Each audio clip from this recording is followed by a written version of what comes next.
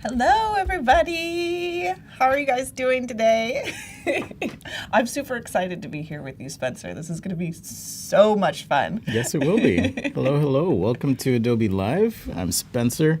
We got VooDoo Val here. Hey. Ready to throw down, doing some holiday illustration, right? Yeah, so with a spooky twist, with a spooky twist. Doing a little spooky Always illustration. spooky. Surprising no one. Okay. We're going to kind of twist Merry Christmas into a spooky Creepmas today. Merry Creepmas. I like that. Yeah, I like that. Coming hot off the heels of Halloween. All right. Which I would extend into the full year if I could, but alas, I think that would drive people nuts. So True. All right, so we're gonna jump right into it. You've got a website though, right? Yeah, I do. VooDooVal.com. If y'all don't know about VooDoo Val, she's got a website here. Looks like you've got lots of awesome paintings and illustrations. I wish I could paint like that. Thank you. I would say that it is something that took me a lot of years to kind of develop. There's a lot of, while I have like some pretty cool finished products, there's always the artist journey of like fumbling and stumbling through things and trying to figure it out. And I'm a self-taught artist as well, so I have been watching training videos and stuff like Adobe Live for a lot of years.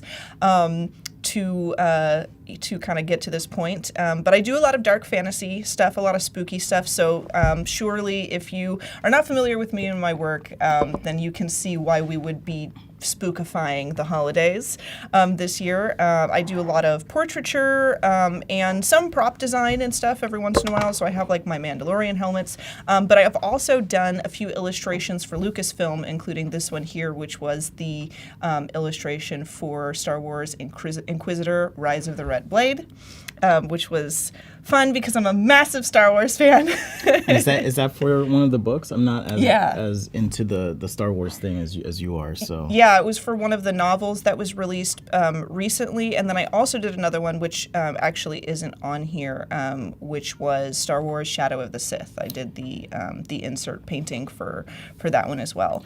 I love that you mentioned you're self-taught, by the way. I think because a lot of people see how awesome you are and they think, well, there's no way I could do that, but look at you. I feel like you can. I feel like you have to be realistic about the art journey and like really put in that time and work on your craft. But if going to school isn't an option for you, like it wasn't an option for me when I first got started, utilizing free training online is a totally valid and very valuable way to kind of get going. So yeah, I do the dark fantasy thing, and I also do like some prop design and stuff because I one day hope to maybe work on a video game or something. These were actually concepts that I did for a game I was developing myself before I realized just how difficult it is to make a video game, and kind of put that on hold. The coding side or the coding side. Okay. I can draw anything you need for a game, but your girl cannot program it for you. That's those a no. look really cool. They look. I could see those being mesh polygons or something. Yeah, like trying to surfaced. Something spooky but cute. And then I also have dabbled in like child's illustration type stuff. So we are going to be doing spooky or scary Creepmas today. So I have my Photoshop open. Before we get too far in, I just want to say welcome to everyone in the Behance chat as well as YouTube chat. Hello. I'm paying attention to that. So if you have any shout outs, questions, comments, feel free to drop those. Welcome, General Kenobi, to the chat. Hello there. So yeah, I've got some sketches up. I figured we would do like some spooky Christmas ornaments. I also had this idea that we could illustrate some holly with like little skulls. And then I had some sketches where I was like, well, what if we made a witch's hat into a Christmas tree, which would be pretty cool. So I figure we maybe start with our Christmas ornaments, because this is where we can really get the chat involved in making some design decisions. So if you guys have any ideas for what we can start adding to these, I'm just going to straight up start illustrating. So you're telling me you start with a rough sketch? Oh, yeah. You don't just start painting and you're awesome? You know what? Sometimes I do, and it really depends on what I'm most comfortable working with. For something like this, I wanted to get the concept down and have a starting place, and then what I do is I block in one massive shape and start painting in that shape. However, sometimes I really do start like, depending on the project, like if I'm doing a painterly style like portrait or something, then yeah, I oftentimes will just go straight into like painting pretty heavily. But usually it kind of depends on how I'm feeling, and if I'm working on client work, if the client has asked for a very particular kind of vibe, you know, like if it needs to be, according to them, super painterly, then sometimes I will go straight into painterly style. And for this step, like just blocking in shapes, what I will do is I will use either a shape or my selection tools. And I think I'm just going to use selection tools for now, and grab us some like grayscale and transform that and put that into place. I just want to get a nice circle in there. I think the last time we were on together, I said there's 5 different ways to do the same thing in Photoshop, right? Yeah. Oh, yeah. So I do it this way, too. It's... or I'll use the brush. Just one click. Yeah. I think actually that's really kind of brilliant. I've seen some people who have like texture brushes or just use like the default brushes within Photoshop and just like almost like stamp with just a basic brush. Yeah. And kind of get it done that way, which is really cool. And I feel like that's a major visualization thing. Or the polygonal lasso tool trick you just did there. I do that all the time. I have come to really, truly love. Can you tell us about that? Yeah. So the polygonal, I never know how to say it. It's the same with like Gaussian. Tomato. Opacity. Adobe. Yeah. I say Adobe personally. Adobe? Yeah, Okay. I say Adobe personally. So the polygonal lasso tool is going to be right under your lasso. If you hit L on your keyboard, you probably will have the regular lasso tool selected, but you can just right-click, or if you're using a stylus, just your pen tap. Because I've got a little button here on my stylus, and you can select the polygonal lasso tool.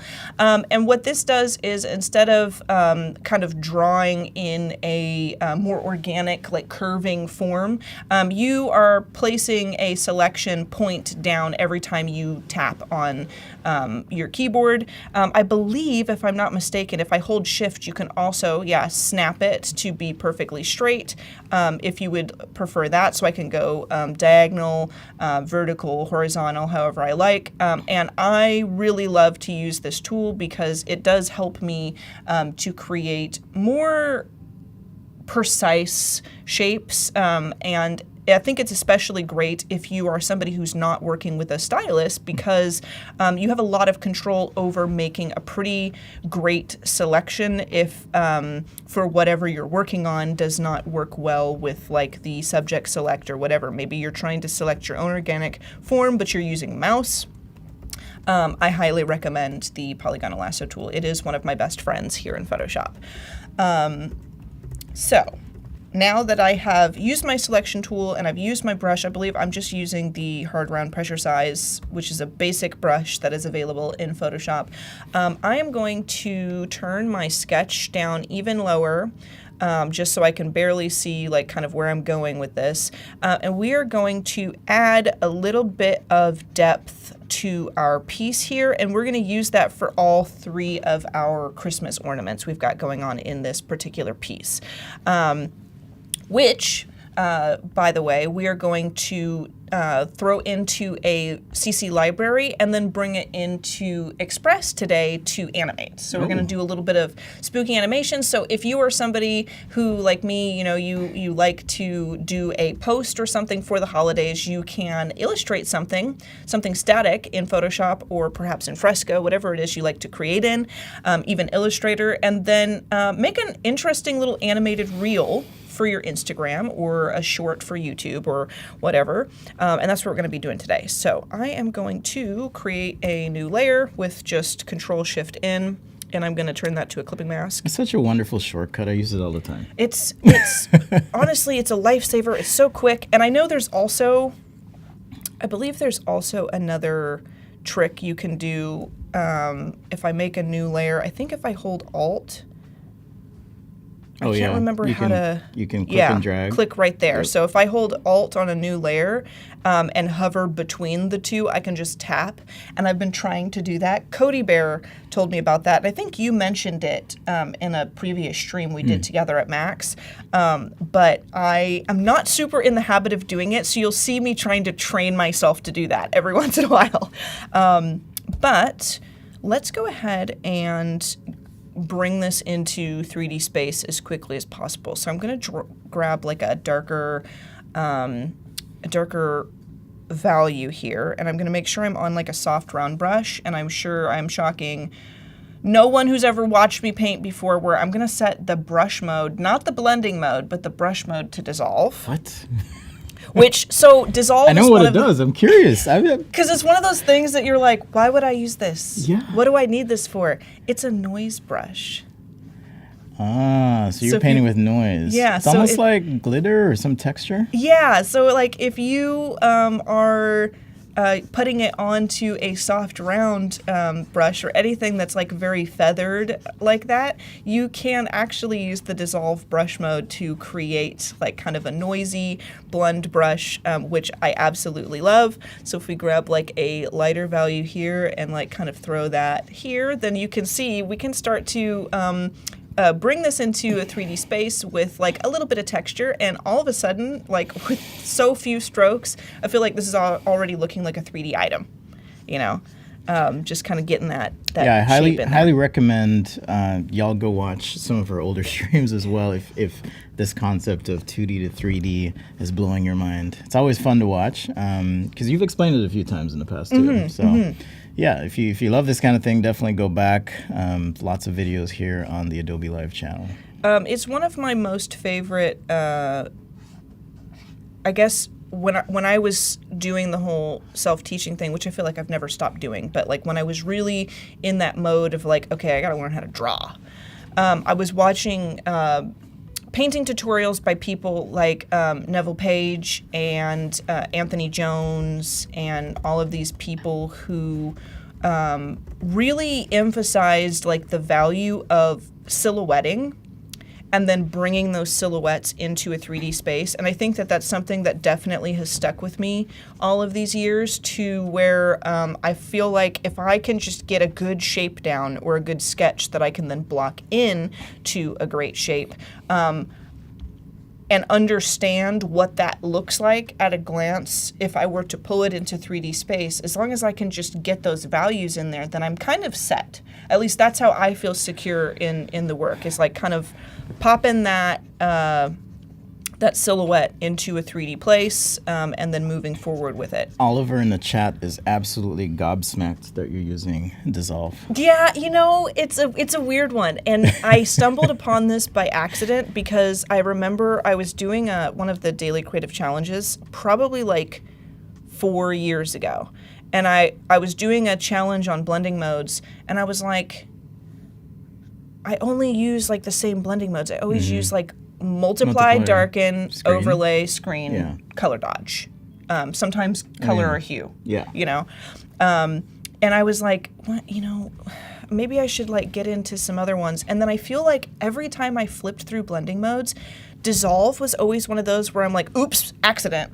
You know, like where I'd never mean to turn dissolve on. So I was like, I'm going to have to figure out what I can do with this thing. Like, we're going to have to actually create a use for this. And I was using it as a texture, and then I realized something that was very interesting, is that if you merge two dissolve layers, let me do a little example here. If you merge two dissolve layers, you get a different effect. So I'll group those, and I will create a new layer, and let's go ahead and hide this, and we'll hide our sketch. So if I grab like a red color, and let's make our brush large, and I throw the dissolve. So I've explained this a few times, but just in case there's anybody in the chat today who does not understand what dissolve actually does, Paul Tranny explained this to me because I couldn't have told you before. But dissolve is a blending mode which keeps everything at 100% opacity. So everything is at 100% opacity. It's just spaced out to give the illusion of a fade of sorts. So they're all, you can see they're all hard pixels, you know, but they're spaced out. So, I am just going to another universe there. So they're all spaced out, but at 100% opacity. So there's no, it's not like using a soft round brush normally where there is like kind of a gradient effect there. It's almost like blending the background with the foreground, but with those hard pixels. So if you're doing something like creating GIFs and animations in Photoshop and all that sort of stuff where you have like limited color palettes, this is a great way to still get those moments of like fading and mixing of colors, but nothing is actually mixing, which is really great. So if I grab, let's do green for the heck of it, since it's holiday time, and throw some green on there. Actually, we need to do this on another layer. So now I have these two layers which are have dissolve set on them. The thing about it though is that using dissolve on its own layer, you get that dissolve effect, but when you merge it with another layer, it no longer does that 100% opacity thing. And I am going to merge it together, and then, you know what, also, hold on, I'm going to do it without the dissolve on the brush, and we're going to do it on a blending mode. That's what we're going to do. Okay, That's on the the layer. difference here. Yeah, on the layer, because there is a difference actually. So let's do this harsh green. So the layer is set to dissolve, which is still giving us that effect. And then let's do another layer with the layer set to dissolve. Let's grab like a red. There we go. We'll do red here. Oh. And then if we merge it together, I'm going to kind of zoom in here and Control E just to merge down.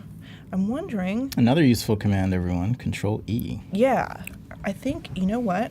I haven't done this in a while, and I'm wondering if it still does it. I'm wondering if that's still, oh, it's still set to dissolve though. Let me merge it with a non-dissolve layer. Okay. Yep, now it's normal. Yeah, now it's normal. So if I come in here and zoom in, yeah, see, so it's not doing that anymore. Now it's like more of a texture and stuff, instead of being those very uniform, very separated pieces of color, of pixels. Yes, Pixels. Thank you, Spencer.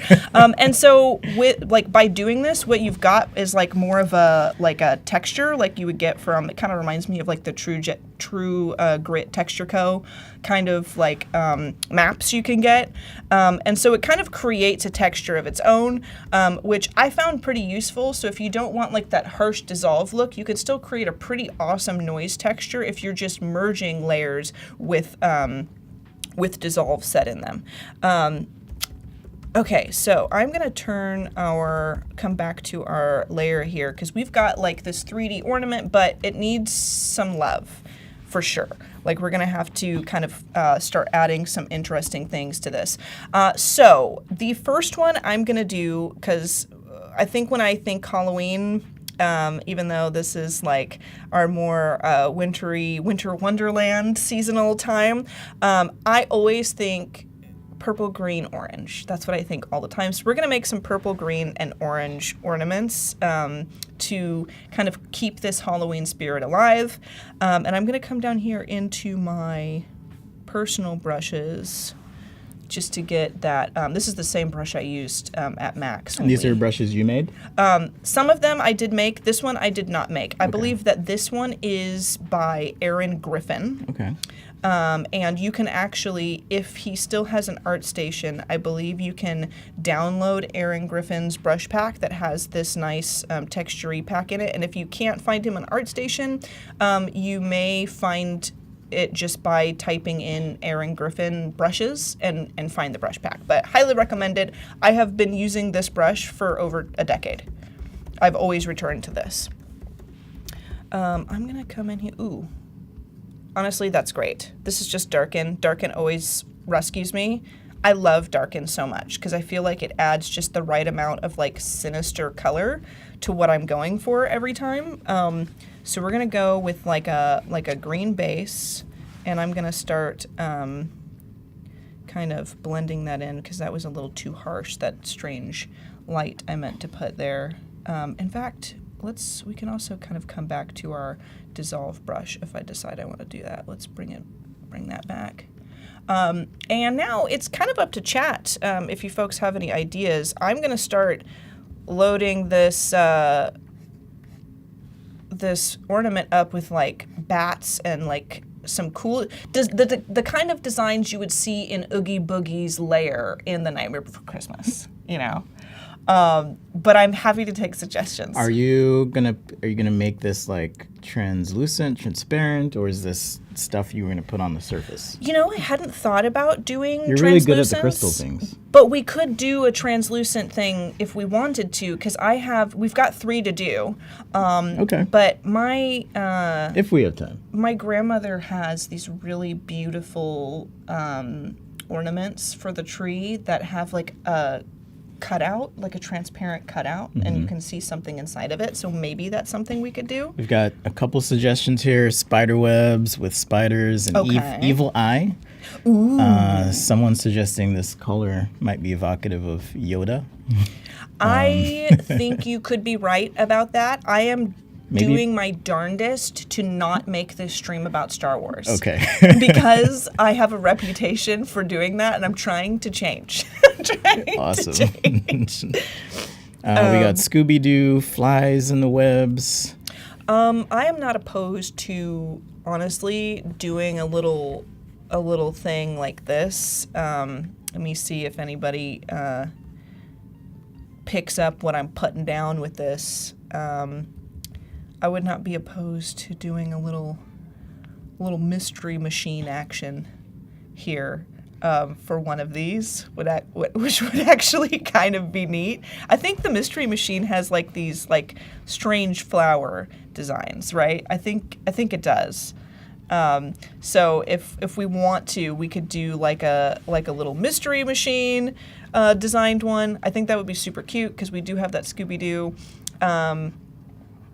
I would have to pull up reference for Mystery Machine, though, because I don't remember 100%. But I think it's something along these lines. I guess Scooby-Doo is kind of spooky, huh? Yeah. Man, I was terrified as a kid by that show. Kids. I was traumatized.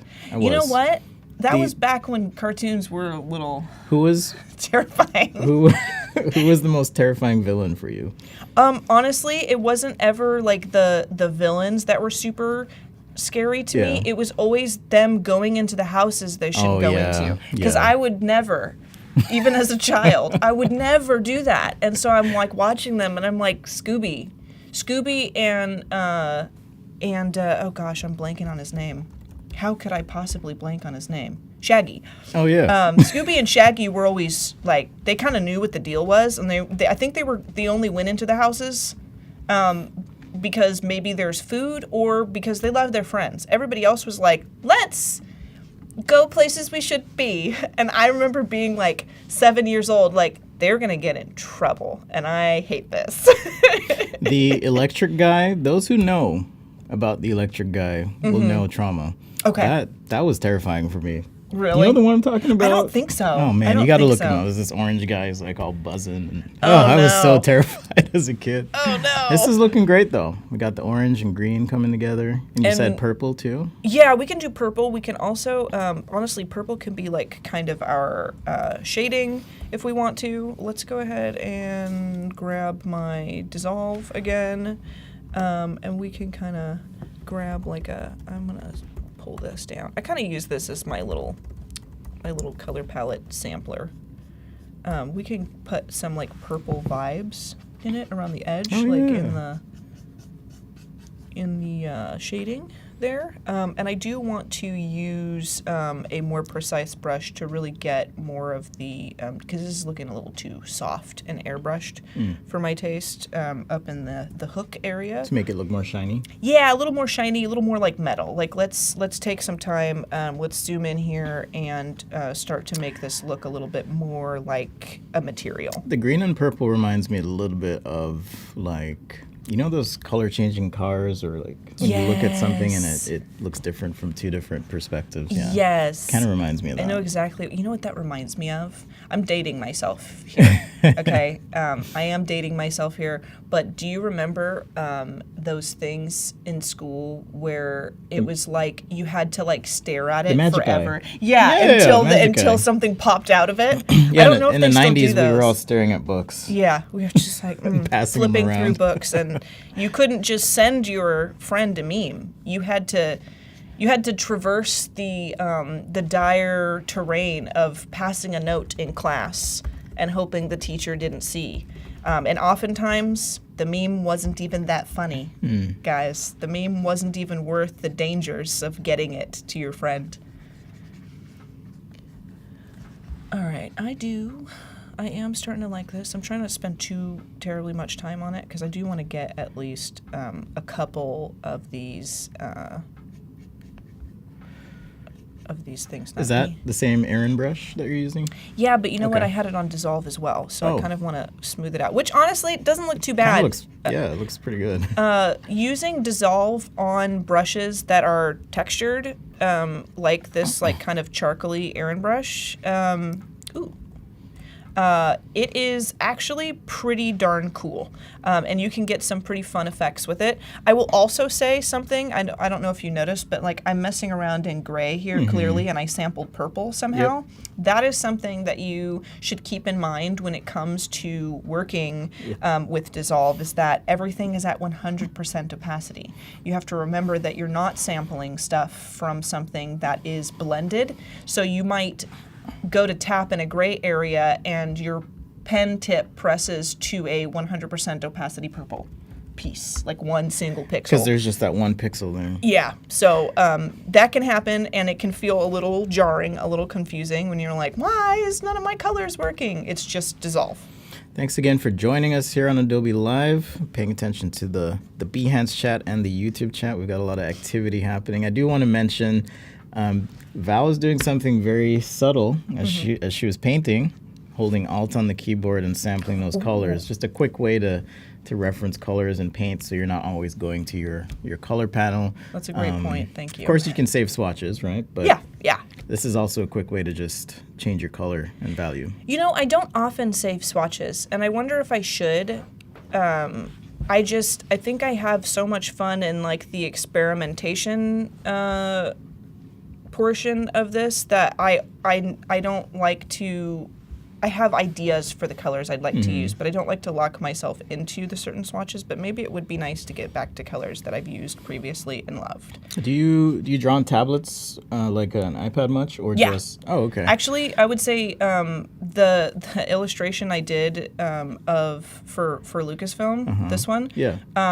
This is only on was done in fresco for iPad. Oh, completely. Wow. It's beautiful. Yeah, so I do half of my work at least on a tablet. And even something like this, you start in gray first, and then gotcha. For sure. Honestly, all of these. Yeah, Nor in the chat said when we wanted Zoom back in the day, we had to move closer. Yeah. So it's kind of nice that we have tablets and Photoshop where we can zoom in and get to the detail we want. Sometimes if I draw digitally too much, I'll actually try to pinch to zoom on my paper. Do you ever do that? I do that all or the double tap time. on my paper. I've said this numerous times, but this is like the honest to God truth.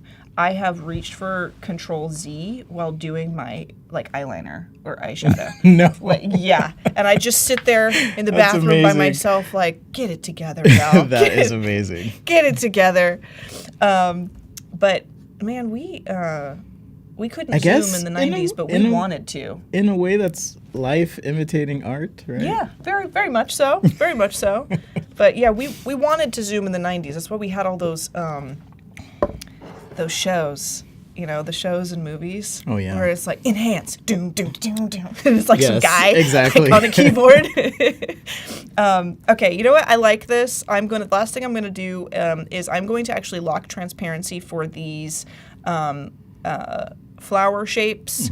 And I lock transparency when I'm working with a clipping mask because you can't clip to a clipping mask. If you clip something above a clipping mask, it just continues to clip down until all of those masks reach a layer which is not a clipping mask. So if you lock transparency, then you can work just within the confines of that clipping mask, which is a great way to stack. It's a lot of clipping masks. Yeah, So Say that 10 times fast. I think, yeah, last time I was mentioning, I don't, clipping masks for me are a little bit confusing. So maybe you have some advice for people, or? yeah, I would say number one, when it comes to using clipping masks, I found it a little bit tedious to get them going. So you'll notice that like my topmost clipping mask, anytime you see me working with clipping masks, you'll notice that the topmost one is always blank. And that's because I found if I make one clipping mask, then start making layers underneath it, every time I make a new layer, because there's already one made above it, is automatically a clipping mask. Ah. So I try not to like make a new layer and then have to go and set it. So if I just make one above, then it allows me to start to implement them with ease, so I don't have to think about them so hard. And I try to think of them as a container. So I know that whatever it's pointing at, I'm only going to be able to paint within the confines of that thing.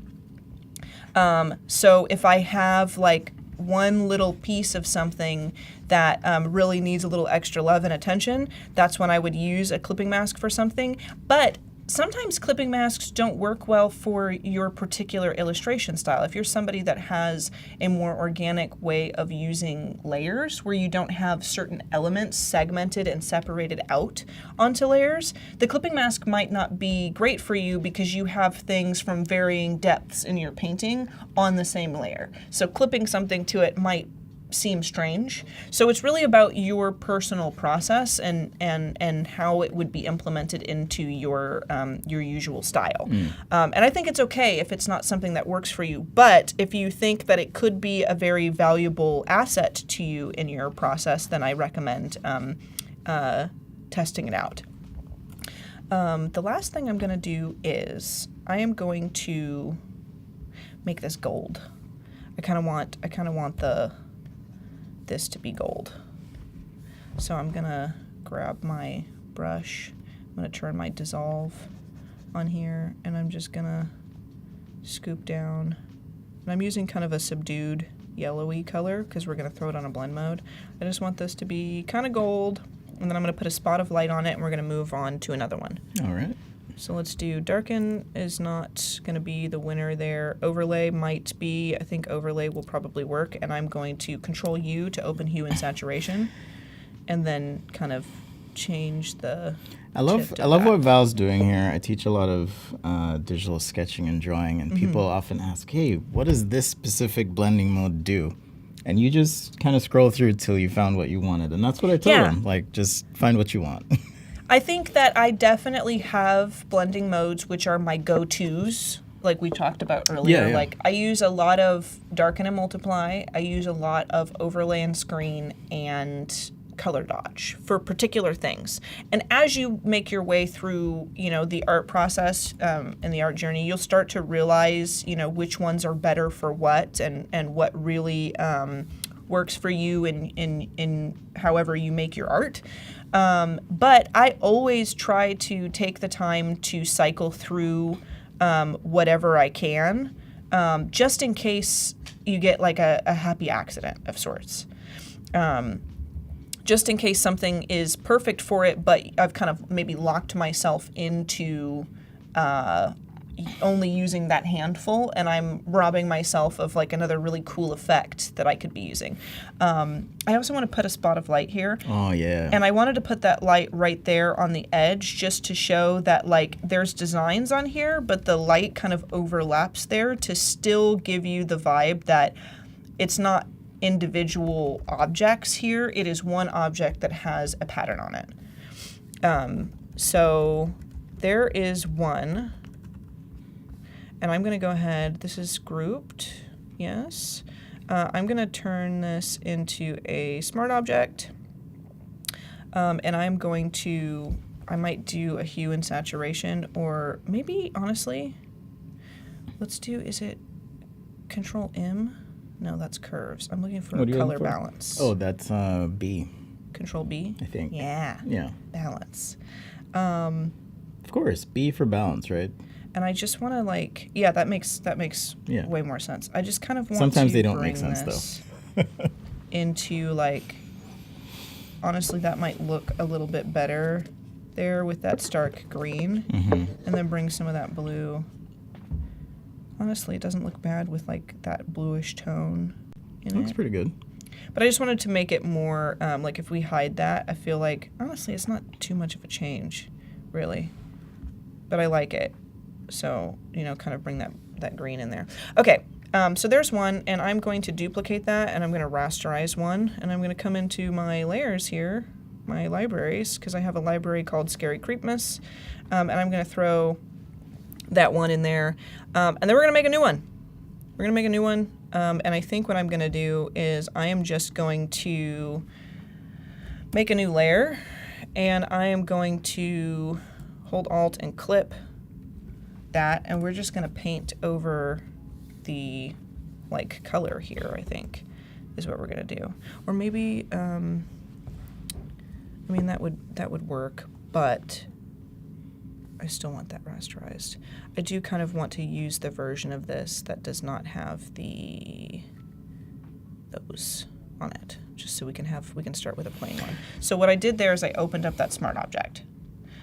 So all of those things in that group, I had converted that to a smart object, and all I did here was double tap that icon to open what I converted to a smart object, and I've just hidden that, and so now I can hit Control S to save, and then close that, and when I come over here, it is now without its flowers. So let's do. Somebody said So that's spiderwebs. one way to duplicate it. Yeah. Yeah, another way to duplicate it, and also, you know, it lets us save a little bit of time because now we've worked on this big base, right? We've created the base of like a really nice looking ornament, and we can kind of run with this. It's a clean way to organize too. That way you don't have like 50 layers in your layer panel. You can just have that smart object. Bruce is asking if the ornament's going to be an asset or something. Yes, so share? We've thrown that in here, and what we're going to do actually is jump into Adobe Express towards the end of the stream, and we're going to animate it. We're going to make it bounce around and play some music and do all that jazz, because I'd like to create a kind of reel to post on my Instagram, like a Christmassy, Halloween themed post to wish everybody a scary holiday season. I'm gonna grab Merry Creepmas, right? or Scary Creepmas. Scary yeah, Creepmas. Scary Creepmas. I'm going to sketch with like a dark purple, and I am just going to curve some lines around, and I don't know if this is going to be exactly what I want, but we're going to try it.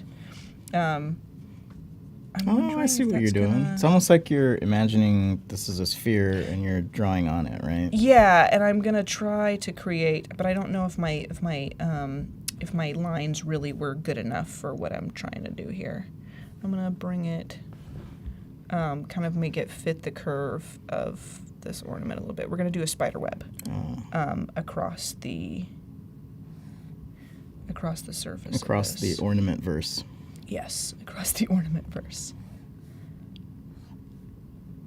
And surprisingly, I am not somebody who draws a lot of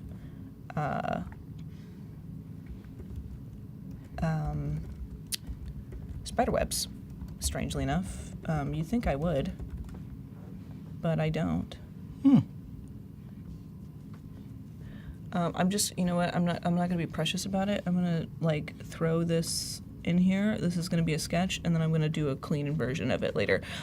If I can offer any advice to anybody who's like getting into doing illustration, if you can rid yourself of the fear of the ugly stage, you will not regret it. That was so hard for me to learn. I guess it goes back to your rough sketch that you started with, because I always thought artists, they just did the amazing painting. Like from point A to point B, yeah, right? And it's like, it looks the way they intended it, you know, as they go along. That's so not true. If you only knew how many hours in my career I have spent agonizing over small details and like absolutely despising certain pieces. There are pieces that people in the chat right now have like complimented before that I'm like, I hate half of that painting because I didn't know what I was doing for like the first portion of it. You know, like you never know how artists are going to like kind of feel about their art. You just see after everything is perfect. You do not see, however, the struggle in between necessarily. Yeah. Yeah, and it can be a difficult process. Okay, I think I'm gonna bring that there. I think I have kind of how I want to do this. My only thing is like, does this read as a spiderweb? I don't suppose. I think it works. Will you? Let me pull one up. Yeah, pull up a spiderweb for me. Because it's one of those things where it's like, have you seen those memes where it's like, this is the thing and this is the thing drawn from memory, and you're like, that's not even the thing. Oh, you're right. You know, because the way I was thinking, I mean, there's a simple one, but then it's sometimes they're like hang and like drape. Yeah. Okay. Let's try this again. I'm gonna look at my reference here. We could just do one of these. We could do one of those.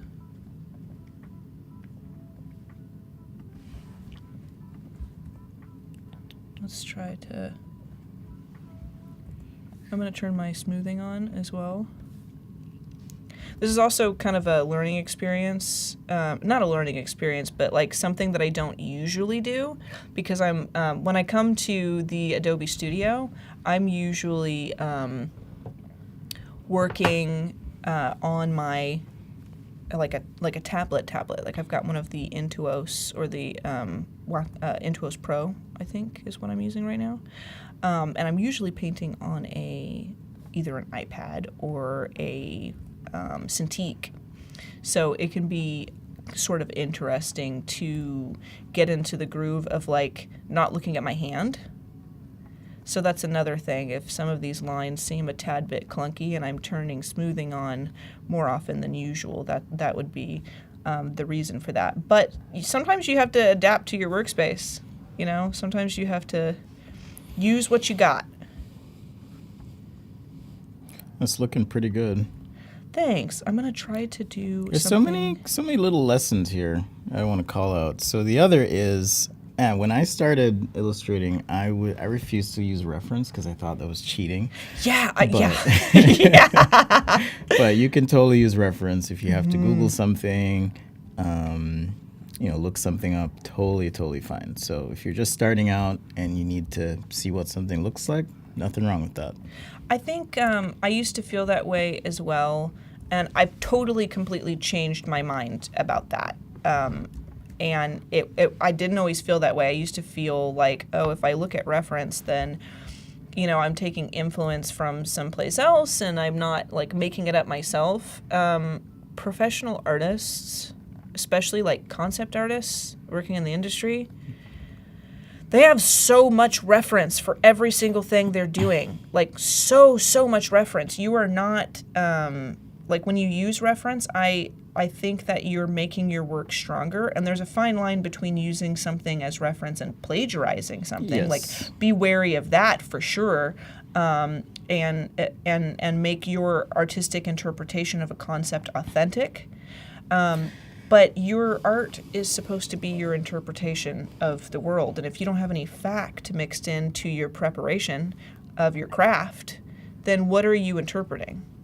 That's kind of how somebody explained it to me. Like, what are you interpreting if you don't know what it looks like in the first place? What are you expressing if you don't know what it looks like?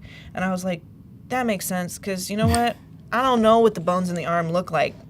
Bro, I actually, and I remember I was working on a piece that needed a lot of anatomy.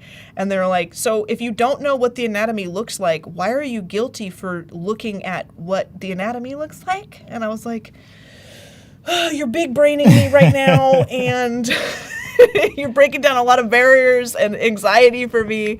But yeah, you need a little fact. You know, Yeah, you need I can see reference. the difference too. And if you're paying attention here, Val's not looking at my screen for the exact placement of every web, right? You kind of just got the feel for it, and now you're going with it. Yeah, if you can just get the vibe. Get the vibe. I like that. The spider get the vibe. Yeah. Sean says the spider hit the eggnog early. Yes. I can Yeah, see he that. did. Yeah. Yeah. I just want like kind of a design-esque, and I'm also looking. We've got about 15 minutes left, and you know what I'm gonna do? 11. Maybe? Yeah, 11. You're right. I'm gonna make it a little larger and just kind of spread it like that. Oops, I Yeah. think I just bumped my mic.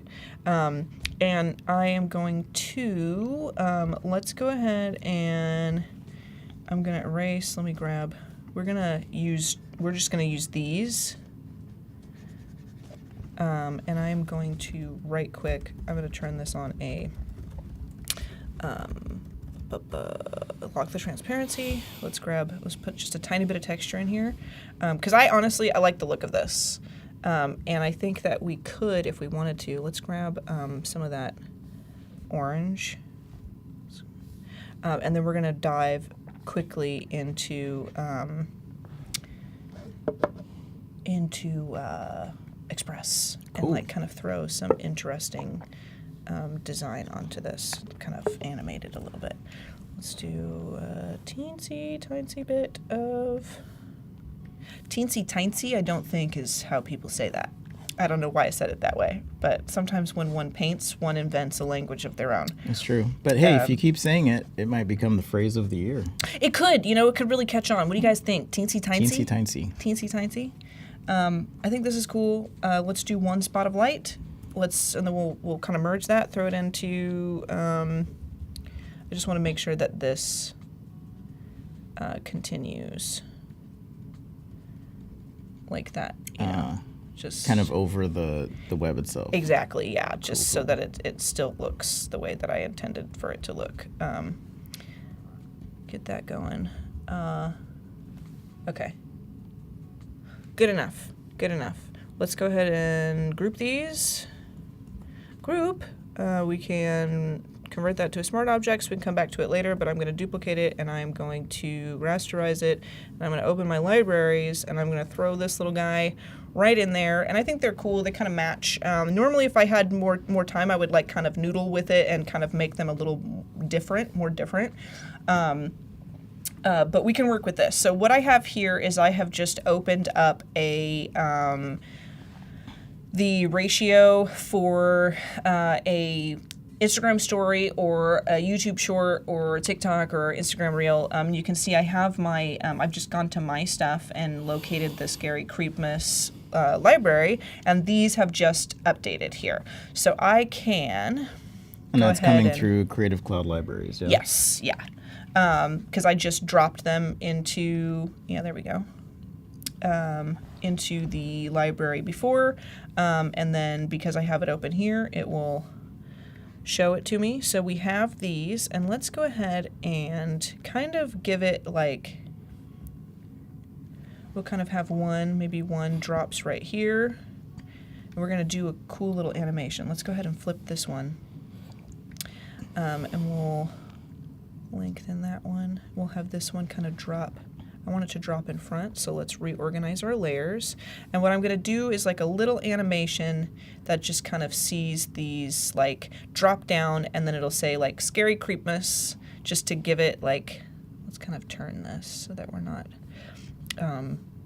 losing too much. I wish that I had done some of the hook designs a little different, but like I said, if we have more time, maybe I'll edit it later and kind of come in. So I want these to drop down from the top, so go and then bounce, and then another one and then bounce, and then we'll have something like some text come down and say Scary Creepmas from VooDoo Val, just like a cool little reel that I can post on my Instagram and get people into the horrifying holiday spirit. Horrifying holiday spirit. Yeah, and then let's I love it. let's do like I think I can change the background color to like let's do like a custom really dark purple. Bruce says looks good. Carol says that's a style in web. Yeah. Nor is suggesting that you trademark or register those phrases: scary creepmas and teensy tiny. Teensy tiny and scary creepmas. Thank you. I'm gonna do animation real quick because we've got like 5 minutes left. So that drop, honestly, drop is perfect. Ooh. But I want it to. Let's do bungee. Bungee is because it drops down. Oh yeah. And it bounces. That's perfect. So we want it to bungee in. We can select a loop, and breathe might be cool. Bob. I think Bob probably is going to be it. And then let's not do an out. We could have it just drop out if we wanted to like end, but I kind of want them to stay there and keep bobbing. So let's do the same thing on this one. We'll select our element, come down below effects and adjustments, open our animation. You can do an animate in, a loop again, and an out if that works for your project. So we'll do a bungee and we'll do a bob. You can also change the amount of bounces. You can also, for bungee in, you can change the direction of it. So if you want it to slide in from, a different direction. Left or right or up or down. Yeah, whatever it is you want to do, you can totally change that. And so now we can kind of preview. And you know what I'm also going to do is I'm going to show layer timing so I can edit this a little different. I want the first one to come in. So the first one comes in at the very beginning of our video. The second one, I'm going to bump this just so that way they come in a little separately. Yeah, and have like kind of a variation on that. So let's go ahead and play. Yeah, that's looking pretty good. And then they bounce a little different from each other. And then I think we definitely need some kind of, I want to do more atmosphere. Okay. And I would love to have, loved to have been able to like paint some fog, so I can have like some stylized fog come through. But something that I did in a previous video was I just went to I was going to suggest that. Yeah, like elements or media.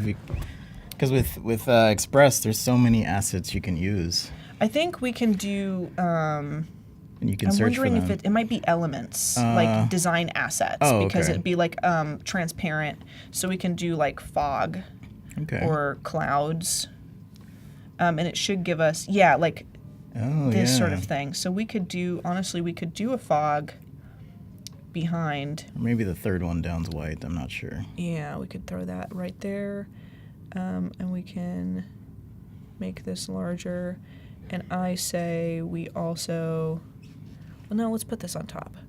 And let's throw effect, like a duotone onto it. Ooh. Just to, kind of change the color. Let's do a custom. And we should be able to, like, something. Ooh, can we do that, but orange? Yes. Yeah, that's kind of cool. That looks pretty cool. That's kind of cool. Yeah. And then I would just have like some text fly down, and we'll add some text. And I know that you probably will want to do your closeout, so I won't take too long. But I'm gonna say scary creep mess, and we'll throw that up here. If I can snag it. Can I just snag it? Yeah, there we go. And this is, I would like for this to be prettier, like maybe a cooler font. Maybe we can snag a cool font. Looks like it's suggesting a couple options for you up top there, too. Oh, yeah. Let's do that. Scary Creepmas. That's kind of cute. That's pretty. That's kind of cute. Kind of fits. Yeah. Scary Creepmas, we'll do this. Another thing that's cool is the dynamic lockup. So the dynamic it'll create a cool lockup for you. Which saves a lot of time. It saves so much time. It saves so much time. We could do this, and let's center that. I'm going to turn that to an orange color that kind of matches our vibe here. Let's do that. Can I select it? Hello? Maybe, oh yeah, because I was using my my stylus. It wasn't really doing it the way I wanted. So we'll do that, and I'm going to animate that down too, and then that should be the end. I would like to, there's a lot of stuff I'm sure you guys can kind of imagine that you really could do with this, right? And I urge all of you guys to kind of experiment with what could be right for you when it comes to adding some other little gestures or creating some other assets to add to your scene. Like, you really can build a legitimate scene with this, and you can make some really, really fun custom animations and reels for your social media this way. So let's go ahead and take a look. I'm going to zoom in, and we'll just play it once. 30 seconds. Oh, do we? Okay. All right. Well, It's there you looking pretty go. good, though. Yeah. It's looking really good. Thanks, everyone, for joining. Thanks for all your comments. And thank you for sharing all of your wonderful skills and knowledge and passion for all things creepy. Thank you. Thank you. I got a appreciate it. lot of it. It's been a pleasure to stream with you. So thanks for joining me as well. Thank you. All right. Hopefully, y'all stick around. Up next, we have animated holiday cards with Mariah Althoff. Looks like you're hosting. Yes. Yeah. All right. I'm just going to slide on over. More Val next. So, all right. Check out Val's website and be sure to find her online. And we'll see you a bit later here on Adobe Live. Yeah. Bye, All right. guys. Take care, everyone.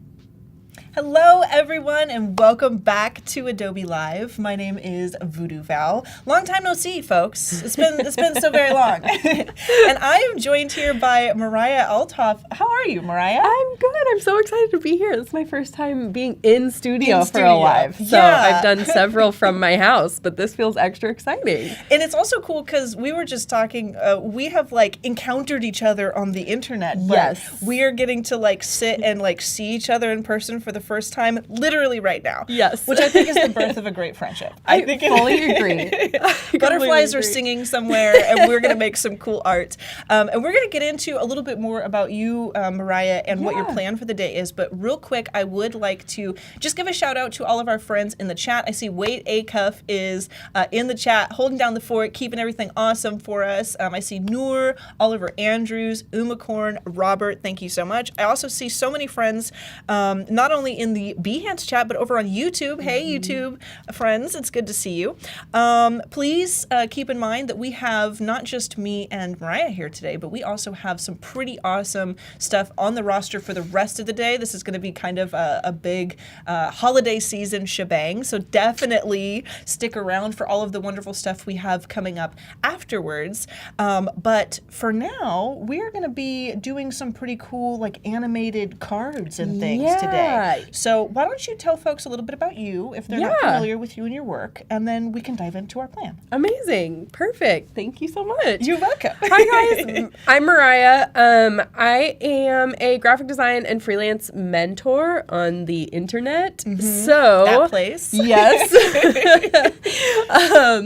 I teach Adobe Illustrator a lot. So today we're going to start in Illustrator and we're going to create just a fun little Christmas graphic and then bring it into Express, which we all love, and just animate it, make it do a little dance, and I can put it in my newsletter for my newsletter subscribers or pop it on Instagram. Okay. So let's get into it. Yeah, shall we? Let's just dive right into it. Amazing. We were kind of talking about how fun this workflow is. Agreed. And I feel it's also very accessible. It's so easy. I'm excited to see how you dive into it, though. I won't distract you too much.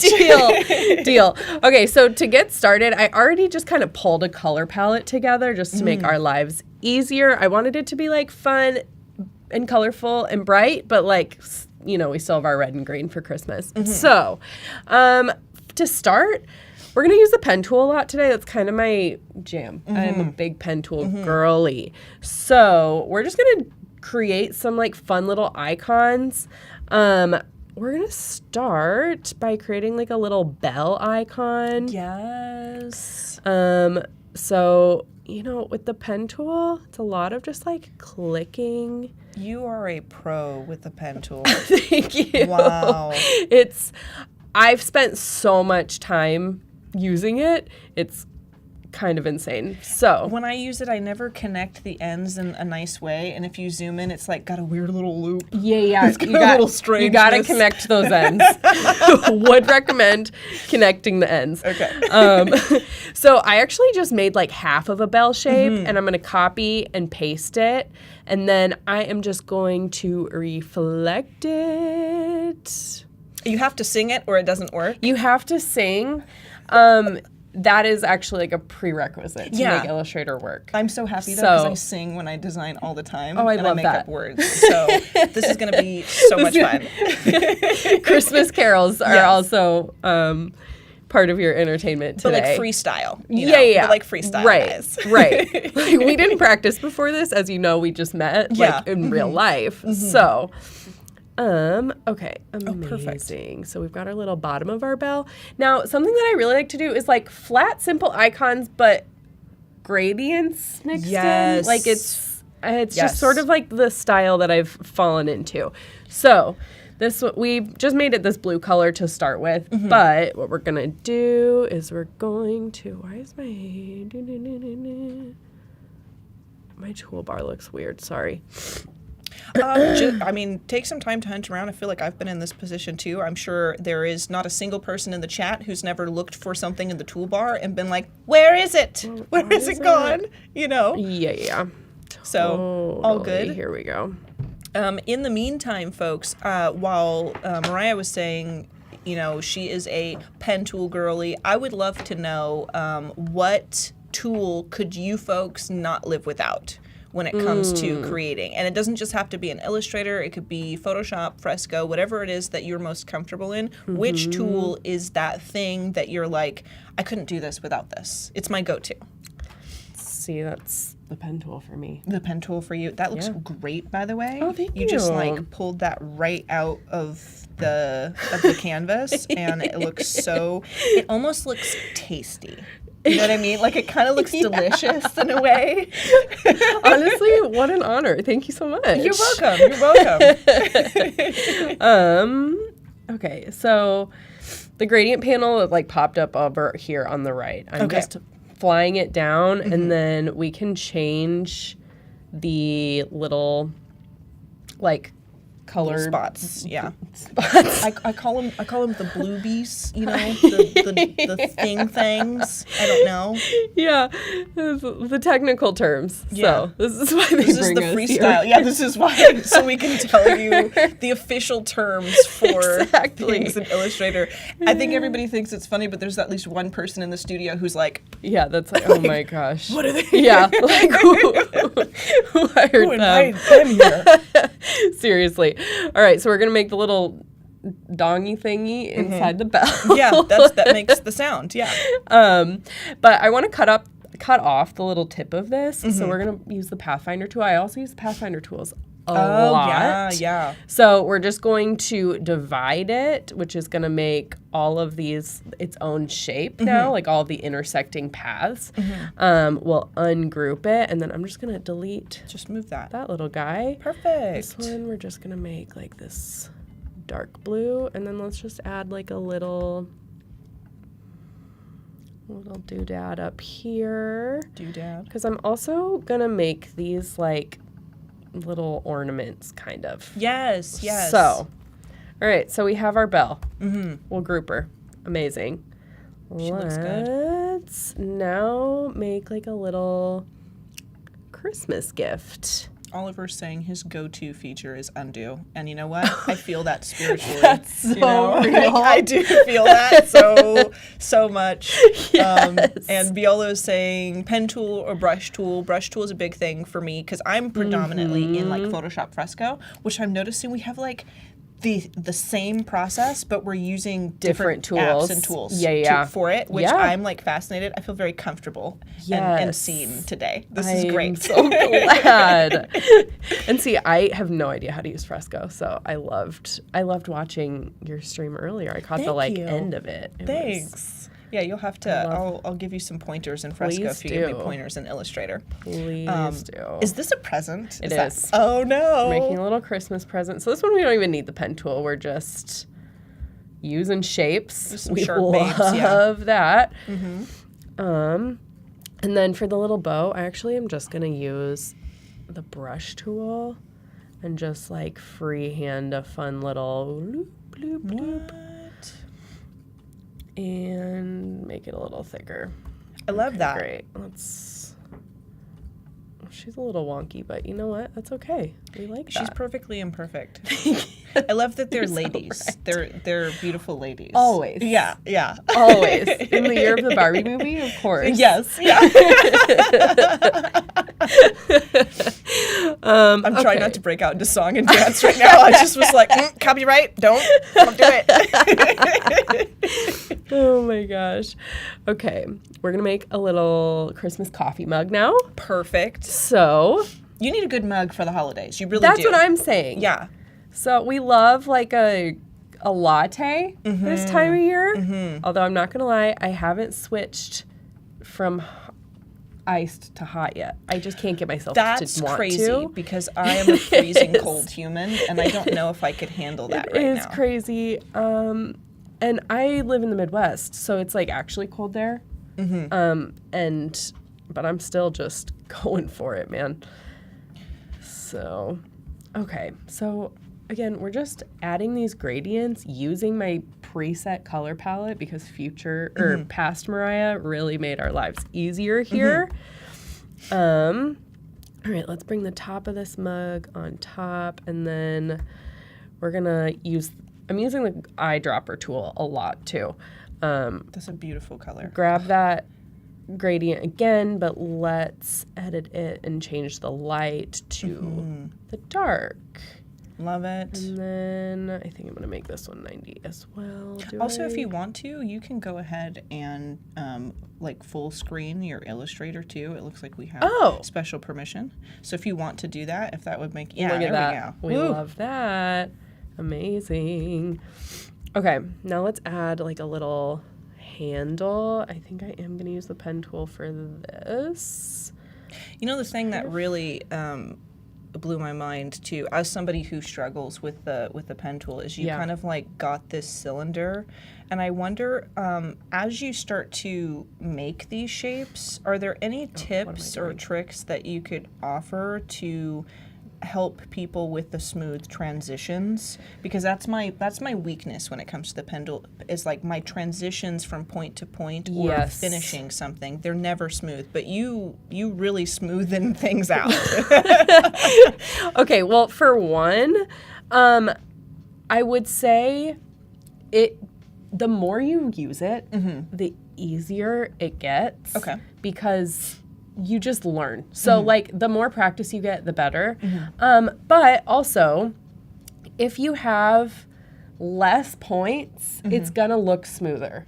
Okay, all right. So try to use the least amount of points in order to make the shape as possible. Okay. We're gonna do like a stocking here in a minute, which will be a little more challenging. So we'll show you. Okay. That makes a lot of sense, and I think that in a way, then when you approach creating your shapes, you are being very intentional with so you're visualizing the shape you're making instead of like trying to get it down and doing the visualization as you're already pressing pen to paper or finger to trackpad. You're visualizing it and then simplifying it with few points. Exactly. Boom. Okay. Yes. So thought process there too, folks at home. You know, how you're thinking about your piece when you're approaching it can also help you to use the pen tool better. Exactly. And don't be afraid too to like grab reference images and just like trace them to start out with and like really learn this. I can just kind of freehand this because I use it so much, but having a guide though is a great idea. We love a guide. Yeah, we love a guide. So, all right, let's just move these bad boys over here for a minute because I'm going to add a couple more and then we will arrange everything. Also, it looks like we've got folks in the chat are really excited about this. They're having a great point. Oh, good. Great what time. Are they saying? Talking about just ways to lead the points and create a smooth transition. So everybody's very invested in our discussion about the points. But also, it looks like our friend Misty, it's Misty's birthday today. Happy birthday, Misty. Yeah, welcome in. Thank you for spending your birthday or part of your birthday with us, too. And I think what an honor. Very fitting that we have a present up on You're so right. This is actually for you, Misty. Yeah, we planned this. Yes. So they called me and said, hey, it's Misty's birthday tomorrow. Make sure you incorporate a gift. Yeah. I said, done. Already planned. So I just made this like kind of wonky looking stocking, but it doesn't have to be wonky looking because we're going to use direct selection tool to just like fix it. So that's the other thing is like nothing that I'm making nothing that I'm making is perfect to start with. It's you like can tweak it, you can play around with the points, but again, like I only have for this whole stocking like maybe 8 points here. Yeah. So the less points you have, the smoother it's gonna look. Yeah, because if you had a bunch of little points along the edges, then as you're making those big moves, it would be stopping at those other points and just pulling weird pieces out. And this kind of reminds me a little bit of what Spencer and I just discussed in the previous stream, which is that you never really, unless we're doing a show like this, folks at home don't ever really see our process from start to finish. Right. So like when you start to use the pen tool, if you're determined to make it a part of your process and you really want to start getting used to it, don't let the initial wonky stage deter you or rob you of that confidence to move forward, because Mariah's here and Yes. she's tweaking it after the fact. You Yes. know, it's not always perfect every time you try it. So, you know, give yourself the grace of learning. You know? Exactly. Yes, it's probably gonna be ugly for a little while, and that's okay. Girl, Like, design some ugly things. yeah. Sometimes I'm still designing ugly things. every day. Every though. day. I just don't show you because I'm like, ooh, big yikes. That's not going on the gram.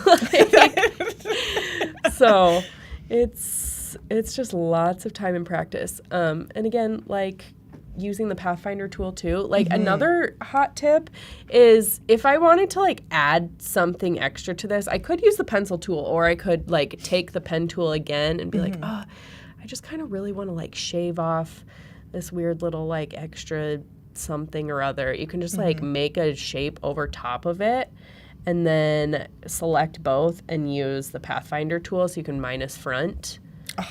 So Yeah. that's another way to just like really tweak what you're designing. So that helps a lot.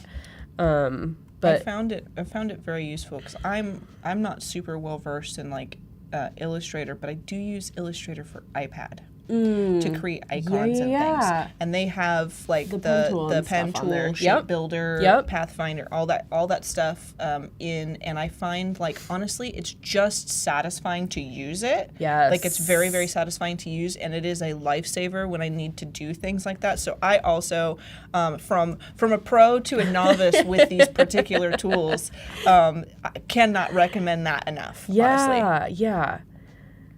Ooh. We're making a Christmas tree. On this episode of Guess What Mariah's Making is a tree. Oh, I don't know why I'm man. from the 50s suddenly, but I'm trying to. That's amazing. Oh, man. Okay. And again, I'm just making half the tree and then I'm flipping it.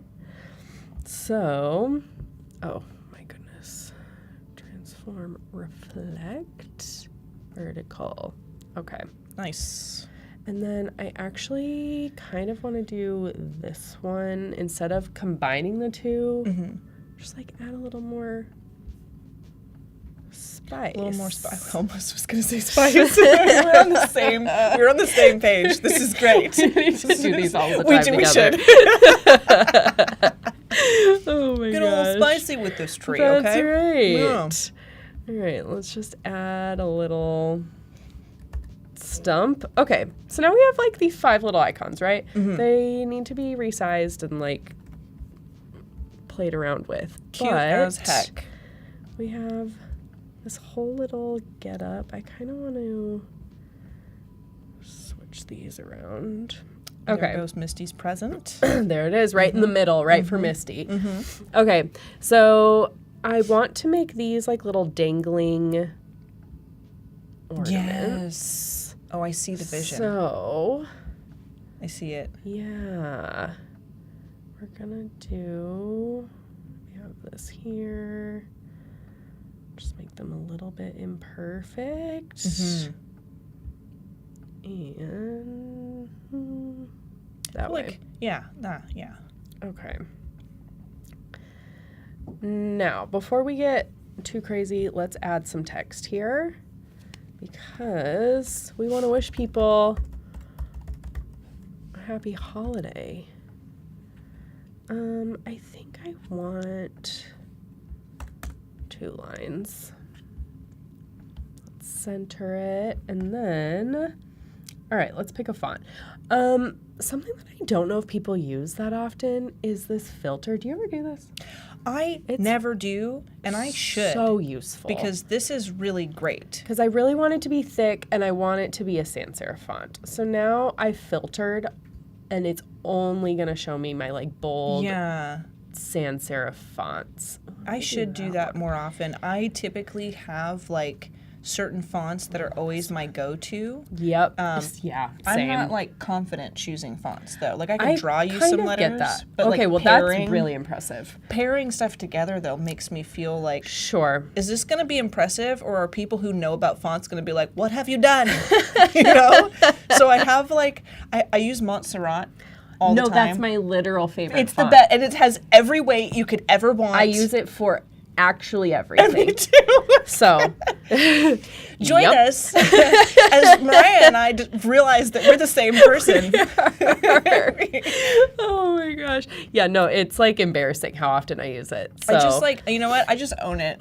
You know what? Yeah. We're using Montserrat again. yeah, And and again. it's fine. And if somebody doesn't want me to use it, I know what I send like. me another font then. Because Yeah. I'm not going to Find choose me a better one, Yeah, 'cause you find me can't. something else you want me to use because it has every single thing I want. And it even has like Exactly. the extra one that's like round too. Uh-huh. Like everything is there. Everything. You never need you wouldn't anything need else. anything else. No. So who needs a font library, really? Yeah. If you have Montserrat, you're swimming in fonts. Exactly. Baby, you know? Oh This is my a great color gosh. combination, by the way. Isn't it cute? It is very, very cute. And I'm thinking, too, that, like, pairing all of the colors with the Yes. different font sizes and stuff here in this whimsical way also really works wonders to pull your illustrations together, too. You know, like, it all just looks very, very inviting, very cozy yet whimsical, Yes. which I think is what you want for the it's holidays. so the vibe. Yes. Exactly. Very cute. So, okay.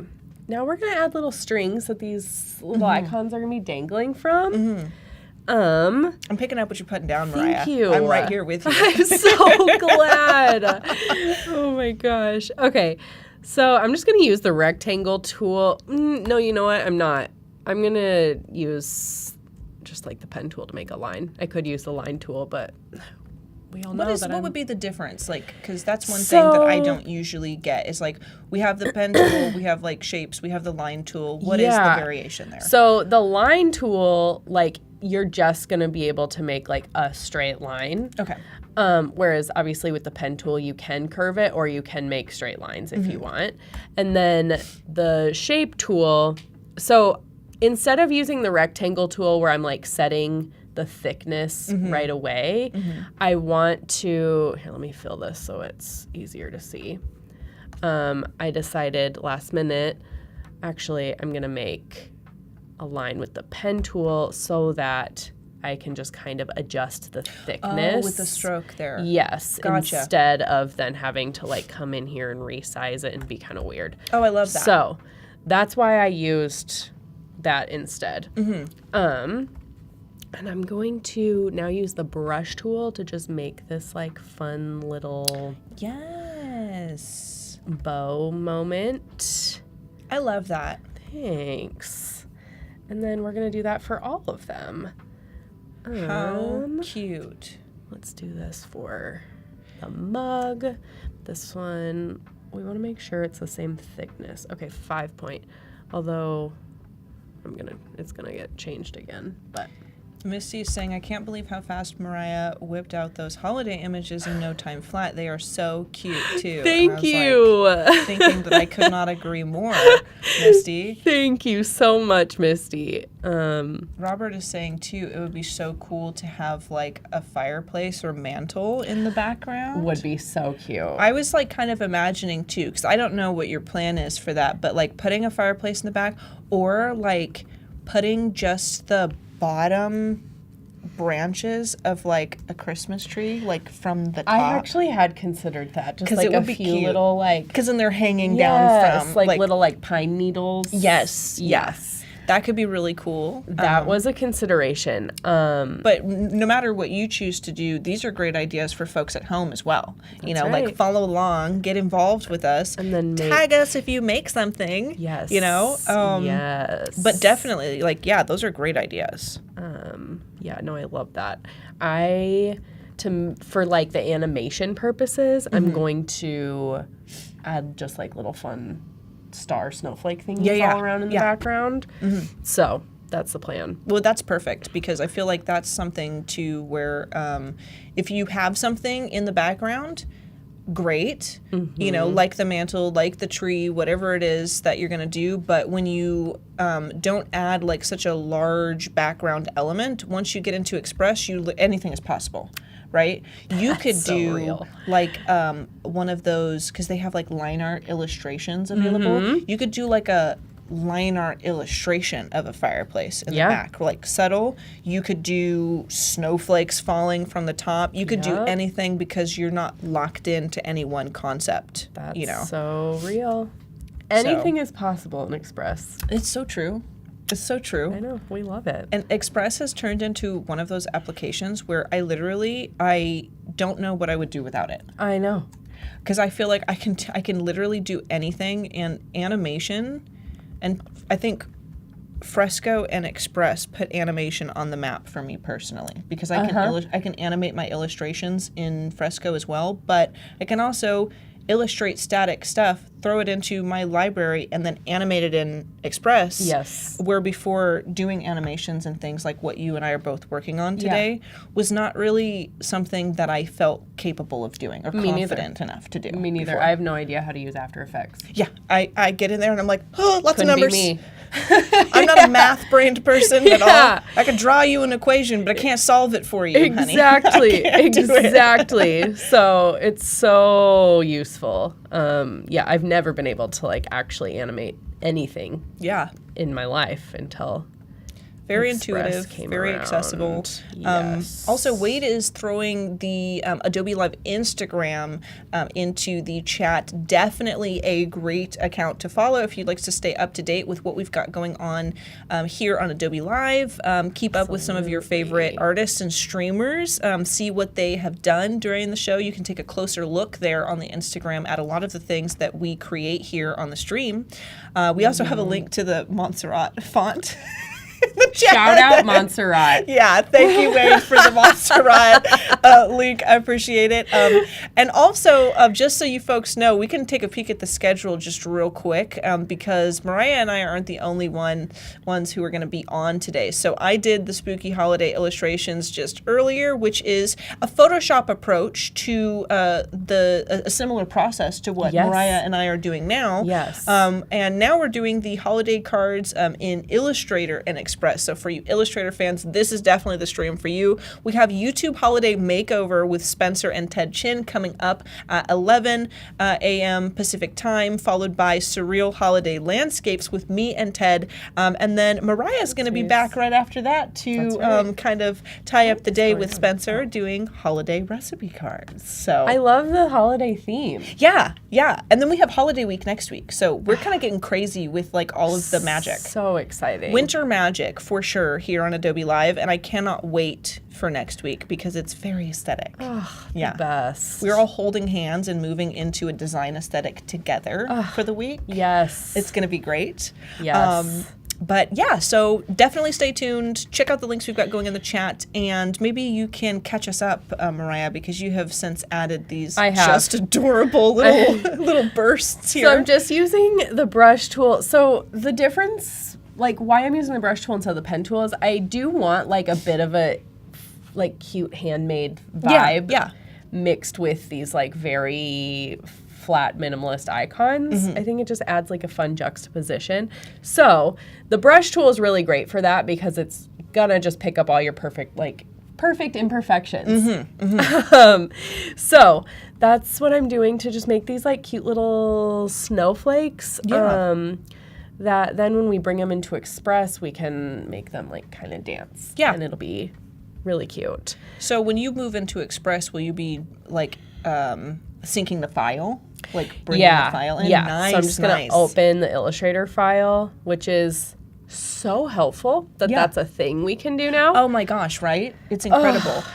So typically if I don't have many things to do, or I know that like I'm not creating my background and stuff in Photoshop, or in your case Illustrator, if I don't have like a painted background and like all of these different painted elements, it's just the assets I've made. I throw them into a library and I access through libraries in Adobe Express. But when you have like a whole lockup here, like you didn't just create assets, you created a piece. Yes. You know, you want to bring this whole thing into Express so that you don't have to change too much. I also love how handmade some of these elements look, but also how intentional it is. And I don't know if you have any advice on that, because I think sometimes that can be a fine line for some folks, like trying to make something that's cute and handmade, but not making it look intentional enough, and there's a difference between handmade and like lopsided. Yep. You know, and it's easy to blur that line. So. It really is. It really is. Yeah, I think for at least like my illustration style that I've sort of developed, because I love the pen tool so much, I do really like just like these really clean lines, but then adding just like touches of fun little doodles. I would say like it's like 80% of these like flat illustrations and then maybe 20% of some like handmade doodly vibes. And I think that's great. It's a good mix. It's a good ratio for sure. Yeah. Now I'm just adding like some little circles all over in this lighter yellow color just to add a little bit more excitement to the background without like making it feel really busy. Yeah. If we had too many of these little snowflake starburst things, It'd be like a bombardment. it'd be a lot. Yes. But they're very subtle. And it adds a nice like texture, a little bit of extra intrigue. Yes. And they're like the light yellow background with light yellow circles over top, like they don't really, you don't notice them, but they're there. Yeah. You know what I mean? They fill the space without like distracting you. Exactly. Like it looks like snow. Yes. You know what I mean? I love it. I might add a couple more, and then we're going to do just like a few best practices for bringing it into Express, just from like some trial and error. Because sometimes things can get like slightly wonky when you upload like a fully designed Illustrator file into Express. So some things that I found that really help that. It doesn't really matter if things are grouped because they tend to be ungrouped when you take it into Express. Yeah. So we're going to regroup that all when we get in there. But something that does help a lot is just outlining all of your, like creating paths out of your outlines and then outlining your text. So I'm just selecting my whole graphic and we're going to just do that path, outline stroke, and then type create outlines. I will say, you don't need to create outlines out of your text if you don't want to. It will turn into editable text in Express. Yeah. Sometimes it will like change slightly like the spacing or something. So if you like have it exactly like you want it, just create outlines. It's going to make your life easier. But if you want to still be able to edit it in Express, or if you just want to add your text in Express, that's also, that makes it Which even sometimes easier. I do. Yeah, You know, sometimes same. I just do the text. Especially if it's something that like you're creating some sort of template where you're going to want to change the text, or like maybe you're sending this to like different people and you want to put their name in it or something. Like just adding the text later is great. Yeah. But for today, I really like this layout. I like these text lockups. We're just going to create the outlines so that nothing gets changed or whatever. So Perfect. all right. I'm also going to delete the color palette just so there's like nothing else on the artboard. The less objects that have to be like transferred into Express, the easier and better it's going to get. So I'm just going to save this. Just save it to my desktop. Happy Holidays graphic. I like that everything's pink. That's so cute. Thanks. I have a brand, as you can see. Yeah. It's like, I feel like from the UI to like your design to like this incredible sweater you're wearing today. Oh my gosh, you're right. It is very aesthetic. I really went all out. I am saving it as an Illustrator file instead of like a PDF or anything like that, just because Express will read the Illustrator file, bring it in there, and it's going to be all editable and movable. It's so great. Perfect. So here we are in Express. Now, there's several different ways we can do this, but I'm just going to click this first start from your content, getting started icon here, and we are going to open that up. And it does a little evaluation. Yes, it evaluates, it converts, it does actual magic. And we're so There's a thankful little wizard for it. behind the scenes. Yeah, that's like he gets paid overtime. conjuring. Yeah, it's like, bring it into Express. I'm really curious to see how this works, though, Yes. and differences between perfect, Yeah. because I do it from Photoshop files all the time. Yeah. Yes, which I've not tried. So I have found perfect pair. We are. We really are. Yeah. We are definitely going to have an actual hug after this. It's I gonna be can't great. wait. Yeah, it's going to be awesome.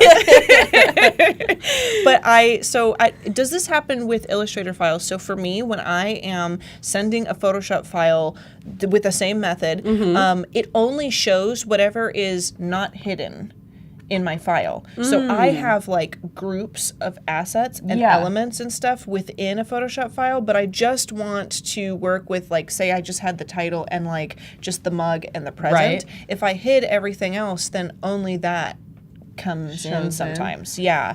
And smart objects usually not. Smart object, like it has, and I don't know if that's changed, but like, so rasterized layers that are visible is what was showing up. And I don't know if, because you don't work with raster, Right. Or pixels, and so maybe it's very different. Maybe there's no little weird things like that. But I haven't seen anything like that. It's done like a really good job of. It really is just like sometimes text gets a little wonky, so it's better to just outline or like actually just add the text natively in the graphic. Yeah, and like outlining your strokes and stuff. Otherwise, it does like a really good job. Yeah, this is incredible. So the next step here is, well, for one, because in Express we can just set a background color and then I don't have to worry about this like, oh wait, no, it did that already. Did it? No, you know what? We're good. We don't need to set a background color. This is working great. So I'm just going to go in and start grouping things because I want to group whole objects while I'm animating it. Yeah. So grouping like all of these. Exactly. Great. So it's like a little bit of a tedious task. Well, we've got some things that we can discuss from the chat, though, while you kind of work on that. So Scott Newsom was saying, why not use symbols for the snowflakes? And you had kind of talked about that handmade feel, but I think it would have been equally valuable to do like a clean symbol as well, because you have such clean text and stuff. But maybe you can talk a little bit more about that ratio you mentioned earlier about like kind of 80 on like the clean and 20% on the handmade. Do you ever do things that are like only clean edges or only handmade? Yeah, totally. Well, I don't really do anything that's just handmade unless it's like art, like fine art, painting or something. That makes sense. And I think that is just because I'm like I am such a pen tool girly through and through. And you can only make things that look so handmade with the pen tool, but just because it is such clean lines. So I guess I already forgot the question.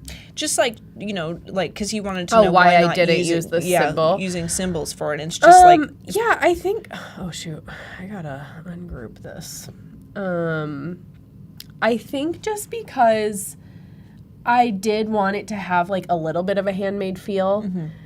I think it adds like a little more coziness, a little more Christmas cheer, a little more get that vibe. Exactly. But I understand your desire to have like those clean edges sometimes, and I feel that as well, even though I typically do like organic illustration. So what I like to do is I like to use clipping masks and regular masks to make like my sharp shapes, and then I paint organic stuff inside of it. So it's like sharp shapes, but with like that handmade kind of interest inside. I love your style of art. Thank you. I love your style of art. This is really cool. Thanks. But I feel like this would be, like it's strange how we've like mind twinned a little bit of like, what really needs to happen, chat, is we need to introduce Mariah to Cody Bear, and then we can all do completely different stuff the same way and vibe together. That's what we need to do. I love it. Oh my gosh. Okay. So I'm just fixing, I didn't add my little like ribbon when I grouped this, and so then things got weird in the layers. I was wondering where she went. Yeah. But we found her. I didn't even notice that. I got too busy chatting. Okay. Happens. all of these are grouped now. Okay, great. Now we have to do this for all of the little snowflakes too. No, that's fine. I love that they're all like, because you really did just kind of like throw them down.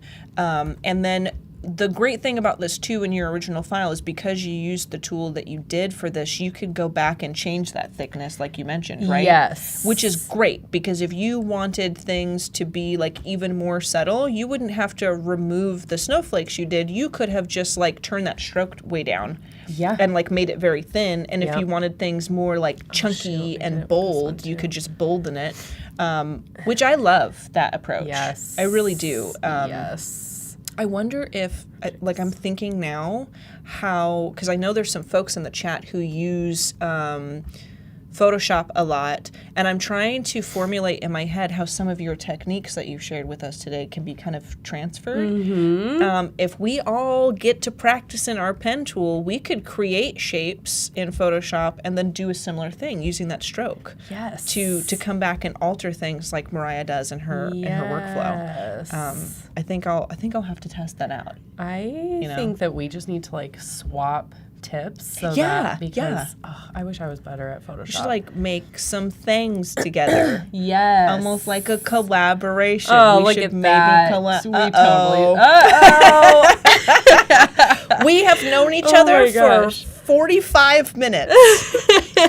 And here keep we are doing making this. plans. We are. Okay.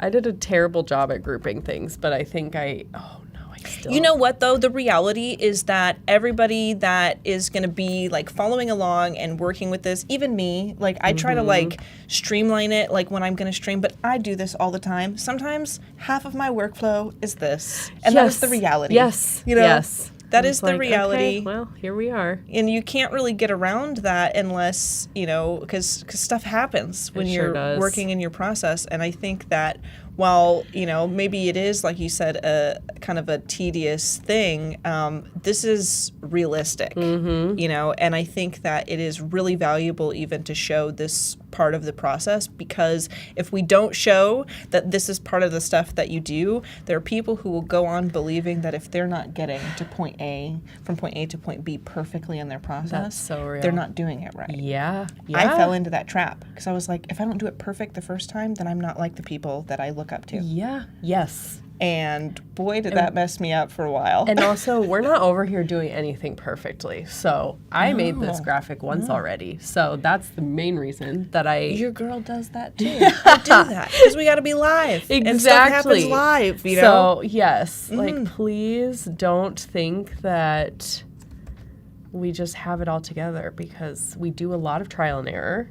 When I sit down to create things, my brain is sometimes the SpongeBob gif of all of the SpongeBobs running around in the burning brain. Oh my God, what a deep cut. I Just love like screaming and like, I'm just saying, like, that's, I'm sorry, did I? I love that so much. I don't mean to personally attack any members of the chat who may feel exactly that way, but this is the reality for us, folks. Yes. This is how it goes sometimes. It really is. Sometimes I'm on point, but sometimes I'm like, where am I? What am I doing? Yes. Yes. And sometimes those days you just really gotta like sometimes go on a walk and come back, because you're like, pet your I cat, don't know. folks. Like, Which one? Yeah. Oh my gosh. I have 4. You're talking to like a resident cat lady who currently has no cats. So I'm like, yeah, I gave my We cat. need to fix Our that. cat is at my mother's house right now Okay. because she, you know, she loves the family. So I just like, yeah, we do need to fix that. Yeah. My fiance's right outside. You tell him. I will. I absolutely will. Don't you worry. Awesome. Okay. So we have all of our things grouped, I think. We'll see. We might run into a few issues. But now we want to make these like dance and do like a fun little We wanted thing. to jig, you know? Exactly. To do a Some little jig, a jive. So all we have to do, I guess, we started with our bell, click animation. And I think that just for these, I just want to do a looping one, but you can do like an animation coming in. Yeah, 'cause you we can could do an bungee it in or animation. whatever, which is my go-to. But it's like The old bungee the in. old, yeah, the It's old a classic. bungaroo. Yeah. Now we're from the Wild West. But Oh my Yeah, we got gosh. about 10 minutes oh, left no, I here. didn't Yeah. group it. I didn't group it. It's you know what? There we go. Yeah, there we go. I knew we were gonna find one. We're you maybe know what? many. I'm looking for like an ungrouped, wrongly proportioned something in all of my files once I start animating it. I'm like, where's the Always. one thing that's gonna go wrong? Always. Where is it? Oh my gosh. Okay, so I turned the intensity all the way down because if it's really high, it gets really Yes. crazy. Yeah. And as fun as that is, It's just a that's- little. I just need like a little unnatural. dance. Yeah, just a tiny dance. Exactly. So we're gonna do that for all of these. Very we're gonna use cute. this yo-yo. We're gonna turn the intensity down to 1, and then I think I want all of them to have like slightly different speeds. So we'll keep that one at 67. That way they're not all like together. We kind of and want it's them like all an to undulation. Yes. You know. Yes. Like we want exactly. magic. Oliver's saying you practice before going live. Outrageous. Yeah. You know. Robert says we should add Pixie Poo to the trio of Val, Cody, and Mariah. And honestly, I agree. We would have so much fun. Amazing. If you haven't met Pixie, you need to I meet don't Pixie. think I have. It would just be an explosion of color and good vibes. Is what it would be. Perfect. Yeah. Sign me up.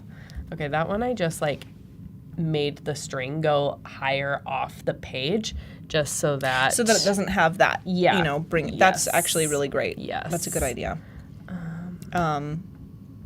Let's see. Okay, so we're just adding, yeah, because see that looks silly. A little crazy. So I'm gonna do that for this one too. Just make the string a little taller off the page. So I love it. It did get really thick when I did that though. Kind of cool though, in a Let's way. try again. Okay. I just need it to be slightly longer. And then I think I want the speed to be like, we'll do 25. Let's see how that goes. Unless it's like. All right. Intensity 1. And then this one can be 72. Let's do that for this one too.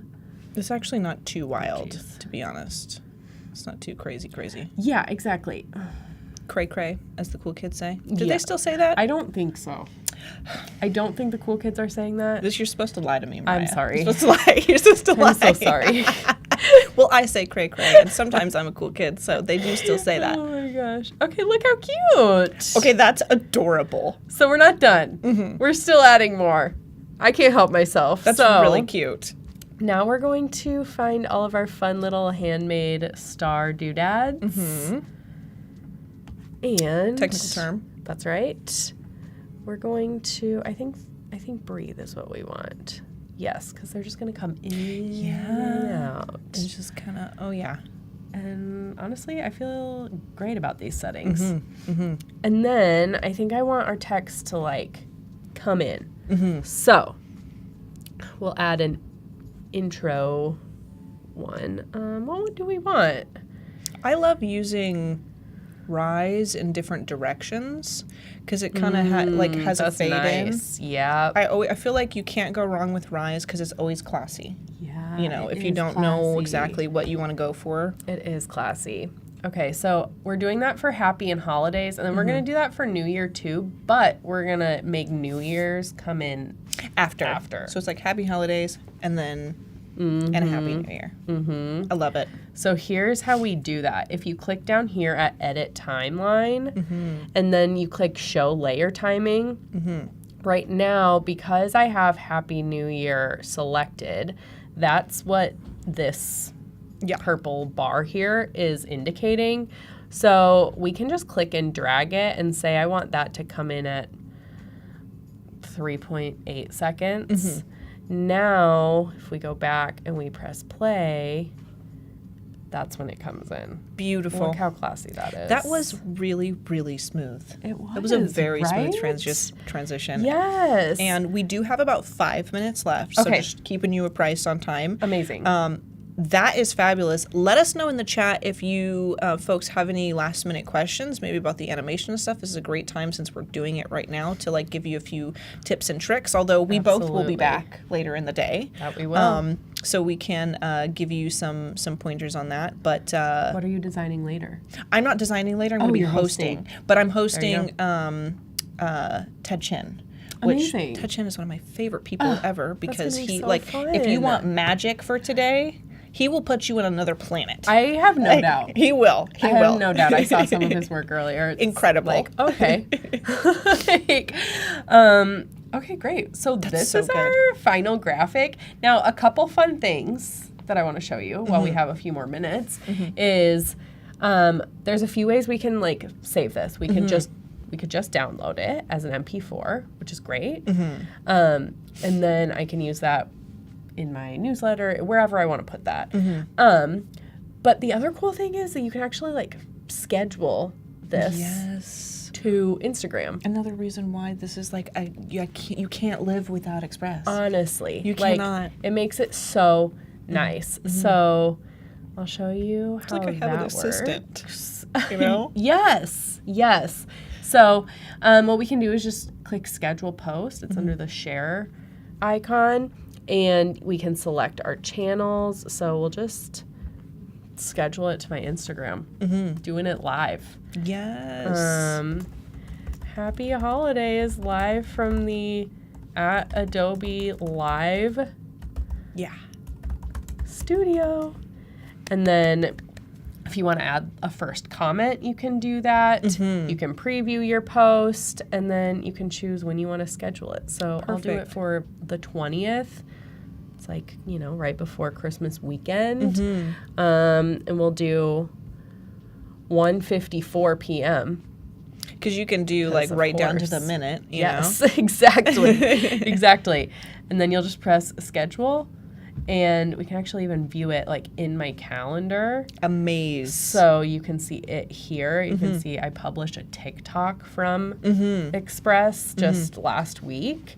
So that's really freaking cool too. Yeah. So that's it. amazing. The other nice thing too that I sometimes will do as well is you can actually then like take that MP4 file and turn it into a GIF. Yes. So that's also really cool.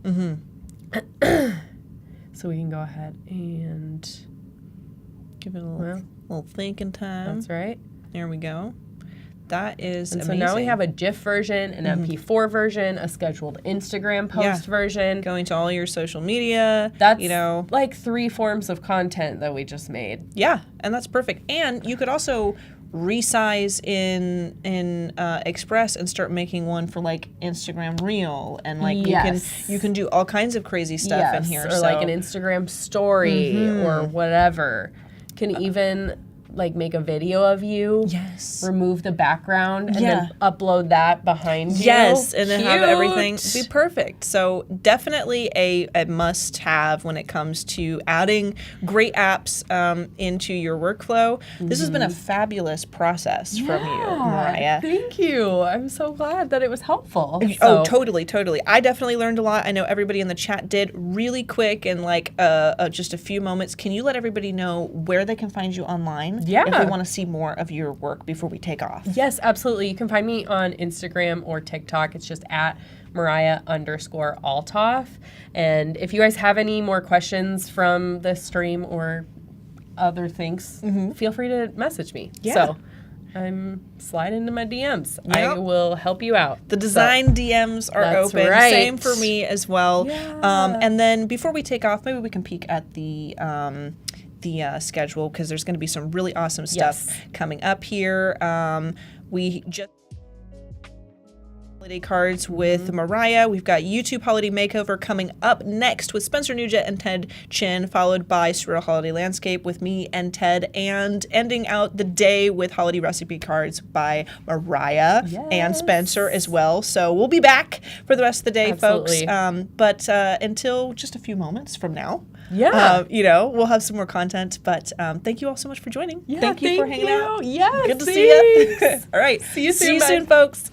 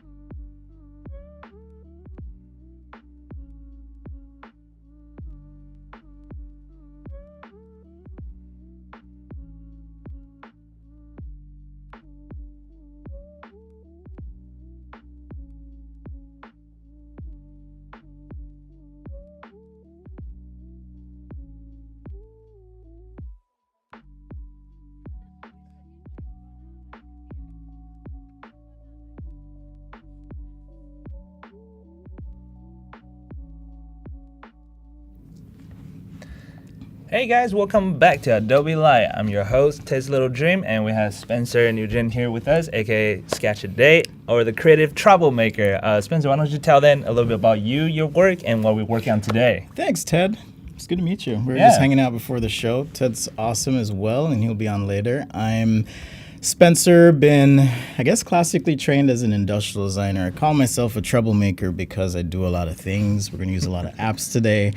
And I've been learning the value of Express myself. You know, it was something that I hesitated to use at first because I thought, this is maybe a little too simple. I'm a professional after all, right? But we're going to take a look at some of the tools there and talk about how we can revamp our YouTube channel. Let's see. Oh, I'm from Salt Lake City, Utah. Not originally. Originally from Jamaica. Some of you know that. But yeah, it's good to be here in the studio, Ted. Yeah, I'm lucky to have you here. I had to do a whole background research about you, you know, because I'm like new. I was like, man, this guy's so good, and I want to know like everything about it, like your work and stuff. And I love like the sketching you're doing. And I was like, there's like an intro video of you drawing the circle freehandly. Oh yeah. Yeah, I was like, YouTube. yeah, I was staring at it. I was like, at first I thought it was like a loop or it was like digital something, but I was like, wait, he's actually drawing freehand. Like the circle looks so good, and I'm just like, I'll never be able to do that. I feel like I need to go back to school and practice more. You know? I mean, it's a little bit of a trick, but it's always important to warm up. I'm not going to warm up today, though. We're doing a little less drawing and a little more doing. Mm-hmm. I found as a professional, sometimes the ancillary side stuff, I don't love doing it. And what I'm talking about is, you know, it's one thing to be creative and get stuff done, but you have to promote yourself. That's true. You know, yeah. Even if you're the most creative person out there, you have to promote and connect and be authentic. Networking, marketing, and business and everything, right? Absolutely. And the best way to be authentic, I think, and engage on that level is to do stuff yourself. But again, sometimes it takes a little bit. So here's my YouTube channel, a little bit of the background here. I haven't updated in a while. Some of you have probably noticed, hey, where's Spencer? What's he doing? Turns out I'm actually working on my second book, so I've been a little bit busy. But I'm going to be relaunching this YouTube channel and my online presence in the beginning of next year. I'm not going to say when exactly because y'all like to hold me to things. So when is it? Sometime early next year. I'm going to pull a GTA 6 and just say, oh my God, 2024. I'll see all the comments that, we're getting this before GTA 6? You know, I was like, I know. Are we getting the book before GTA 6? Just going to log in here real quick. Okay, perfect. So yeah, I'm going to be launching that next year. And so I just wanted to take an opportunity to kind of take a look at my stuff, maybe shift branding a little bit. And for me, I'm not really a graphic designer. Here's some of my work on my Instagram. You can see I've got stories there for brushes and other things that are drawing related, but I'm not really the graphic guy. I like to draw, okay? So for me, doing things like layouts and banners, sometimes it's just a little bit stressful. And I think one of the cool things with Express, as you'll see, is it's really easy to kind of just make some assets, especially if you have work in a professional environment that you want to bring over and use. So with YouTube, for those who don't know, there are guidelines, right? This is officially from the Google overlords here. You've got some recommendations in terms of size. And historically, what I've actually had to do, I got to reopen Photoshop here. So while that's opening, historically what I've had to do is create a bunch of templates for myself that I can then use and drop layers in. But as a creative person, I have lots of layers and assets and things, even to make something like this top banner. It's just text. I've got a photo. I do a lot of photography as well, like Ted, a little bit different. But sometimes it gets to be a little bit overwhelming. So I'll show you one of my files to start here in Photoshop. I have like an old thumbnail. So you have to like figure out what everything looks like before you upload it. Yeah, and test exactly. If you run back and forth and there's no template out there, you have to be your own, like make your own template. I have to make my own template. Yeah, that's and really tough. I've tried a lot of different things, different ideas. Here's a layer with a mask, for example. Let me move this up so y'all can see. There's a layer with a mask and another one, and I could switch these out maybe and play with them. And it's just kind of a mess. It's a beautiful mess as far as I'm concerned. But at the same time, It was a little bit. It was a little bit stressful to have to do these, one, after every show, but two, if I wanted to rebrand the page, then I have to I can relate to make that, a new yeah. document here in Photoshop and set the size parameters and all of that. Thankfully, I mean, they provide that information, but what's even better I found is Adobe Express. So I'm new to Express. I don't know how much of the audience is super familiar with Express, but it's Adobe's. I like to think of it like a superhero team up. Okay, you've got video, you've got social media scheduling, you've got generative fill, text to image, text to template, text effects now. So many different things that you can do. You can caption a video, convert to GIFs. We had that conversation in the green room. Is it GIF or GIF?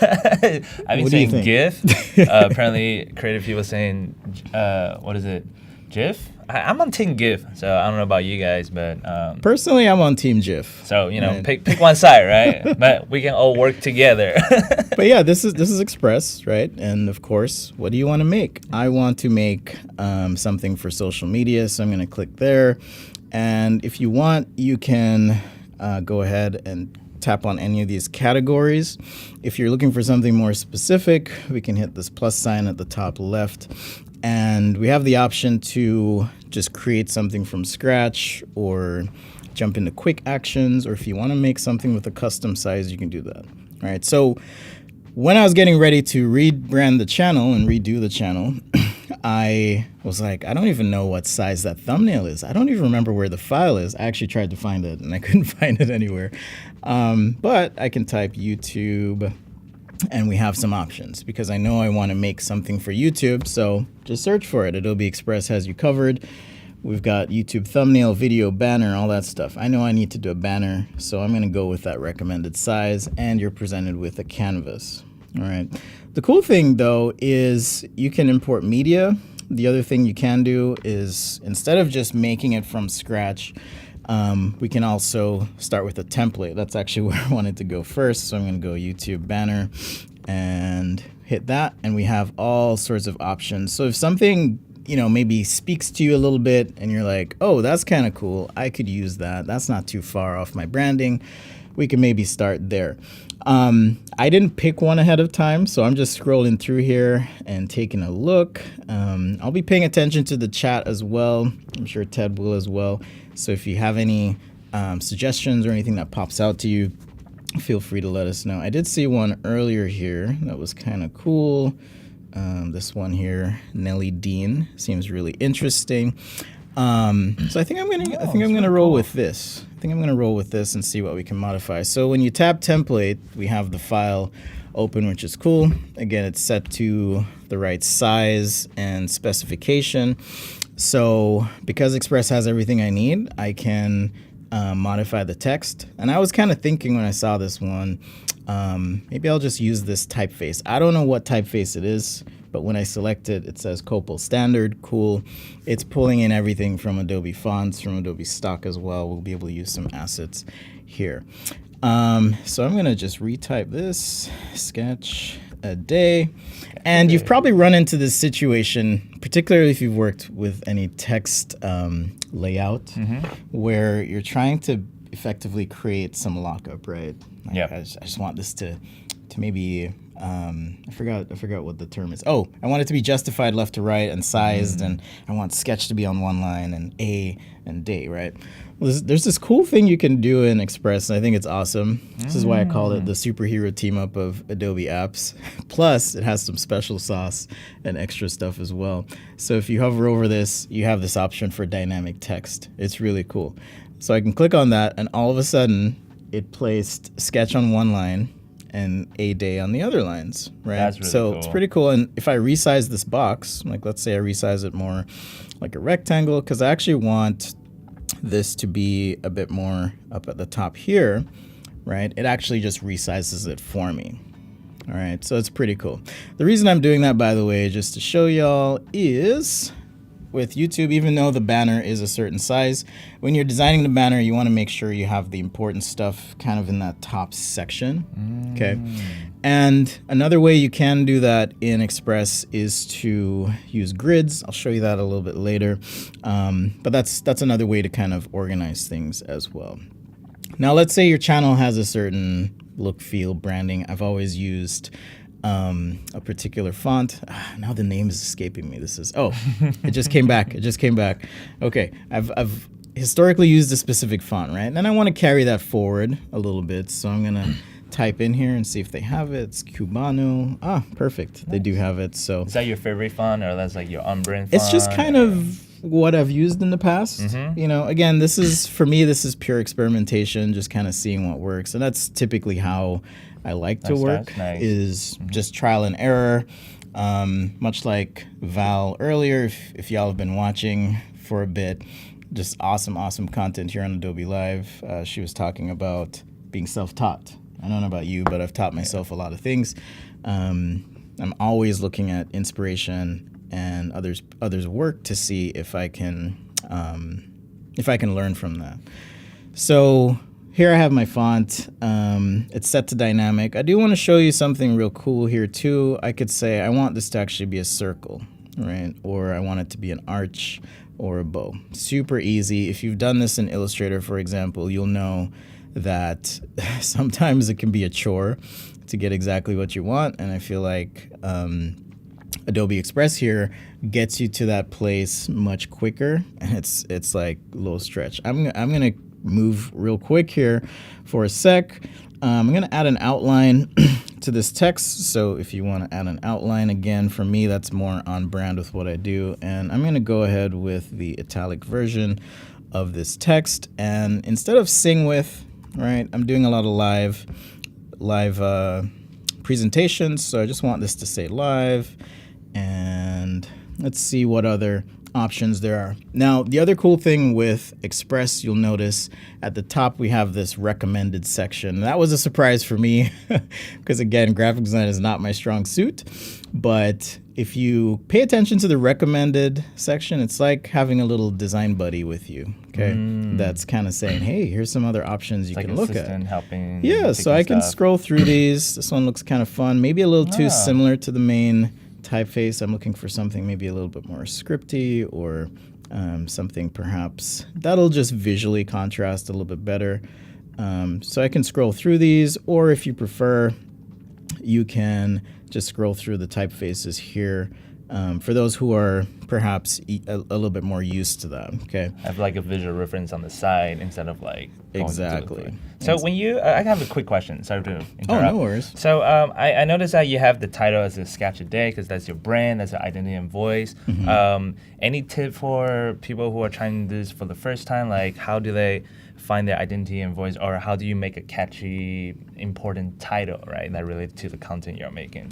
Yeah, a friend of mine gave me some advice a long time ago, and that is, to really be, it maybe sounds a bit obvious, but to be very thoughtful and conscientious about how you want to brand yourself, because it's something that's going to stick, and it's something that I'm dealing with right now, where I'm known for sketching, but I want to do more. I know. I'm going through that right now too. I feel like I'm just so comfortable in my zone, and it's been a while, but I was like, I want to break that and then try something new too. Exactly. So I would think about perhaps something that's memorable, something that's easy to say and spell. You don't want people really struggling to spell things and figure out what your cool name is. Yeah. So if you make it phonetic, easy to spell, easy to remember, that's going to help you for sure. So here, for example, one of the thoughts I had is, hey, since I do more than drawing, maybe I call this sketch and make. It's kind of like sketch a day, but sketch and make, because I make stuff, 3D print, all that stuff. There is a cool thing you can do here in Express as well. And since I am sketching and making, I'm going to just take this text and I'm going to cut that out, and then we're going to paste. And well, actually, let me go ahead and duplicate this and paste. Express as well uses, if you're a professional, uses a lot of the same keyboard commands you might be used to. So Control C, Control V, you can drag and drop. I'll show you a little bit about libraries in a minute here. But one of the cool things I like is if you go down in the text window, not only can you add a shadow or change the shape or animate the text, more on that in a bit, but there's also text effects, okay? And this is using Adobe Firefly technology, their generative AI technology. So I'm thinking sketch and make, sketch a day. Hey, maybe that's like cardboard or something. So I can type cardboard, and just we can maybe even start there. And I'm going to hit generate, and it's going to take this text and interpret that phrase cardboard, and we'll see what it comes up with. So while that's going, I'm going to just get rid of some of this stuff here. Wow. Yeah, so now I have this little cardboard part of That's sketch really and make. cool. And then we have this little live marker as well. I've left the face here just kind of as an anchor for the design and maybe where I want to put my own thumbnail or picture. I may replace that with some other stuff, so I'm just leaving that for now. The background, right? If you want to replace your background, you can do that as well. You know, I sketch, I make stuff, so I can hit upload from device, or if you want to generate something, you can generate something in there. I have a few images that I have here as well. I'm just going to scroll through these real quick. All right. I kind of like that. So maybe I'll run with one of these images. This is actually me from my desk. Oh, I'm going to hit open. So I hit the replace command, and now it's going to replace the background, or it should replace the background. Let's make sure it's uploading here. I'm going to, in the meantime, change the background color as well. Oh, that's probably like covering. Yeah, it might be covering it. But that's okay. If it is, Just remove it. Yeah, I'll just remove it Or and just throw drag it back in. drop, But you can just drag and drop from your computer as well. So if you like doing that kind of thing, let's go back to photos, see if we can find that one. It's just a shot from my studio. Because usually after a stream or a workshop, I'll take a picture and just kind of That's smart. That's a good tip. Yeah. yeah, kind of throw that in there. So also useful. I'm trying to decide between pictures, but we'll just run with one here.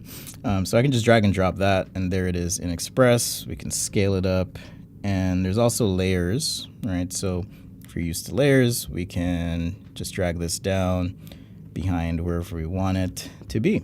Okay, so I do want to make the text pop a little bit, so I'm going to go back. We can go to shadow, and I like the strong shadow. You can even change the color of the shadow if you want as well. All right, so we'll go back. I'm going to leave that for now. And let's see. One of the really cool features I like anyways is some of the image editing options that are built in. So if I tap on this image, I have the ability to make some adjustments. So, you know, my studio may not have been lit the best. I can adjust the brightness. We can kick that up a little bit. We can take the shadows down. So again, it's like kind of a superhero team up. We've got some of the adjustments from Lightroom. Yeah, so you select the layer and then you go to the left side? Yeah, so let me go back here. Once the image is selected, and basically whatever object is selected, you have those options pop up. So it's kind of like, oh, I recognize that's an image. What do you want to do? And it'll throw that in. So if I go to adjustments, I can up the saturation a little bit so that people think I'm drinking water all the time and hydrated. I try. It's really hard, but or if you want to sharpen the image, well, we can drag that all the way up, or maybe just a little bit there, make that a little crisper. Let's see, I'm gonna drop my shadows a little bit. Okay, cool. So to me, it feels a little crisper. Okay, we get a sense of what's happening. If we want to adjust the crop of this image, we can just scale this up, right?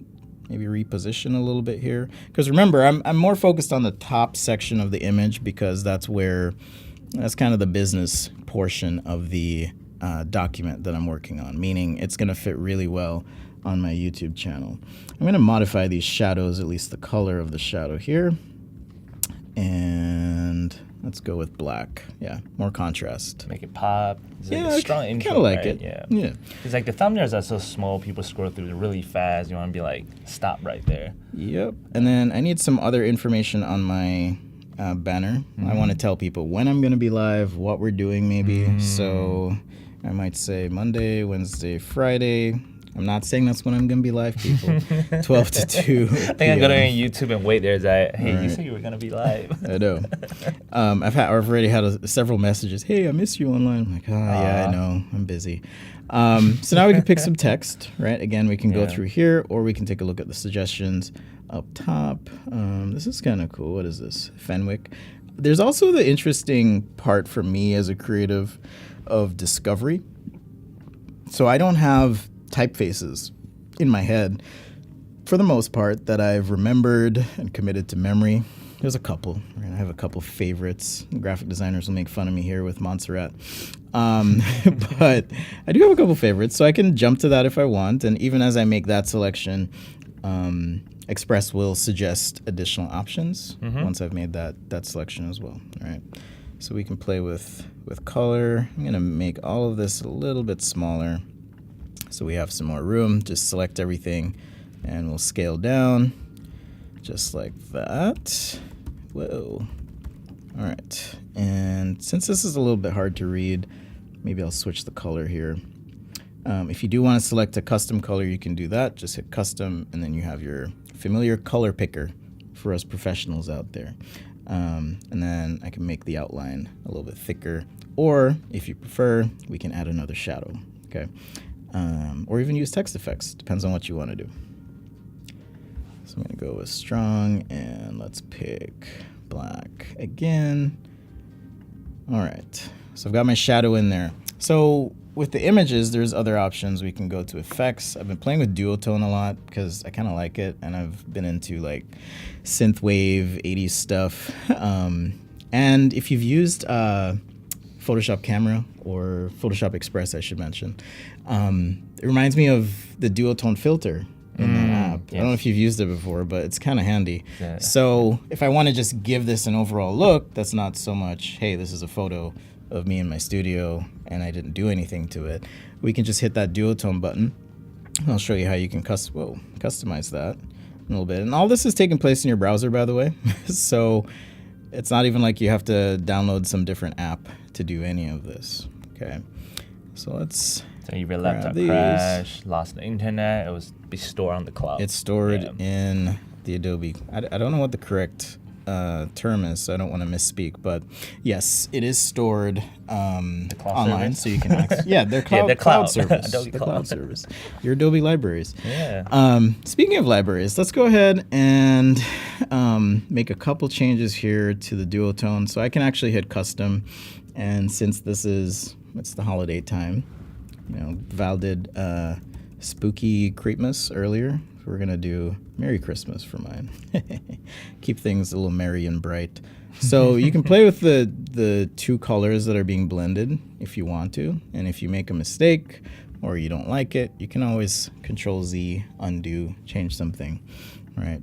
Maybe I'll go with red. Kind of looks a little bit sinister, so maybe I'll stick with the purple for now, and then we'll add some other flair. Now, I do want to bring myself into this, not because I like to look at my face all the time, but you know, kind of need to let people know who I am. So I'm going to take this headshot that I have here that I did before. We're going to drag that in. Express has it in place, and I'm thinking I want myself somewhere up here. Okay, I want to be somewhere up here. Well, I can't just leave it like that. It's kind of awkward. We can drag it below the text. There we go. We drag below the text, but now my face is obscured, right? And I don't want to obscure the text necessarily. So as I'm playing with this, we can also group things together, right? So even though half of this is generated, we can group it together as an element. And so now my face is a part of all this. But I do have this background. I've got my bookshelf here in the scene, and I don't necessarily want that. So how do we fix that? Well, I'm going to go to remove background. The one magic click. One click, and it's going to process. You can do this in Photoshop as well, right? But here I am doing it in a web browser. It's kind of cool. You could do this if you're just waiting for coffee or at the airport or whatever. Super, super easy to do. All right. Yeah. So we can drag that in there. And then, you know, if you wanted to, change the edge of this, you might be thinking, well, how am I going to resolve the edge of all of this, right? What do we do? Well, we can bring in, there's a couple little things we can do. One, we can actually try and erase a little bit, and there's two ways to do that. It'll try and make a quick selection to erase. I think it's picking the wrong object here, so I can hit erase, and it'll try and erase little bits of this, right? Oh, interesting. Maybe it's a little bit awkward. Maybe you don't necessarily want to erase your hand. We can undo that, of course. If you'd like a bit more control, you can change your brush to a circle brush, and now you can erase a little bit. But I have a better idea that I want to try, and that is I'm going to use some shapes to kind of obscure the edge and help thematically tie this together a little bit better. So if I go into elements, there's all sorts of stuff we can use. Maybe I want to have paint splatters, right? We can just grab this stuff. It's all free. All right, we're sketchy anyways here. We're making a mess. We're making stuff on this channel. So I could even take something like this and kind of position it. And then when I go into adjustments, we can adjust saturation if we want, right? So maybe I don't want that to be, red or anything like that.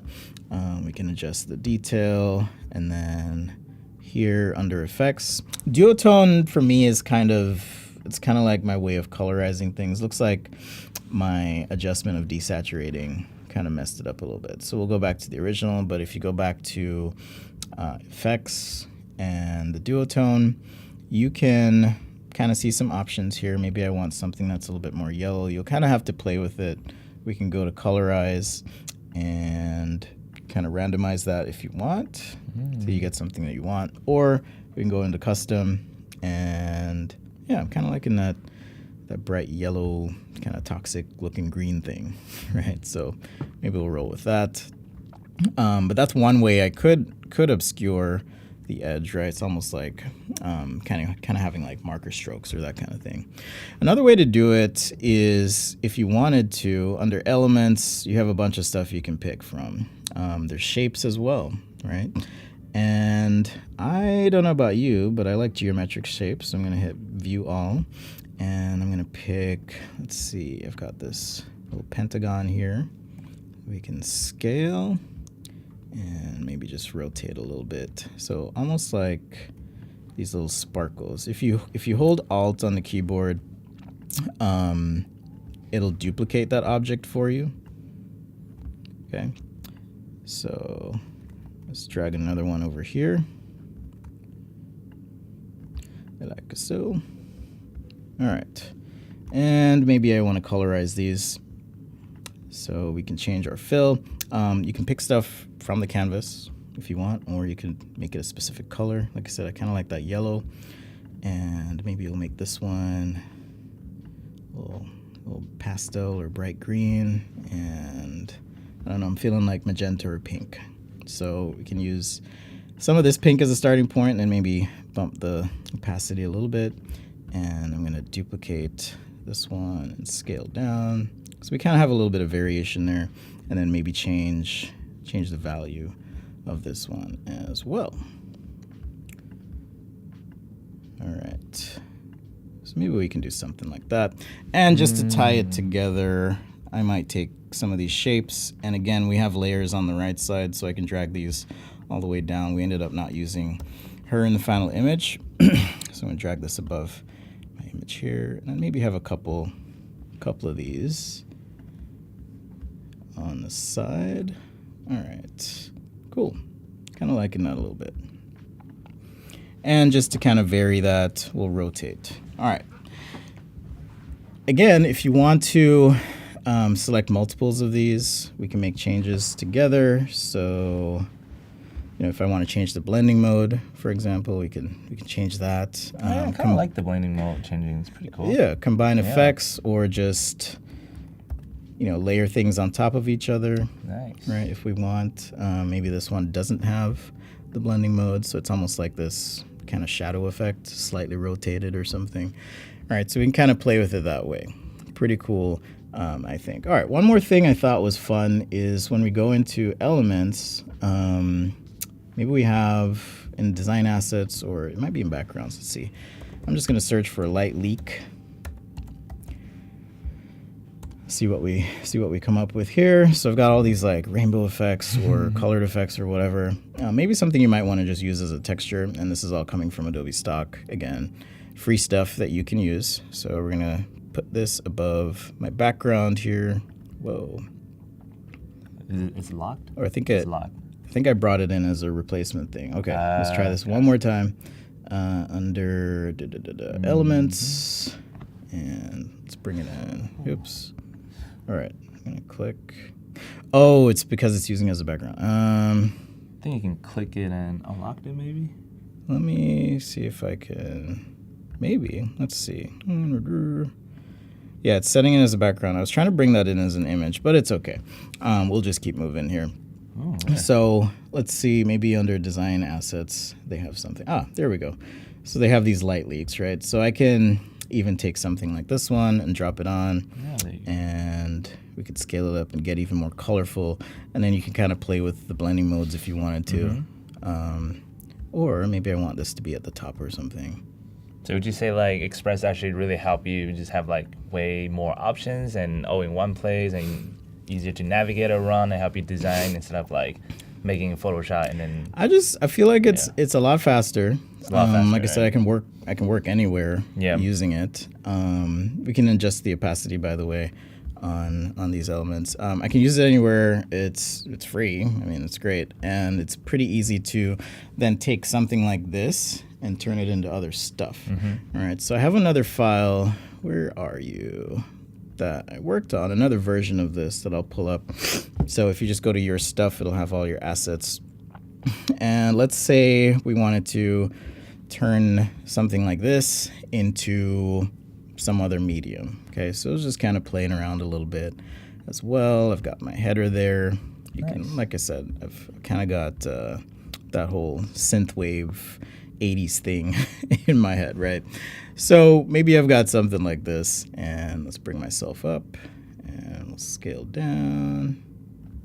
And again, this is using that dynamic layout, so it's really easy to just reposition things. If you want to bring things to the front or forward, there's shortcuts for that as well. All right, so I've got all these elements, cool. And I also have this background image that I might want to use. The cool thing about this and kind of setting up your banner this way is if I wanted to refresh my page every so often, I'm going to take this kind of giant brush shape that I have and duplicate it. This wouldn't be visible on the main banner necessarily, but I'm just going to use this to kind of help the text pop, right? So I have some elements here populated in.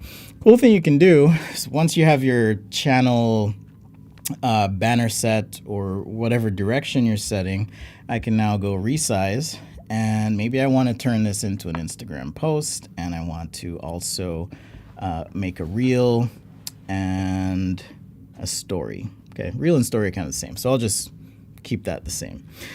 When I hit duplicate and resize, it actually duplicates everything for you and does its best to resize. Okay, that's really cool. I didn't know you can click multiple and do Absolutely. that. I was clicking one by one, just like okay.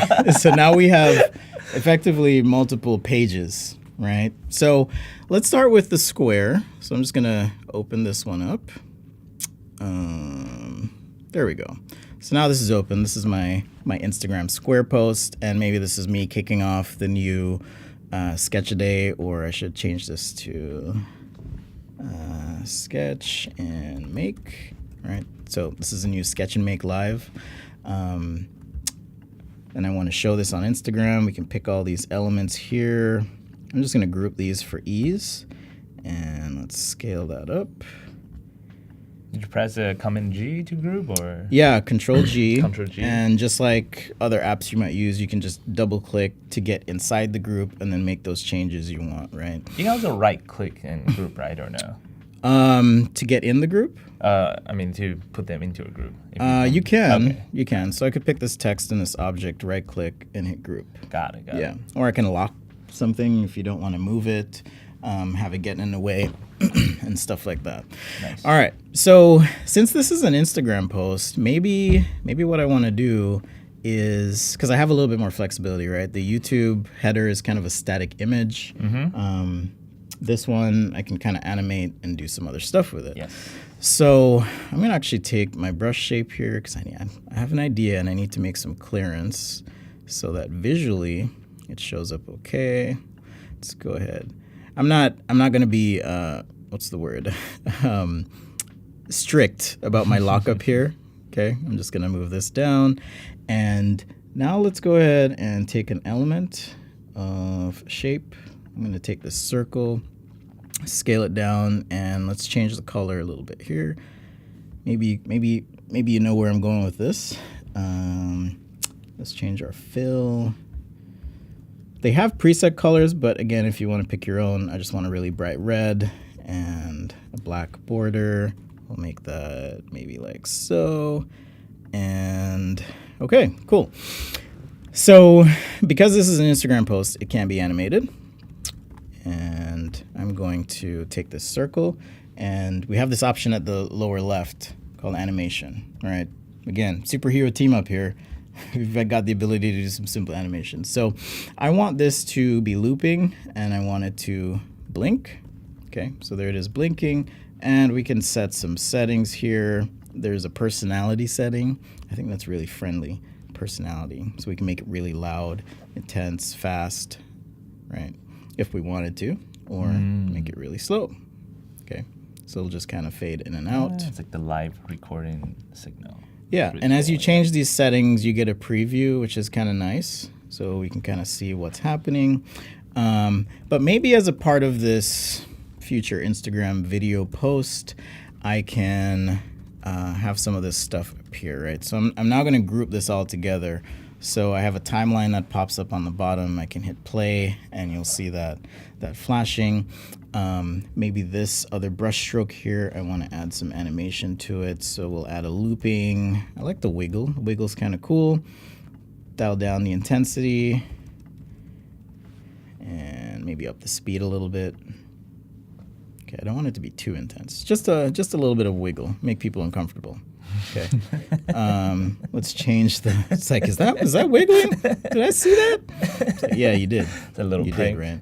Okay, cool. So now I've got this post. I also have this sketch. I can, and I do want to show y'all a little bit here as well.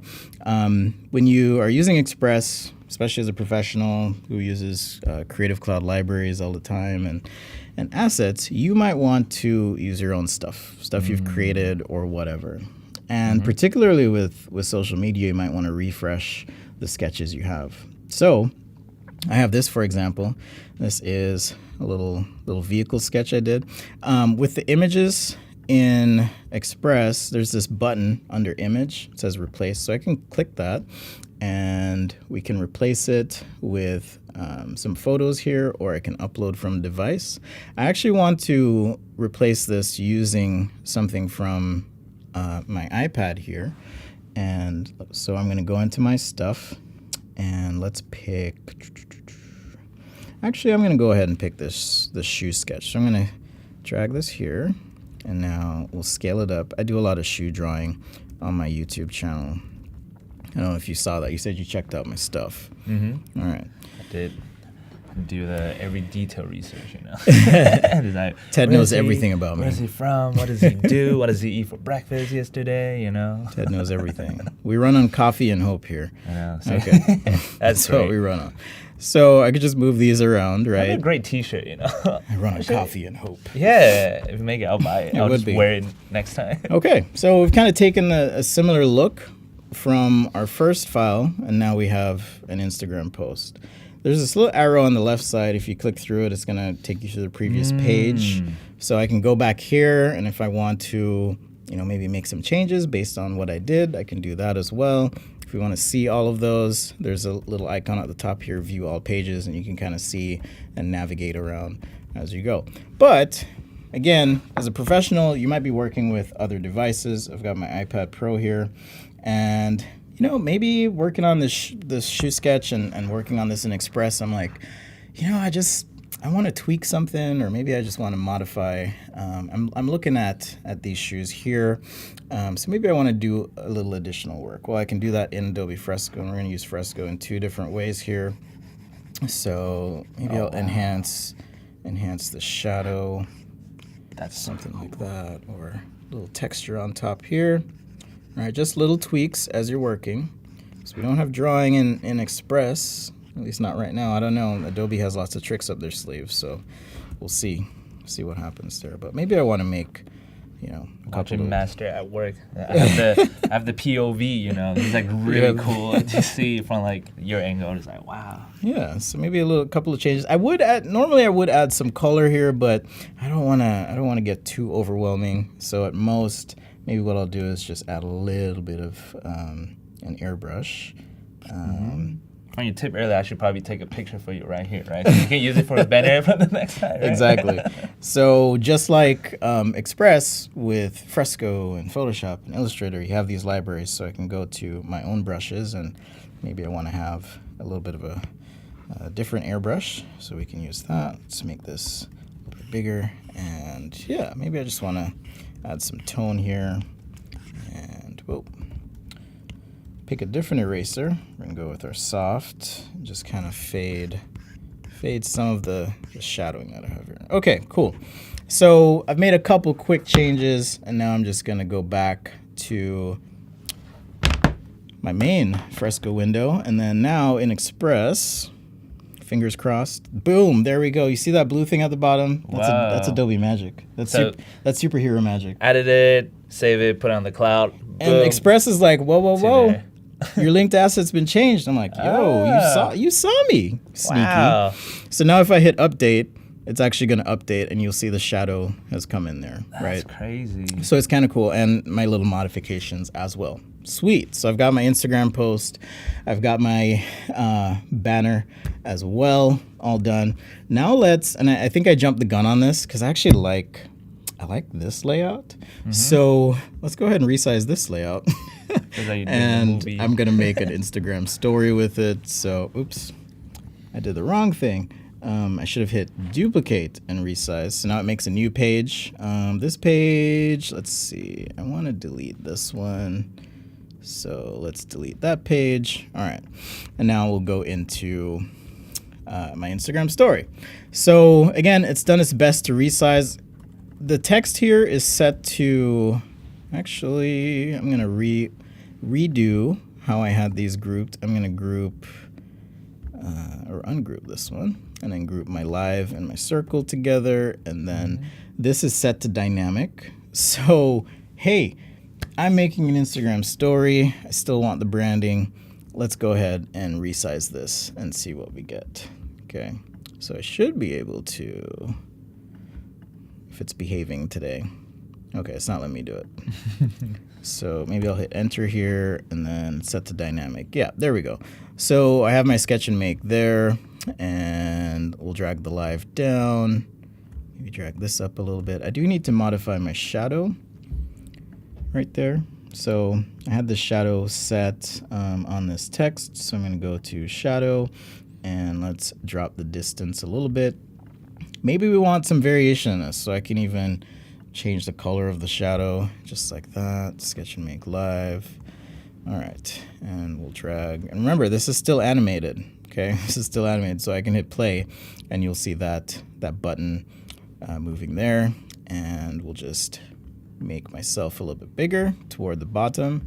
And this way, people get to see the sketch a little bit, so they know, hey, if you join the show, this is what you're going to be seeing. You see all the magic. Kind of cool. All right. Well, maybe the sketch part of the show. And I have more room for this brush.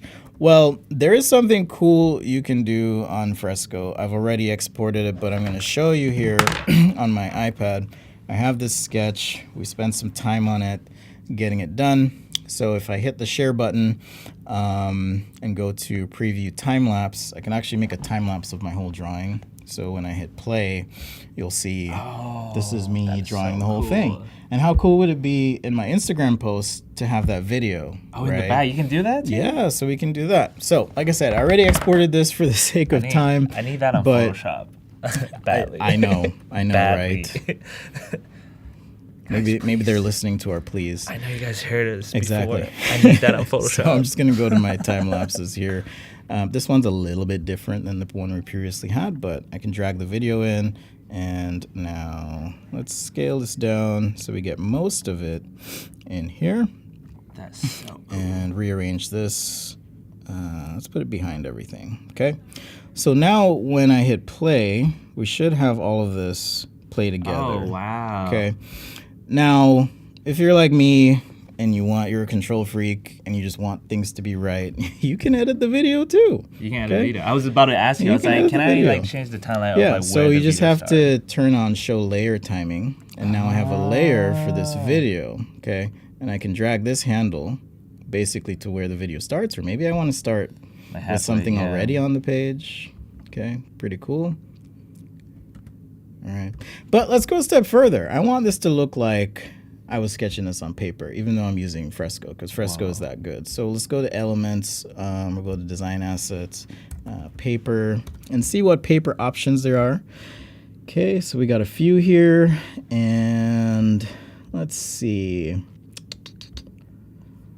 Again, if you don't like what you see, you can always drag your own stuff in. I'm going to use this one because I think it'll work. So we'll just... The paper textures? Yeah, we'll just drag this paper texture in. There's a lot going on in this file. Right-click, send to the back. And now the video on top of... Can you remove the how background? awesome for it? this is? No way. No, Oh, change but, the blending? but you can change the blend mode. Nice. And if I change the blend mode, right, now I have my sketch that I did in Fresco on paper. Going a step further, Well, we even going further. I might be like, Oh. hey, my Instagram story, I want it to be 15 seconds. No one's hanging out watching this for 30 seconds, right? Yeah. So I'm going to 2x speed that, and let's drag the rest of this in. I want this to be about 15 seconds, right about there. Boom. All right. So now, why did my video disappear? Show layer timing. Then there's a gap Okay, there it is. All right. Yeah. So, oh yeah, there is a gap. Good There's a call. gap, yeah. So I need to move this back to the beginning, which we'll do. And let's just make sure this is all lined up. Okay. I know we have like just a couple minutes. So I'll show you one more thing. And we'll be wrapped. All right. So now I'm sketching a little bit faster. It's there. Okay. If you want things to like slide in, fly in, be a little bit more engaging, that's super easy to do. Like doing this in After Effects, totally doable, and I know a little After Effects, and I can figure it out. But if I want to animate this so that it slides in, we can do that. It slides in, and we can have not only the live looping, but it can also slide in. So now when I hit play from the beginning, let's go back here. They slide in, things happen, right? Pretty engaging. On top of that, now we can go into media, and maybe I want some audio. So let's go to audio. This is pulling from Adobe Stock as well. So I'm gonna hit Holiday and see what we have. Wow. Let's take a little listen here. Can we hear it? Well, I can't hear it, but I'm gonna trust that y'all can hear it, or at least use your imagination. But I can drag this audio, right? And we'll just drag this in here. So now I have the audio, and boom.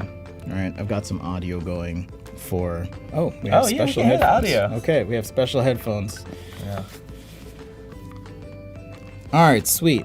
But you might be thinking, I'll show you this real quick. This isn't really holiday. All right, I'll show you something easy that I figured out. I got like 5 minutes. So you got I this. took a minute in Adobe Illustrator and I made a couple of things. Specifically, I made this little string with one light. Okay, so we're gonna make a couple holiday lights real quick. I already have them in my library. So if I go to Brands and Libraries, there's my lights. Okay, Nice. I'm gonna drop this little guy in. Like so. Scale them up, and let's go back to my stuff. And I also have this one here that I'll drag in, and we'll put that on top like so.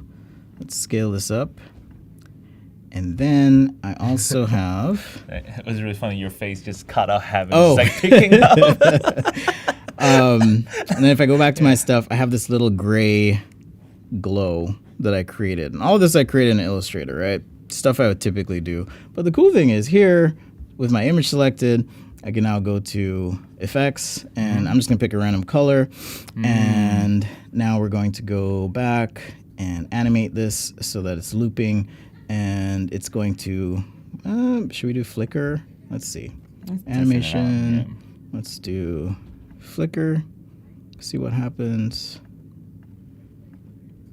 Do I have the right thing selected? I hope I do. Oh, it did. You did. There it goes. Oh, there you go. All right, so it's flickering. I'm going to up the speed. Maybe down the speed. Okay, perfect. So now we'll go back to our effects. And, you know, if you want to do custom, you can do that as well. And I'm going to do this red.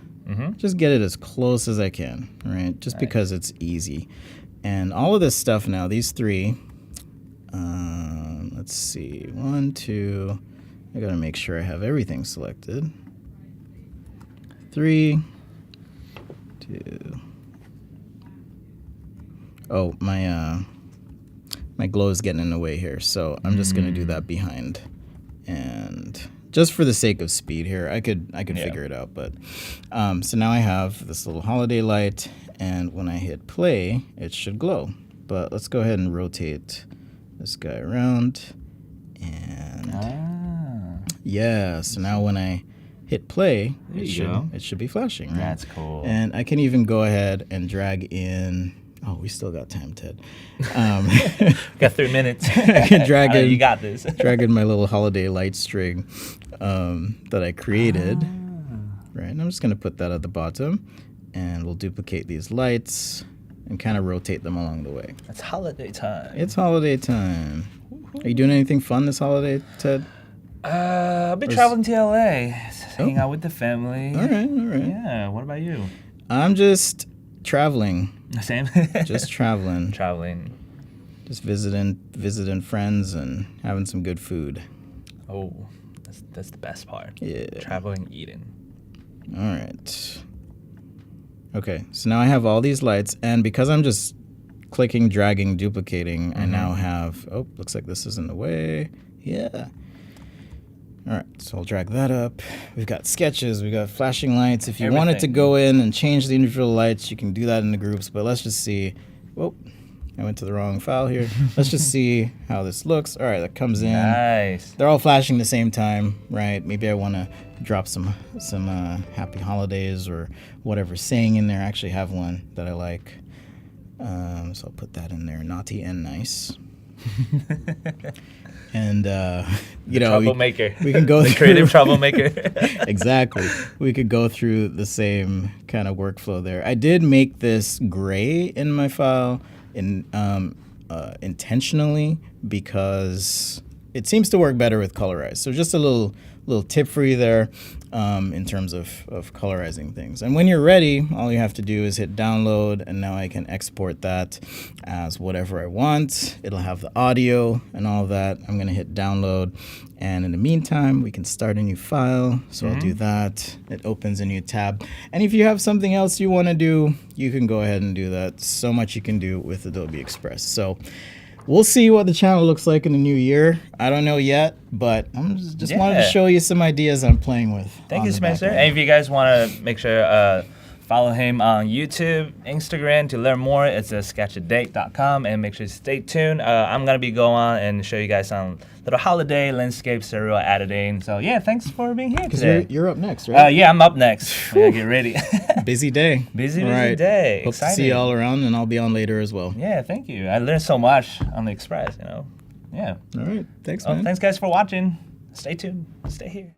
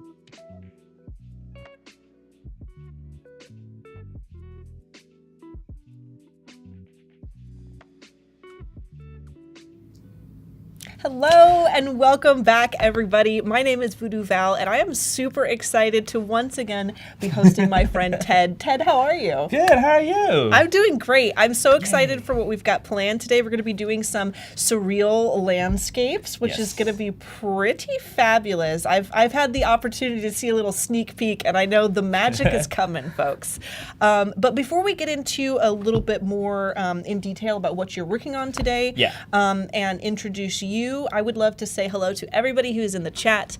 Thank you all so much for joining us. I see Arisha is still here. Robert, Wade Acuff, Cody Bear holding it down. What's up? Shout out to the chat. Shout out to the chat. Yeah. We see Oliver, and we also have some friends joining us on the YouTube channel. So thank you all for coming from far and wide to hang out with us. Give us a subscribe over on the YouTube channel if you haven't already. Check us out on Instagram. The Adobe Live Instagram is a great place to be for updates about what we've got going on here on the live. And without further ado, who are you, Ted? Oh, hi. Who are you? Well, my name's Ted, aka Ted's Little Dream. You might saw my work on Photoshop's cover in 2021 with the flamingo cloud. I like to create fantasy landscape, surreal composited, and just, like make all the dream happen, right? Yeah. Make your dreams come true, y'all. Yeah. Help you to get your dream come true.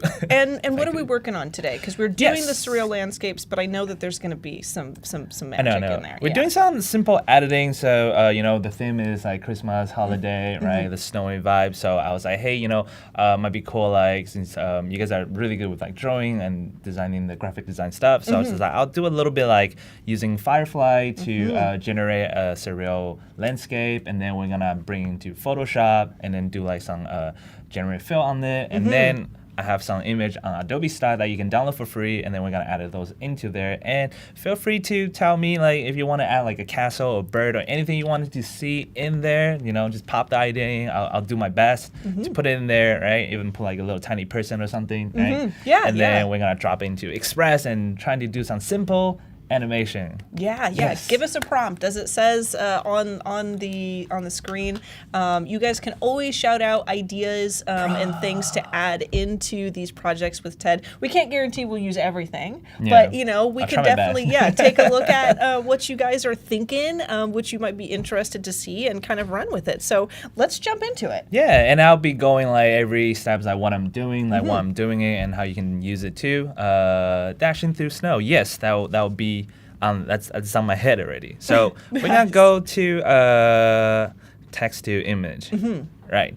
So I tested out like using typing like a prompt and using Generative Firefly. I'm trying to use the text to Generative Fill on top of that, but it give me like a different result from the one on Photoshop. So that's the reason why I'm bringing to Photoshop later. Just want to give you guys a heads up.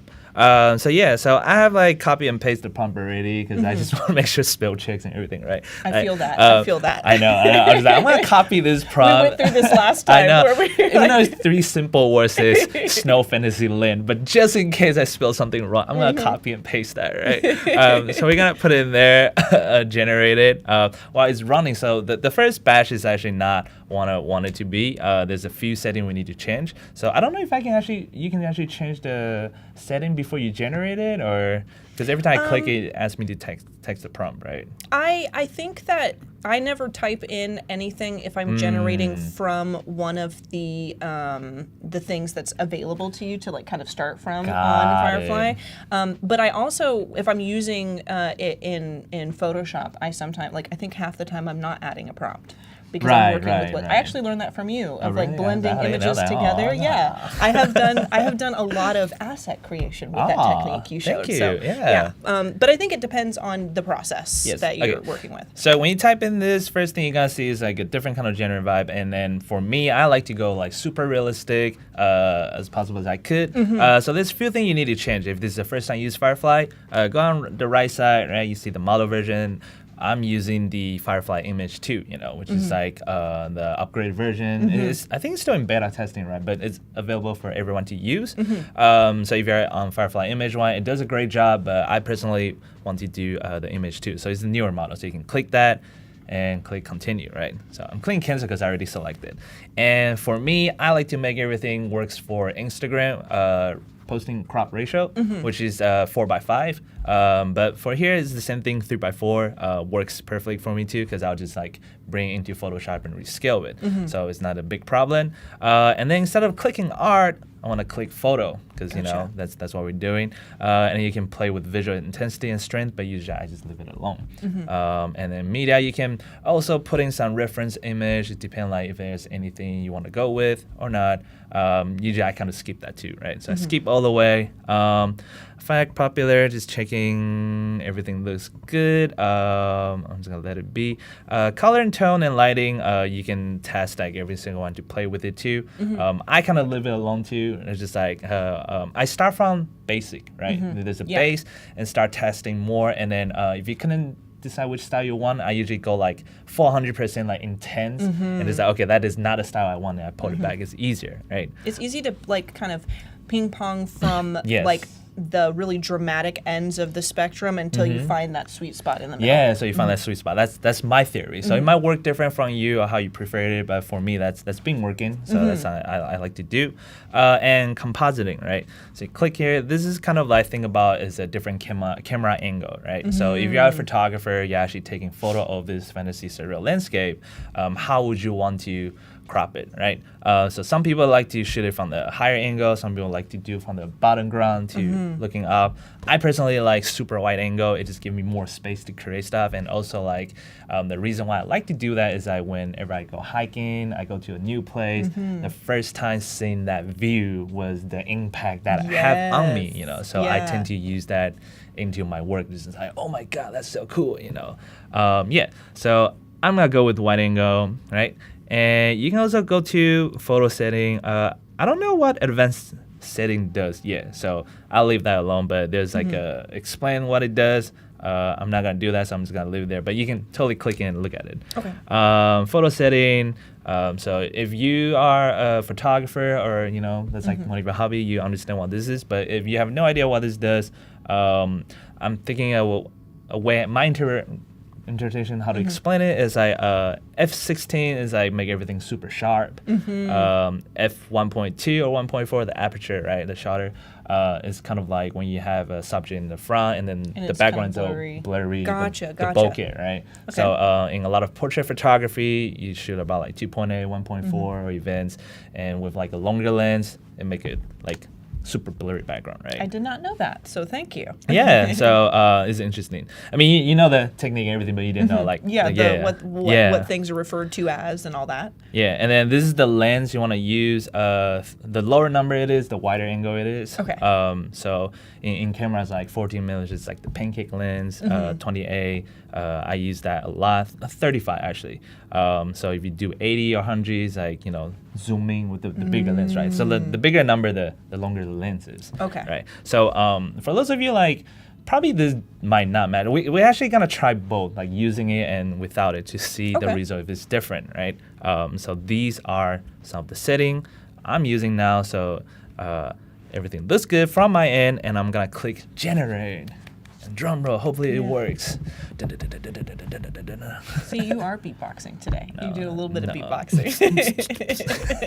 during the pandemic, right, I was creating with my friends, and then he was always beatboxing while we like, do work. But he's actually good, like I'm not. I always wanted to be a good beatboxer, but alas, I have no rhythm. Oh, look at these. These are super cool. Wow. It's like a really cool landscape photography. Real quick chat. 1, 2, 3, 4 from left to right. Which one do you guys like the most? I'm digging the 2 and 3. 2 and 3? Oh, that's funny. I'm digging 1 and 4. Well, you have a really good eye for great contrasting colors, and I think that like blue and like a yellowy orange always look really great together. They always make you feel like something's happening, like it's like larger than life, something incredible is going on. So, but I think it was just like the landscape of like seeing something down the mountain, because they both have like paths down. Have the layers. And so so you can see. And the other ones, they are like, you're kind of looking at more of what's here, and then you can see stuff in the background. But the middle two take me on a journey.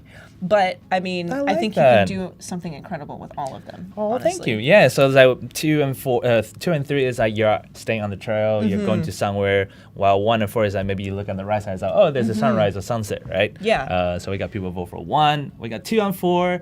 You and Cody on 2. So I'm gonna download 2 and 4 and just to see. What we can do with them. You can do with it. Download. We gotta put in here. I'm gonna make a new folder. Live. Nice. It's like when you're like downloading file. This is like the final fix 1, the Yeah, final fix final, 1.2, the yeah. final fix 3.4. I actually got The a new file from a final. friend one time that was like final, and then they added "I promise" at the end. Right? And I was So, like, okay. Yeah, so I don't know about you guys, but I got a lot of those new final 2-4, you know. Untitled -14 Oh my God, PSD. Yeah. That's like I trying to Copy, change copy, that. copy, copy, yeah. Copy. Yeah. Oh, now we got a newer wow. badge. This all looks really good. Yeah. You know I what? know. Number 4 is really speaking to me. I know. Here, let's take a closer look if we zoom in. Okay. Because I feel like that's like honestly really with cool. especially with like Ooh, those the mountains. expand Ooh. could be really cool to like put something over there because there could be like animals grazing I over on know. that side. Oh, the or 3 sky is so cool too. Yeah, It's like yeah. snows and stars blending together like a in the sky. nebula, you know? like a frozen nebula. No. Oh my That God, one's this really is cool, so too. cool. We can't spend like forever. So I'm just gonna grab like some random one. Because we will, honestly. Like, I I know. have spent, like, way too much time in here just generating great things. And then by the end of it, I have 47 images that 47. I'm... You're gonna run out of credits. Yeah, like, I'm not gonna, and also, I'm not going to use all of them, so I need to stop. I need to slow Right. down. So I'm gonna try. Well, I guess the photo setting is always on there, so I don't know what's the regular setting on. You know. Maybe just crank them up to see, like, if you wanted to do, like, a Right, difference. okay, but so- I would say they're probably, like, default in the center. Right. Okay. Here.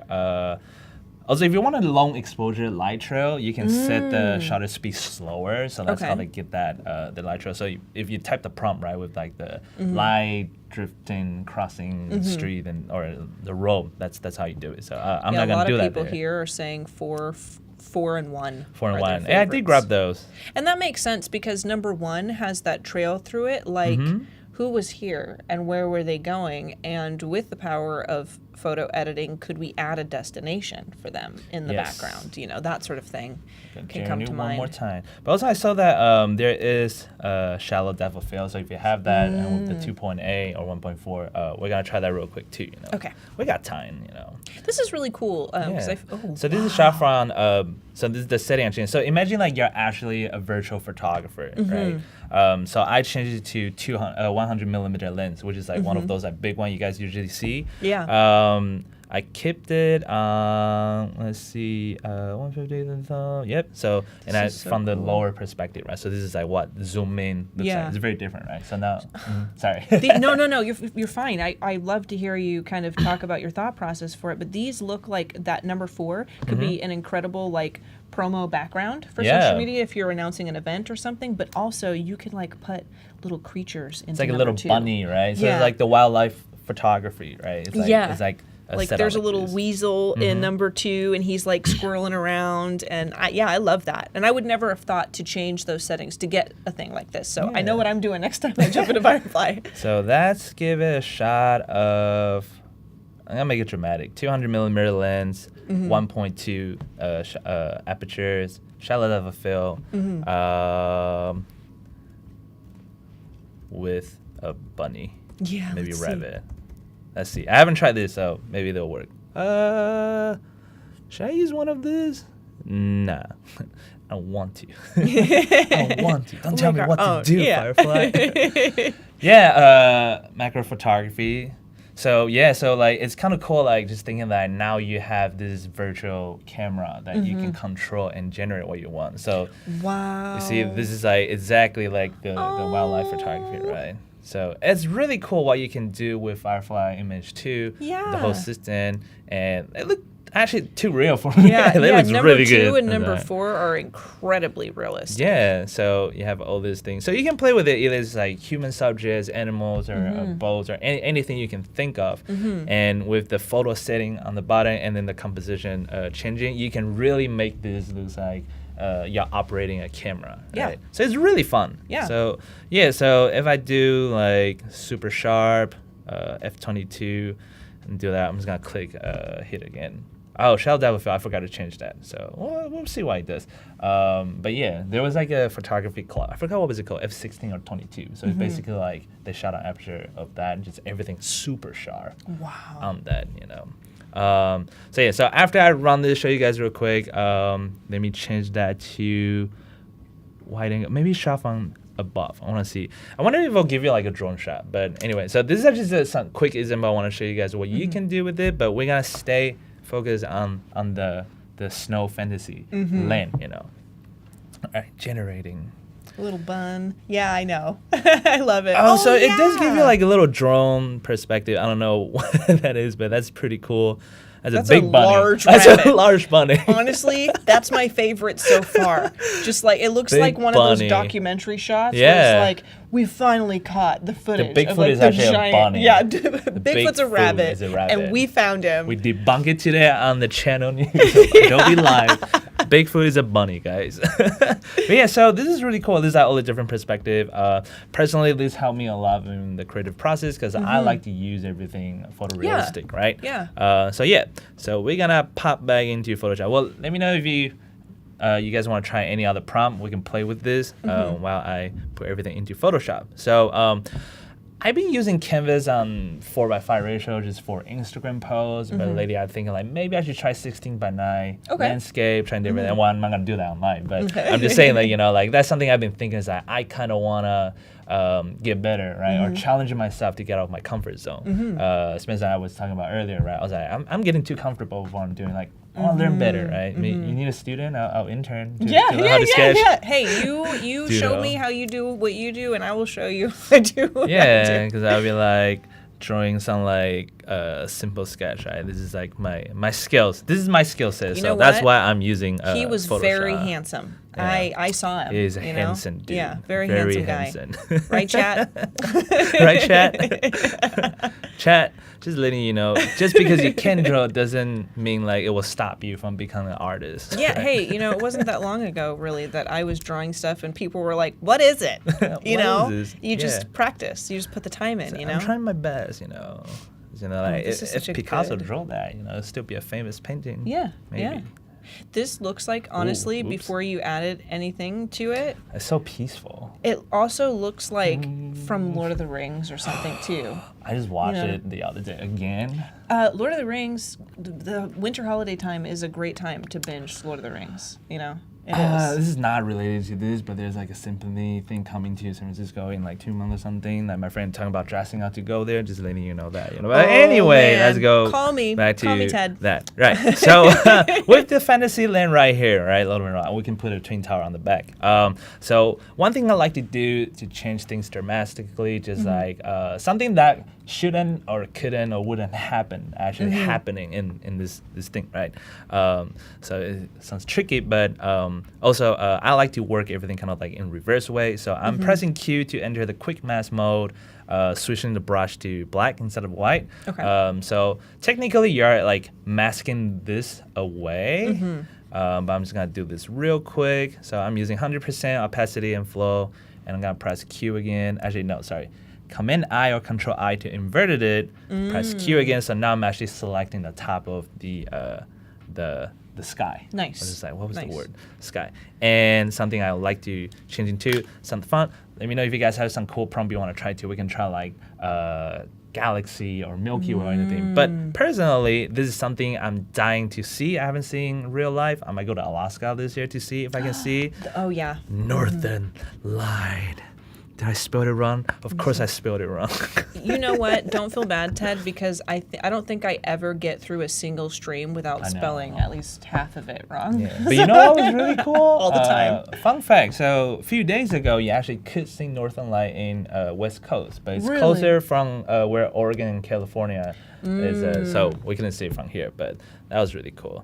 Did I spell something wrong? Maybe add an S to like Northern Lights. Oh. That might, Sorry. because it might think you mean singular, but Northern Lights would probably be Alright. more like. Maybe I spelled it wrong. Yeah. Cody said, yeah, it sounds like a kid's book. Yes. And if this Northern doesn't- Light. Did I spell that? Did I put Northern instead of Northern? You might have. I don't know. It's like a meme, you know, like through Northern Light. Oh, there we go. There we Northern go. Light, you know. Yeah, that's kind of cool. Yeah, we're getting there. Here, I'm gonna put that. Oh, interesting. Maybe I'm gonna try with the. I'm gonna try again. Okay. With lower opacity, because in the other test run I did, it looks really real. But I'm gonna go landscape photo of northern light. Yes. Yeah. If this doesn't work, then I'm gonna jump to the next one. If it One doesn't of it is work, gonna you can work, do Aurora Borealis, and I will look up how to spell Yes. because I don't know. Oh, But that would definitely. Hey, look. Perfect, actually. I was like, looks good. I like the first one. So we're gonna keep that on the. Yeah. Actually, that looks really, really cool. That looks amazing. So I'm gonna keep that as 1. So I'm gonna try it on all 4 to see if I could get the best result of everything. So we're playing right. So I should have Thank you, copied Cody. that prompt because now I can think about it. Cody has posted the spelling for some things for us in the chat as well. You know what? This is good teamwork. Borealis. Borealis. What does Borealis stand for? Aurora Borealis. I can't remember what Borealis actually means, but it's the Northern Lights. It's like the actual scientific name of the phenomenon. No, other of the fun nor- fact. Yeah. Not fun fact. I think this is Switzerland or Sweden. Somewhere there, or Finland, one of them. I'm sorry if I mess it up, but they call it the foxtail. Really? So there's an actual term for it. It's basically saying why snowy fox was running through the landscape, and then the tail hitting the ground, and then create the fire, and it sparks into the sky. So that's one of my favorite tale. That's actually amazing. Yeah, so they call Yeah. it the foxtail. So we have this. I'm gonna regen it again. This one actually looks really good, but I want to give it another shot. Aurora. Yeah. Thanks, guys. Thanks for your help, Clever. He's gonna put have the to two type of it us out. Yeah. together. We just can't We do can't anything. do Oh, it. that looks really cool. That is incredible, actually. Oh, Whoa. I don't know what that is, but I like that too. Okay, so between that, actually, I'm gonna go with this. 'Cause it Yeah, looks this one is a really little good. bit more. Yeah. Okay, so I was like, so we have option 2 now. So we gotta do 04th, and you guys can pick one. Oh, it is Sweden. Yeah, okay, Sweden. Cool. Close enough. Da, da, da. I'm brushing just a run, so it's not super. So the reason I'm doing that is when I do a brush like this, right? This is actually not just in the circle. It goes a little bit outside the opacity, so I don't have to get super close to the trees in the Super sky crazy. and the mountain, Nice. right? Nice. Um, Also, do we've that. got some great information in the chat. Clever says Boreal is the far northern region of Earth, and Cody says Aurora in Greek means sunrise, and Borealis means wind. So it's like sunrise wind, which is really because it's like wind, kind of blowing through the sky, and then Boreal being part of Borealis because it's like the far northern part of the Wow. planet. that is so cool. We are on a journey. This is welcome to Adobe Live Fun National fact Geographic. Lab. Yeah, fun fact lab. Do you know? Did you know, folks? I kind of like this, but the mask is not perfect.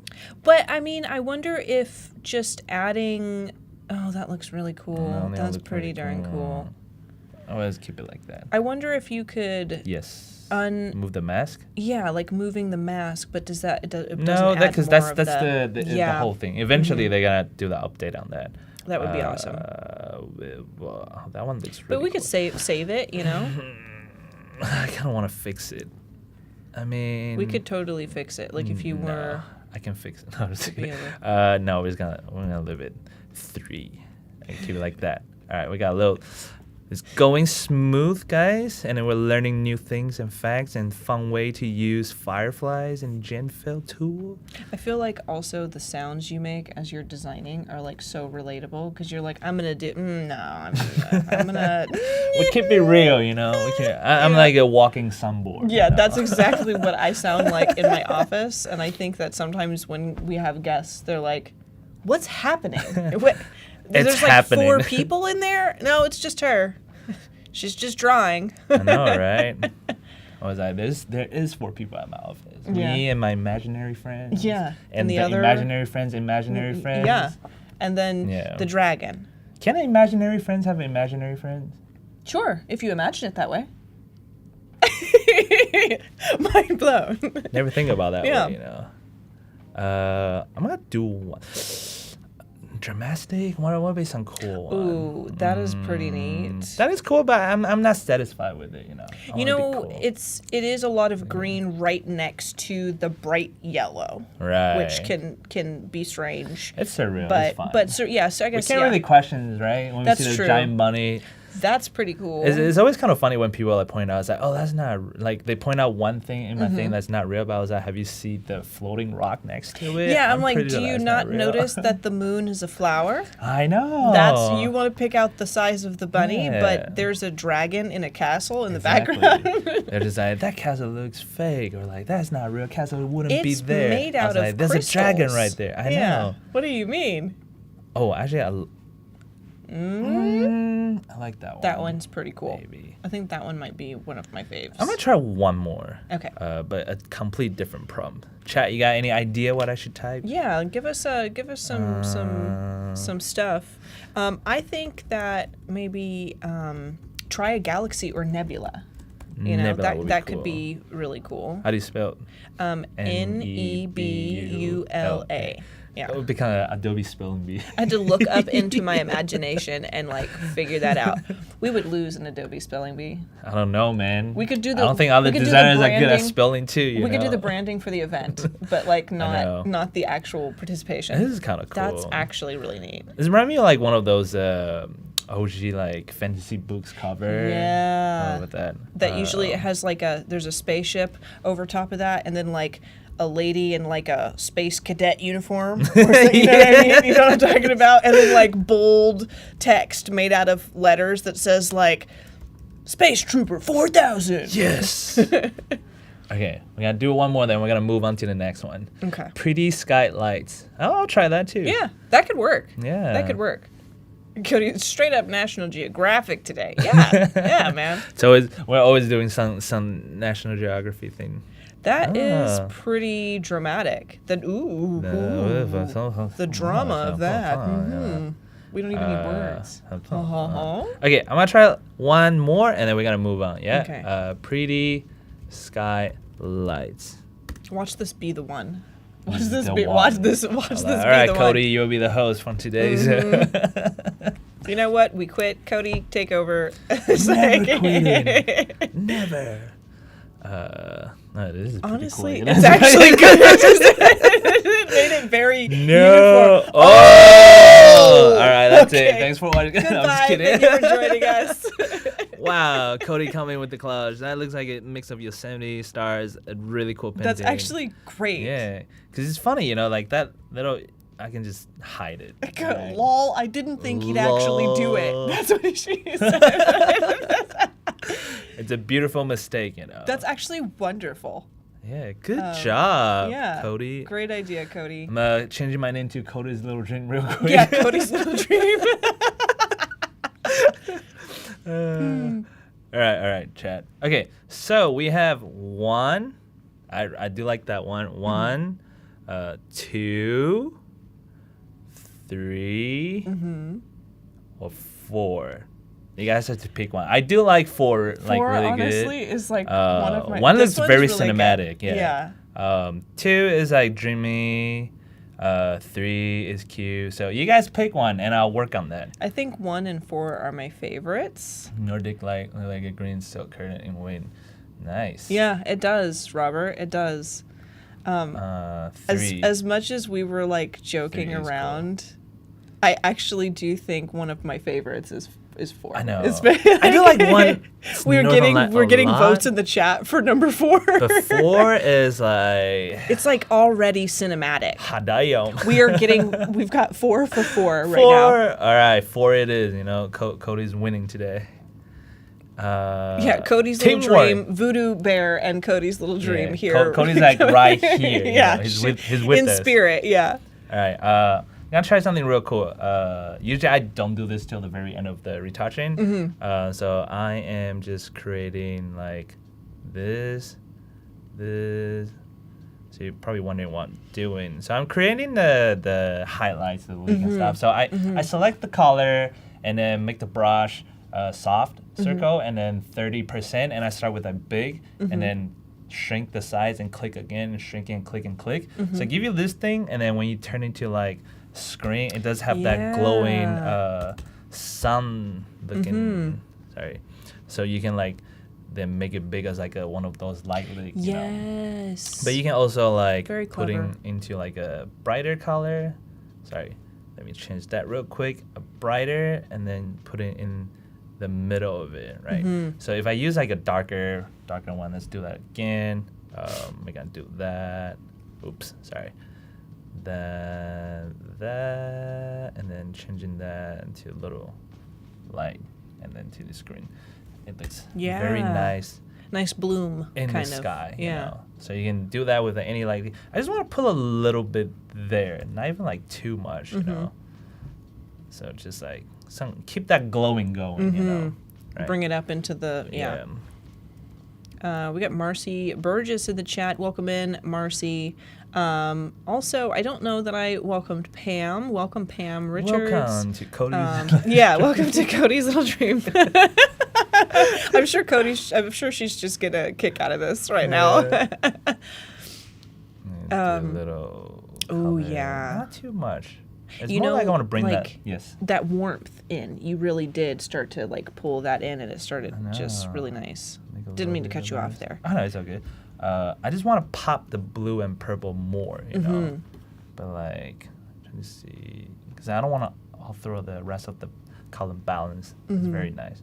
Okay, we're gonna keep it like this for now. Okay. Okay, what was I gonna do next? Cody, what would you like to do next? Yeah, Cody, what are we doing? We're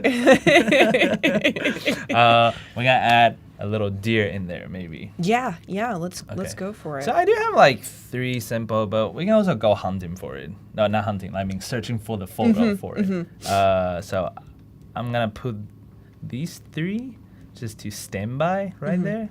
Then we're gonna pop back into here. And this is going to be interesting because you get to choose, like, with it being a surreal piece, like, are you going to make it as large as you would imagine it is? Or are you going to make it really big? Or are you going to make those trees massive? Like, are those in the main image, are those snow-colored rocks? Or are they mountains? Yeah, anything you want. And you can choose with the size of your subjects. So pretty light sky or pretty skylight. Pretty skylights, yes. Skylights.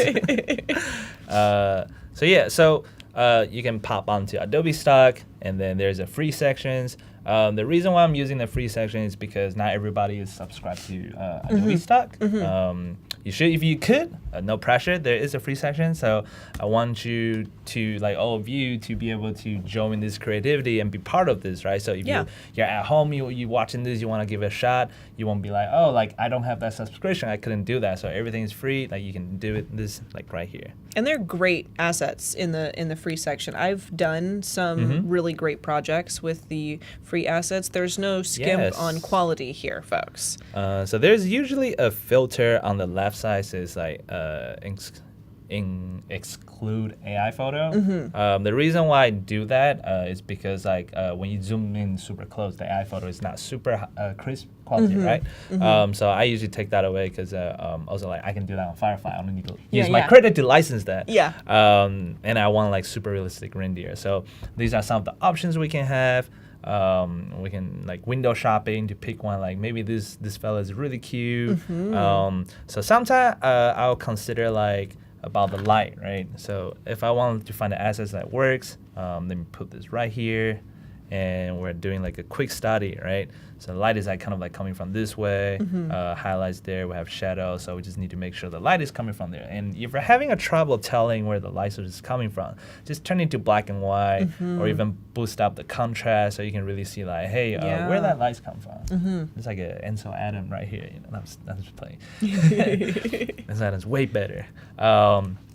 Right, so but if you look for something like soft light, that would like totally work too. Like I kind of really like that. It's like looking up, and then this is where I usually jump between like back and forth to see like, will this photo actually work? The perspective, like everything works or not, right? we can also try to generate a reindeer on top of that. I'm not sure if that will work. You might get like I feel like sometimes you might can be get very something different, yeah. Yeah, but you might get something different. It's But it's it cool could to be a experiment reference. though. Yeah, it could be a good reference. So here's the other trick, right? So on the crop, when I press C to do crop, I hit enter. I have this grid on, right? So I don't know if you guys have that setting on. I think it's literally just right here. Always shows overlay, rule of thirds, right? So I didn't really notice this till one of my friend pointed out. Apparently in my work, one, I like to use the small humans, small subjects with the background to use the scales, right? To show how big the world is. Two is that I tend to put them close to the one rule of third, but not on it, but like slightly off. But it organically, Yeah, very so nicely. if you want to help, right, so we can see. I say on the rock, right? That's on the rule of third. I wasn't like I didn't even look at it. That's like perfect. There, I was like, hey, oh, whoops, not that. I was like, hey, the rock looks really good for the deer to be there, but let me put closer to it. Sorry, I'm like pressing every button that I don't want to press, right? So you can see like that's actually really close on the rule of third, right? So I got lucky, make my first guess. It's looking good. So then we will move these rulers away. I just want to show you guys some of my behind the scene creative process of like, why did I put stuff there, right? So that's a reason. So we're going to try. It's a very, very good eye, honestly. Thank you. You're welcome. Appreciate that. Like, Yeah. They're cakes. That's dope. I like that. they idea. could be cakes. Those are mountains. Those are cakes. Those are the frosting. You know? Yes, yeah. I did added in before turn the desert into like chocolate cocoa powder. Does not look like that, but in my head it looks like it. Yes, I agree.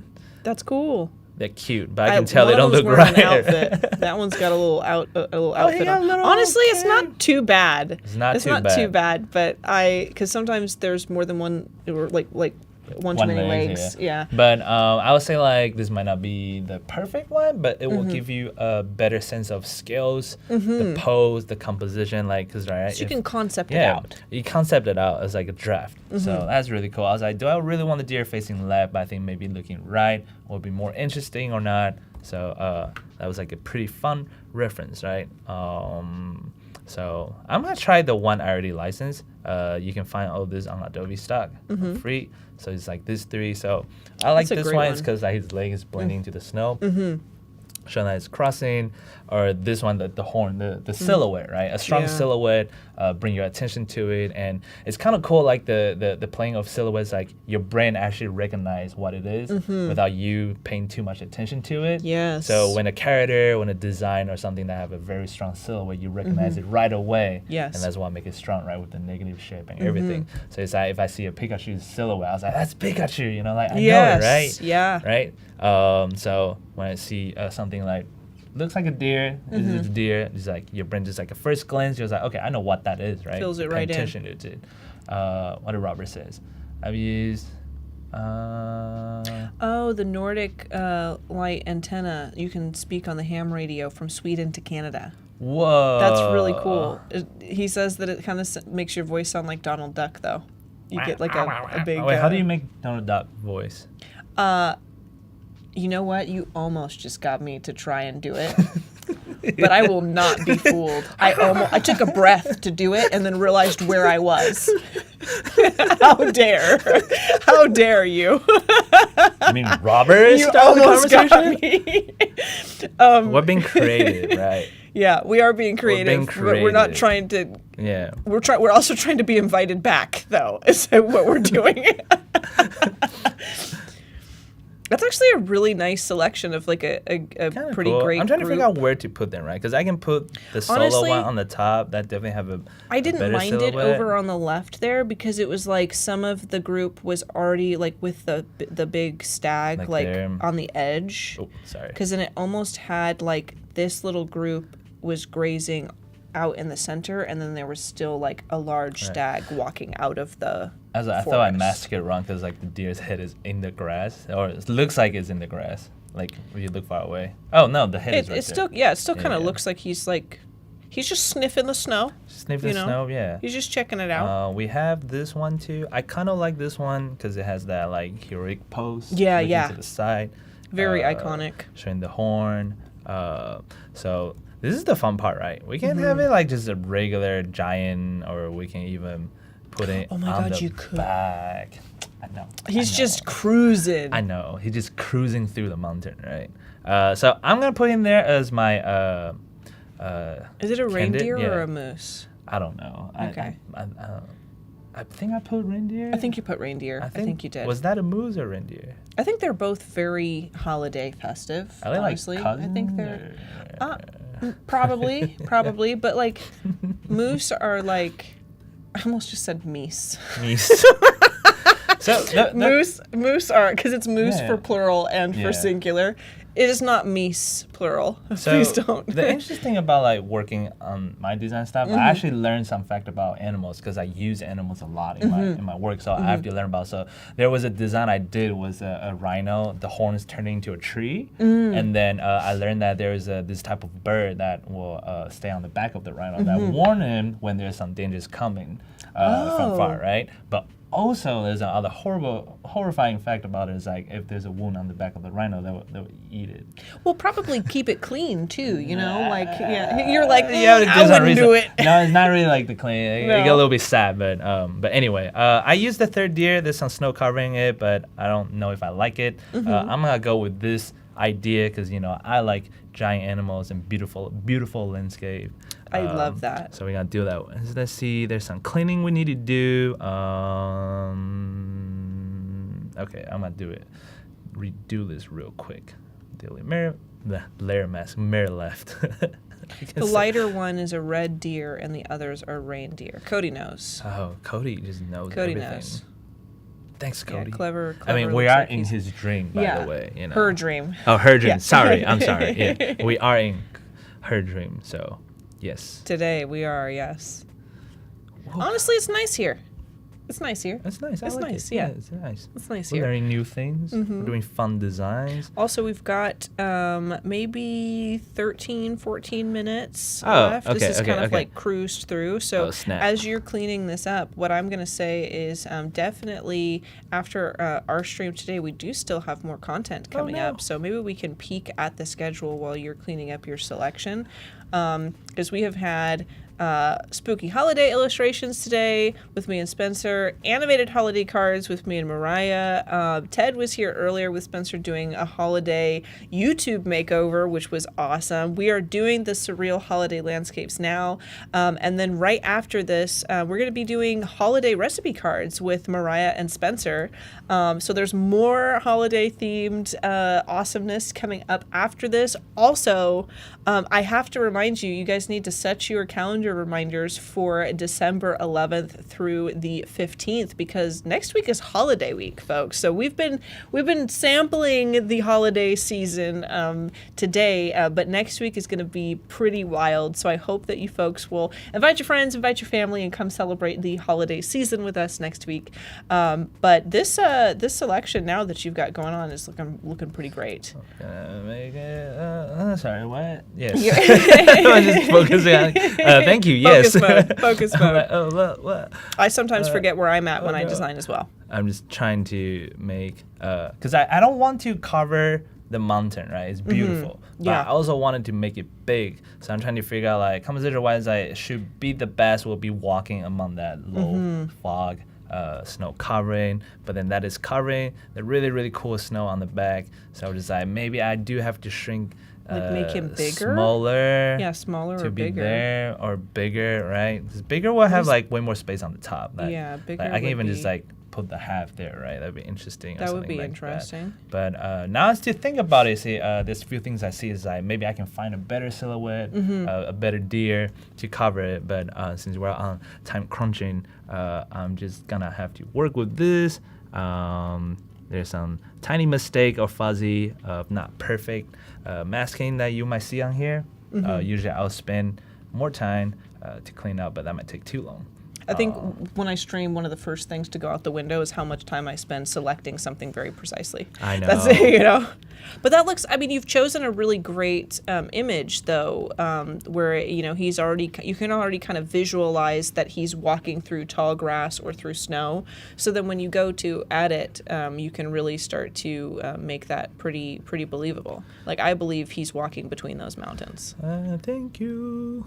Clever singing in the chat. Bum, bum, bum. Yes. Cody says, big boy reindeer. Yes. Indeed.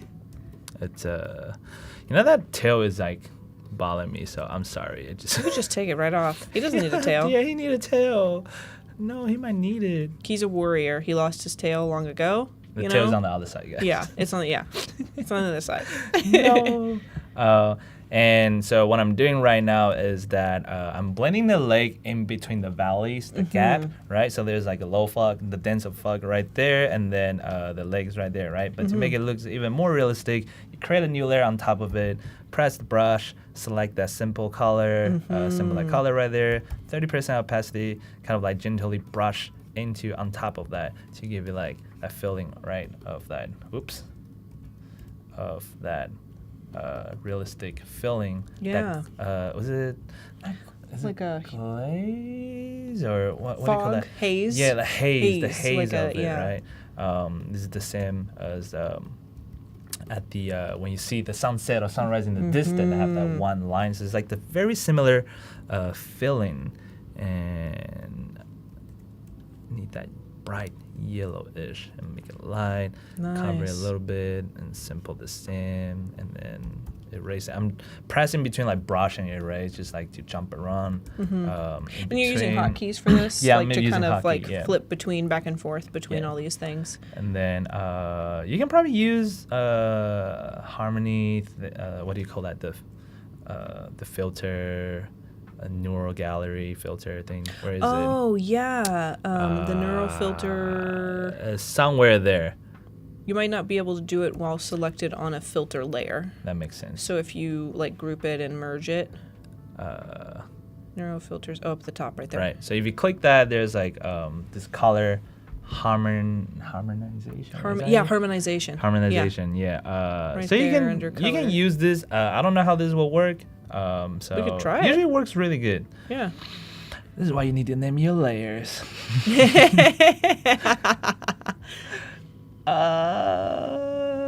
Somewhere here. Yeah, I think that's yeah.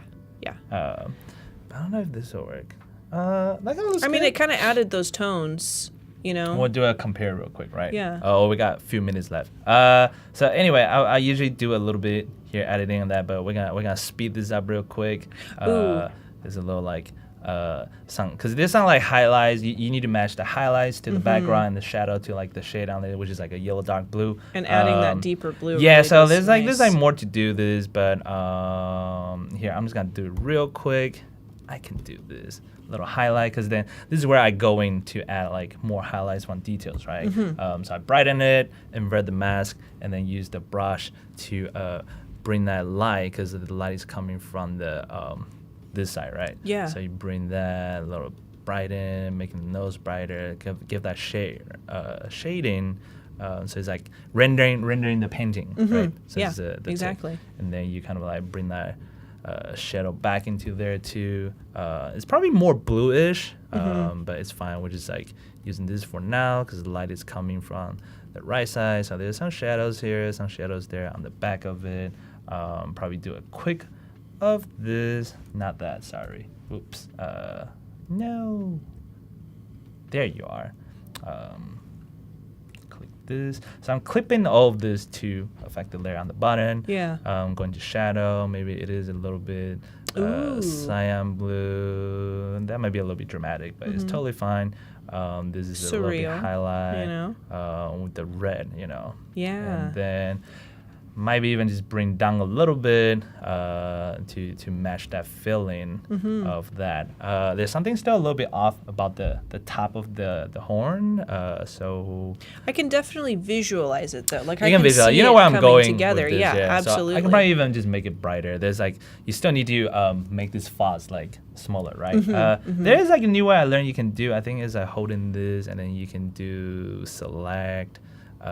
soft border or something. Yeah, like, to make it and I small. will yeah. like expand and Yeah. or contract it. I use contract all the time Is just to bring it in. But contract, you need to smooth it after, right? There was like an easier way. You can if you yeah. want to, yeah. But if I contract it, because see, it's just selected on the outside. So if you run Yeah. a brush over the mask, at least for there, Oops, sorry. invert maybe. Yeah, I need to invert it. But yeah, if you run it over the outside edge there around just the horns, you'll clean them up really nice. Yeah, just clean that out so you see the edge is different. Very I actually nice. brushed that earlier so it looks like transparent. But just Kind of showing cool. guys, Maybe like, it goes up into the nebula. The other thing I can do real quick, so we still got a little time, so this is what I'm gonna do. I'm gonna do that, do creating a new layers, make it white, make it glow, make it like the glowing horn. Yeah. Hope it's not too cheesy. This is just like one of the concept and stuff, right? And then do that, do this. Sorry, I'm just gonna do like a outer glow, and then a little light blue, something like that. Maybe not too bright, kind of that. Opacity, not noise, sorry, spread. Not size, reduce that. It's doing that is because the layer mask, layer, yeah. So if we don't have that, that's totally fine, because I can just do that and then make it glow. Yeah, there you go. Right, so I'm just make it very dramatic, so I can like bring it down, as what we say, the ping pong style, right? So we can do that, and then we can turn that to yellow. So Yeah, I think that contrasts really nicely. yeah, I might even actually. reduce it, because like this might be overkill it, or we need more glowing on the back, because like there's actually a whole filling of that, right? But that might cover like the top of the star. So I don't know. It's like you have to do. Cody what's says that? it makes his antlers look like a crescent moon. That could be an interesting concept. See, to that would be explore. a pretty cool concept too, right? Where the crescent moon come from? It's actually from like the Christmas deer or something, right? Yeah, absolutely. Okay, I can do this. Hold on. All I have to do is do gradient map, and then do this, pop in a color. Sorry, not like that. I need to change that. Dark blue on there, and then light orange yellow thing. Sorry, make it dark, maybe like that. Try this. Pop it into soft light. Got that like color gradient feeling, right? Yeah, nice. So I don't know if I like the glowing on the top of the head. Sorry, didn't mean to do that and move the whole thing away. Just threw it away. Yeah, I was like, where did it go? We do have just a couple more minutes left. I know. So I'm gonna show you one last trick. So let's just keep it right here. We're just gonna go with that real quick. Okay. Hold on, I'm saving the file. Then give me a second. Come on, 83%. Is this stock? It's too big. It's okay. We'll just do a JPEG. Okay. Dear JPEG. 12. Okay, so this is what we're gonna do. We're gonna put it on here. We're gonna pop into Express. We're gonna drag this into dirt. That's him there. It's gonna come in here, create new, original aspect ratio, and then we're gonna pop into media, video, typing snow, and we got some like really cool effect. Ooh, yeah. And then you can like drag this one. I already know this one because I tested it a few times, so this one looked the best. Drag it, put it here, changing the blending mode into screen.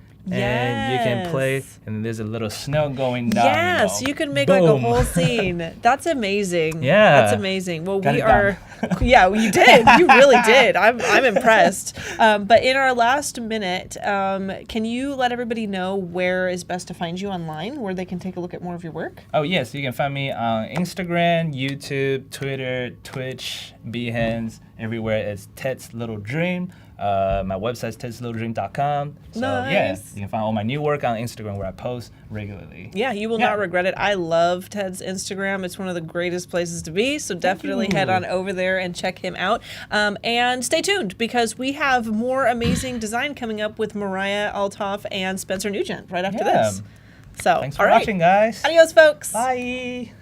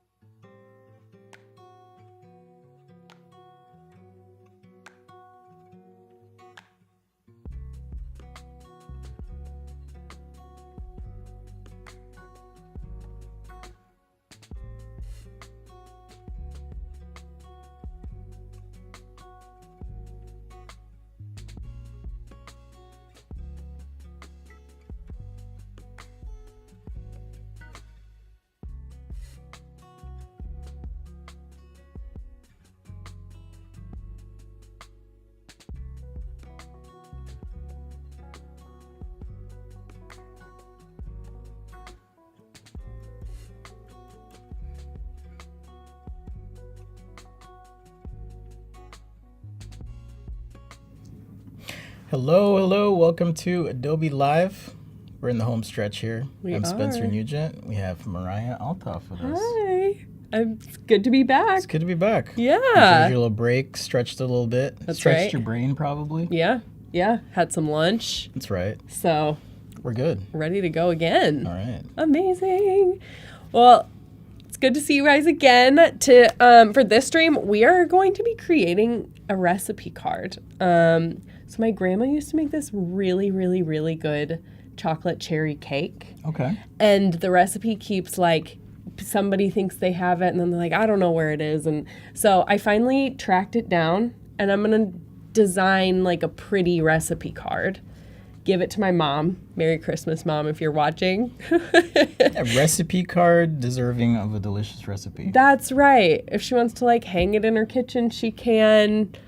Otherwise, at least it will live somewhere. If nowhere but my computer, it will no longer be lost. So to do that, we're going to be using both Adobe Firefly, Photoshop, and Illustrator. So all of them. All the good stuff. And yeah, I guess let's jump right in. Let's jump right in. So I've got Adobe Firefly pulled up.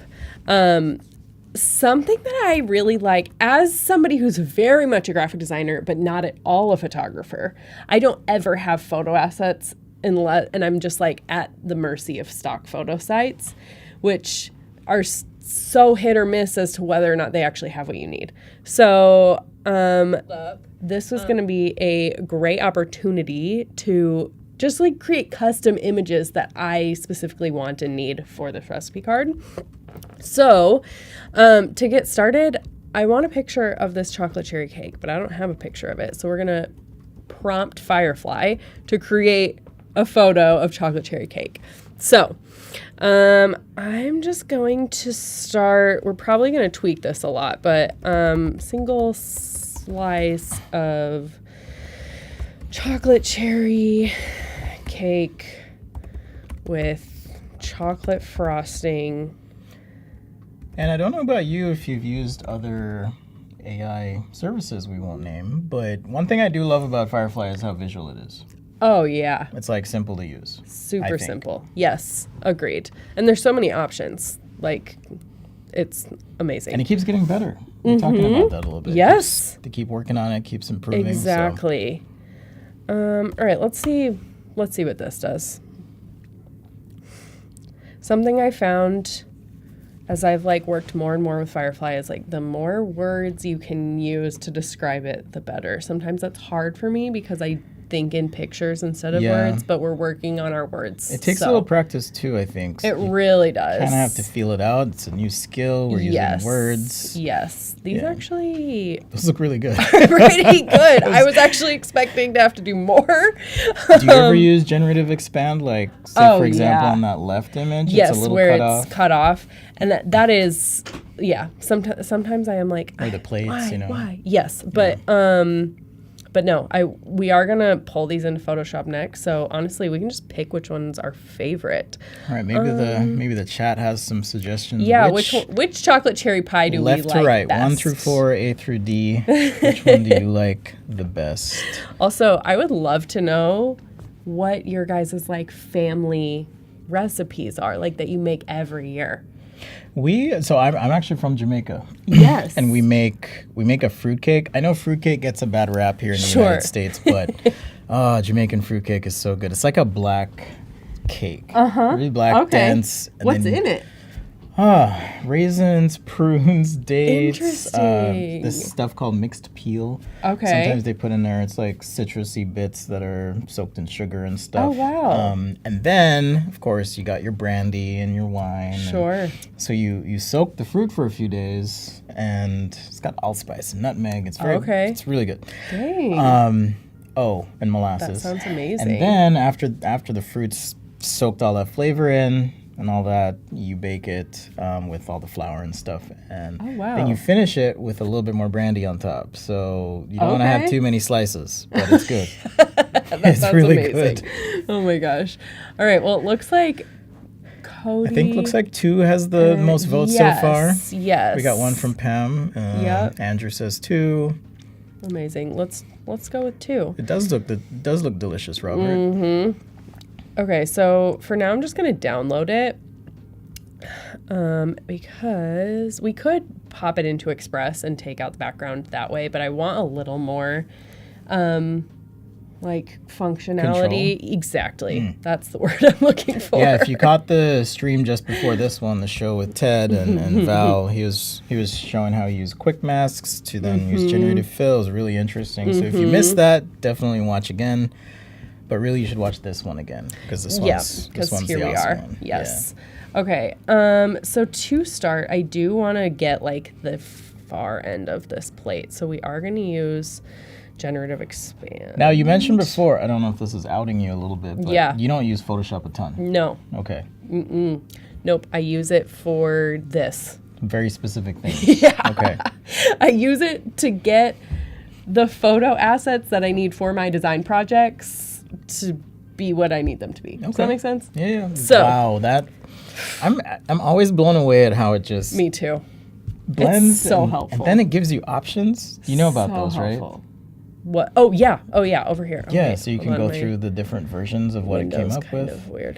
Yeah, Yes. it's just there in your panel. Yep. So pretty it's cool. just like different things in the background for this one, which I actually don't care about because I'm gonna cut this out. Oh, okay. But I get excited because I like options. yeah. No, it's so helpful. So, okay, amazing. 2 things. One, I do want to. Whoopsies. Well, I guess first I probably need to flatten this so that I can then cut this out, which this is also super helpful. Now you just click remove background. And it just does it. And it just does it. And it just knows what the focus is. And And it's so helpful. it's so mind-blowingly good. Especially for a girl like me who doesn't spend a ton of time in Photoshop. So they're really making my life so easy now. Yes. Because I used to just kind of make up what I was doing all the time. So the last thing I want to do is I have a very specific vision for this recipe card. It's like I want to make these images black and white, but I want to do so using a gradient map instead of just like, instead of just the black and white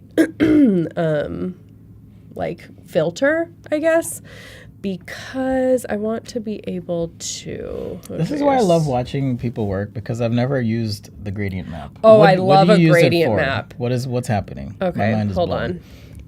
It's doing some weird stuff right now.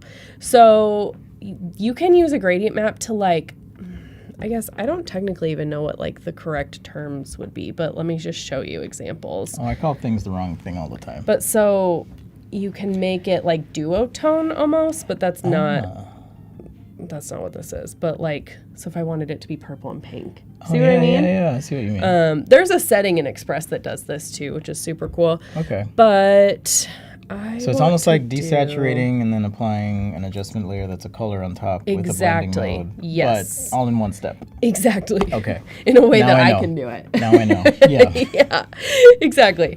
So, so now we have our black and white chocolate cherry cake slice. I do want to add a couple more like photos to this because I'm kind of going to make a whole like little collage of ingredients and prep supplies and things like that. Do you, because I draw. Do you ever start with sketches or you just have an idea in your head? I mostly start with an idea in my head. Okay. I do sketch sometimes. All right. It's just cool to hear how everyone starts. Some people go right into Yes. it. Even Val this morning was like, yeah, I do a rough sketch, but sometimes I'll just start painting. Yeah, no, sometimes I'll do a really rough sketch if I have like an idea in mind, but I'm like, I don't know how this is all gonna lay out. But otherwise, I kind of just go for it. And sometimes that doesn't work. All right. But While you're at it, my I'll ask the gosh. chat, do y'all start with sketches or do you just jump right in? How do you like to work? I'm curious. So now I'm gonna be doing a chocolate chips spilling out of like a bag. Okay. So this is a completely new image. we're Exactly. generating. On a white background. Let's see what we got. Loading. And the white background, I assume, is so you can Just cut it out cut it out easier. easier. And I just like don't need a bunch of stuff behind it. Okay, Smart. great. This is great. I like I that. do think I want it to be like shot from above though, and there is a setting on here, composition, shot from above. So let's regenerate that. Let's see what it has for us. Looks like Cody starts with a sketch all the time. Uma Corin, it depends. I hear Okay. you. That is cool. I Amazing. love that you can just control it that way and just say Me this is the kind of too. shot. I used to Me try too. and type the type of shot I wanted, like with text. No, these settings really hard have 'cause- changed the game for me. Yes. Sometimes I didn't know exactly what I wanted, Yeah. but to be able to see the little thumbnail and just pick it. Well, and I wouldn't Awesome. even know to like specify some of these. Like that doesn't even cross my mind, and then I'm like, oh, that is something that I should take into consideration. So okay, we snagged one of those. I'm gonna do the same thing. This time I don't need to do any type of like generative expand. So we're just going to remove the background. Oh boy. Okay, we're gonna undo that. All right. Instead, well, no. We are going to remove the background, but we are going to add to mask. Or, sorry. Oh, because subtract it's from not mask. actually erasing anything. There's a What mask do on I the layer. have? Oh, God. Are you using the eraser or brush? I was using the brush. Hold on. Yeah, just hit X. You'll get what you want. All right. You're so smart. I do it all the time. It's all good. Although I will say something that I do like to do more is, oh no, where do I, how The do I quick use, mask? yeah. No, where's the like, Or where you want to see the Yeah. mask? I think it's either Shift or Alt, and you click on the mask, and it'll show you. amazing. Okay, great. So because Or that actually turned the mask off. I think it's like Alt. that's actually Or fine. this is what you wanted. This okay. is what I want. Okay, perfect. Because if you guys were at my live stream this morning, you know I am a pen tool girly. This is what I do. Oh, you're one of those people. Yes. And since the mask didn't get any of this like bag in it, I'm just using the pen tool real On a quick. trackpad. On a track. I get like trolled on the internet for that every time. I use my trackpad all the time. I Because I love it. like to work in bed or on the couch or Yes. whatever, you know? Okay, So, so now I have a selection of that, and now I'm just gonna go in and paint it so that I don't have to. I need a bigger brush. oh, this is cool. I said this earlier too, but there's A million it's ways cool to to do the see same how thing. different people Yes. approach things in Photoshop, and I hope a message for everyone is just work the way that works best for you. 100%. Yes. Okay, we're gonna do the gradient map again. Let's Very see. Look how cool. pretty that is, except for we want it to be Is black that and the white. color of the year? I don't know. It's my brand color. Controversial, I heard. Is It's, it? Fuzzy peach. Yeah, they were chatting about it earlier. Oh, did they just announce that Yeah, for yeah. I'll pull it up. 2024? Yeah, I want to see it. I didn't know that. I'm a big fan of that color. Okay. It's my brand It's color. This one here, Fuzzy Peach. Or Peach Fuzz. Oh, okay. I kind of like that. Let's see. Pull up the official site here. Do people not like it? I'll just say the conversation seemed that there was some, or it seemed like there was some feelings about the color Okay. choice. So, but All right, that's fair. the one. I mean, it's So I thought you like- did that on purpose, but Well, no. you're just that cool. I'm just ahead of it. Pantone I'm follows really just Mariah. like a trendsetter. Yeah. Yeah. Exactly. Pantone's like, oh, They're like, who that's should? it. Whose color should we use? Mariah. She's cool. Mariah's. Oh, okay, I actually like this too. We're really like, I'm not having to rewrite prompts at Oh, all. this is great. We love that. Okay. It's so fast, and you get like just this high res stuff. It's Exactly crazy. what you need. And look, remove background was perfect. Boom. And we'll throw on So I guess that there's a little side tip, same- right? If you're gonna remove the background on something, contrast helps. helps Or a as I lot. like to say when I'm teaching drawing, contrast is your friend. Mm-hmm. Don't be afraid of it. That's right. Okay. Cool. All right, so we have those 3. I think I want to add one more. I just want like a fork, which I could obviously find on on Adobe Stock, but we're in Firefly already. And if you're looking for something that doesn't exist anywhere else, Exactly. might be inspired by stuff, but it's Exactly. at least unique. That's cool. So, So, side question. yeah. You're a graphic designer. Yeah.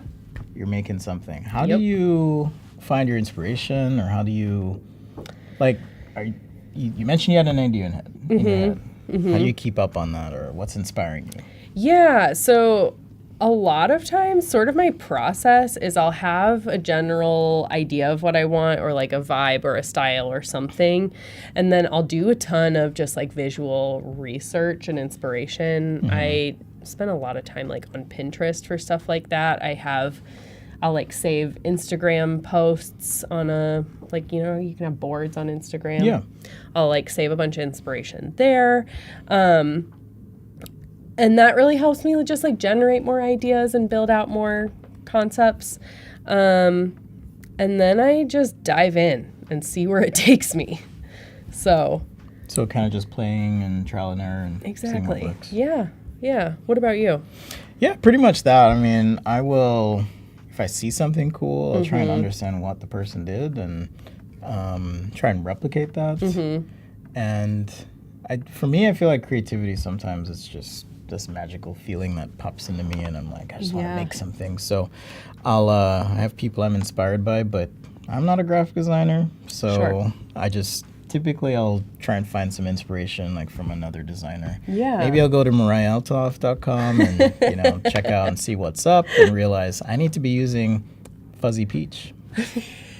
So That is really the moral of the story here, isn't it? Find cool people. So that's right. Okay, cool. So I have these assets that I've made. Now I want to no. Wait, I wanted one more. Oh. We want a whisk. Okay. A whisk and some eggs. We're just gonna say like a whisk in a bowl with 2 eggs. Let's see what it does. Let's see. I'm curious if the eggs will be whole or scrambled or Me too, actually. boiled. Kind of. Will they be deviled? Oh, look at that. We got a mixture. You got some options. I think I like this one the best because I like that they're not whole. Uh-huh. That makes sense. The whole eggs in the bowl is in a the little bowl bit weird. with egg juice in it is I mean, a there's choice. probably some recipe that does not. It's yeah. always a first. Yeah. So, okay, cool. We're going to do this. I do want to remove the background again. Amazing. I do want to fill this in, though. It's so fast. It really is. And then if it's masked, so then if you need to refine it, you can always just go in and paint or use the pen tool. That's right. You know me and my pen tool. It is my favorite. The pen tool for you is like the polygonal lasso tool for me. Is it? Yeah, That's your I thing? use that all the time. Okay. Yeah. I'm lazy, so I mean, it's a great tool. yeah, they both are. True. Okay, great. So now we have our, 5 images that we've generated for this project, which is so nice. You know how long I would have spent searching on stock images, like stock photos for literal days? And the other challenging things, you got to worry about licensing Exactly. and all that. But yes. the things you This one we generated in just Firefly generated. are okay for commercial use. We love that. So now I'm just going to pull these into Illustrator. So I just went split screen here. And what is important is like having both of these layers selected. And then you can just click and drag and it'll pop in here. Now, when you pop it into Illustrator, is it all one image or grouped? Yep, it's all one image now. Okay. Yep. So we'll just do that. And that's not linked, it's embedded. Yep. Okay. So I could save all of these and link them, but I don't want to. So we're not gonna. It's all good, as always. Many Yeah. ways to do the same thing. You could even Exactly. use Creative Cloud Library if you wanted. That's true. which I've done that a lot when I like go from Illustrator to Adobe Express. Yes. That's really helpful. That's a nice one. Especially if you're not going to be working at your computer you always work at, or you have access to your files, you can just use Creative Pop Cloud 'em for in. that. Yeah, it's awesome. One more. Oh, the cake. The star of the show. All right. So we've got all of these in here, and I'm just gonna like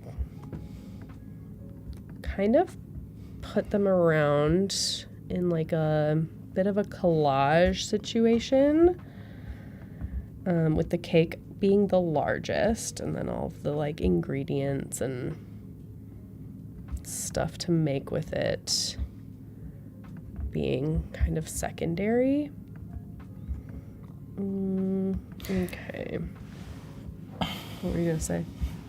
Oh, I thought you were just saying something. I was going to. But I was like, I don't want to interrupt you. No. I do a lot of teaching students, and I'm hearing their questions in my head right now. Yeah. How do you know where to put these on the page?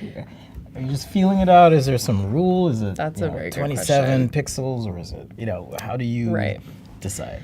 Well, I haven't fully decided quite yet, but what I am thinking through is so I'm going to put the recipe like right here. Okay. And then I want all of these things to kind of fill the space, but still sort of direct the eye down here. So I do kind of like that the chocolate chips are like spilling in towards where the text is going to be. And the whisk is like directing itself down to where the recipe is going to be. I have the cake being the largest just because it's the like subject of the project, and then everything else is just kind of spaced around evenly throughout that. So, but that is that's a really good question, and using like visual cues to really direct people's eye to the actual information you're trying to convey in the graphic is super useful and like a hot tip. So if you're ever like, should this go this way or this way? Like, well, is there a specific direction you want the user's eye to go in? And that can really help guide you to that as well, if that makes sense. Totally. That's how I would answer it too. Amazing. There's one more analogy I like to use, which is visual composition is kind of like music. If the music has the same beat, it's very boring. So you have to vary things in a way that is accretive, or they help each other in the composition. So it might be the direction or scale or color, things like that. That's super helpful too. But yeah, music that has the same beat's kind of boring. No, I really like that analogy. So I did just already put the recipe in here, so I didn't have to go track it down. And that's not generated? No. Okay. It's a good. family recipe that goes back maybe one generation. So, Oh, lost our connection there a little bit. Let's see. We good? I think we're good now. Okay. Finicky cord. We're back. Okay. Chocolate cherry cake. All right.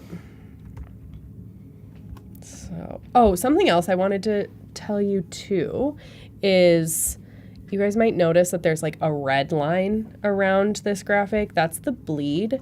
So because this is going to be printed, or at least in theory it'll be printed, we want to make sure everything that touches the edge of the graphic goes an extra, I do 1/8 of an inch, usually that's sufficient for like a print shop, an extra 1/8 of an inch off the page. So once this graphic is printed, it's going to be trimmed down to this 8x10 size that I've set up, but anything that goes off the edge of the page, you want to make sure it goes at least to that red line, that bleed line. So, and if you have any questions about that, let us know in the chat.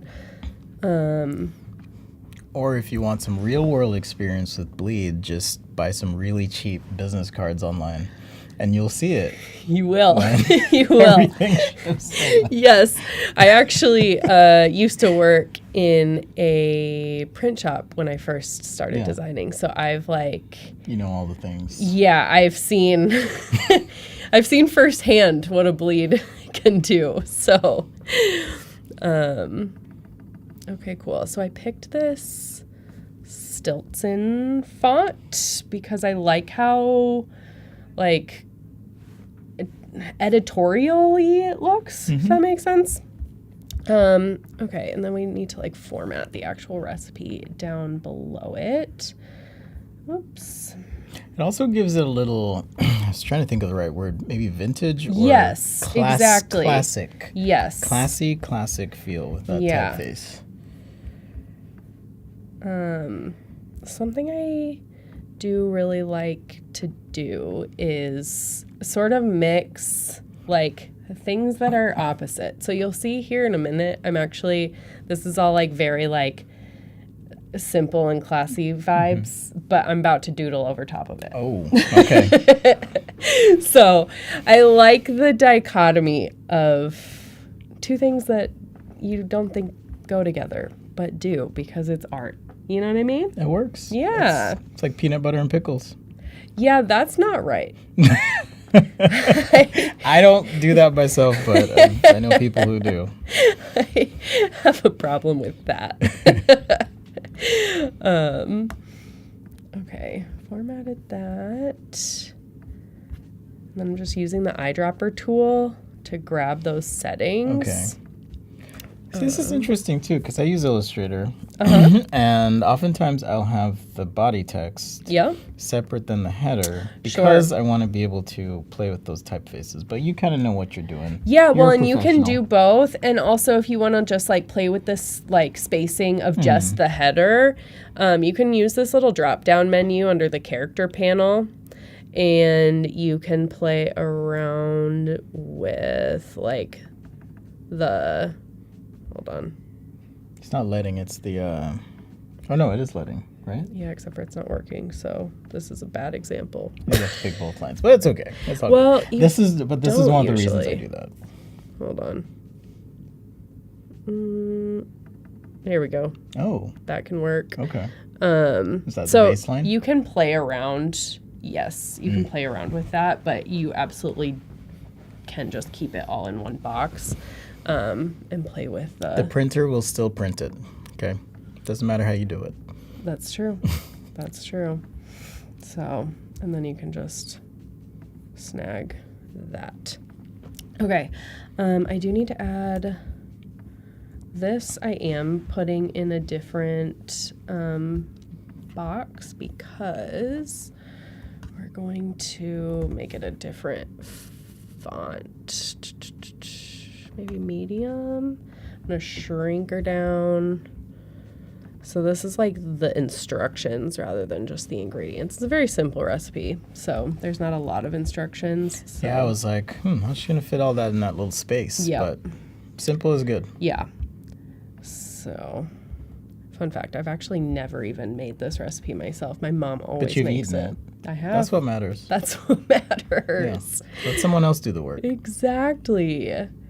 So, yeah, I've wanted to make something that of just our classic family recipes, you know what I mean? So, I think this is the start of that.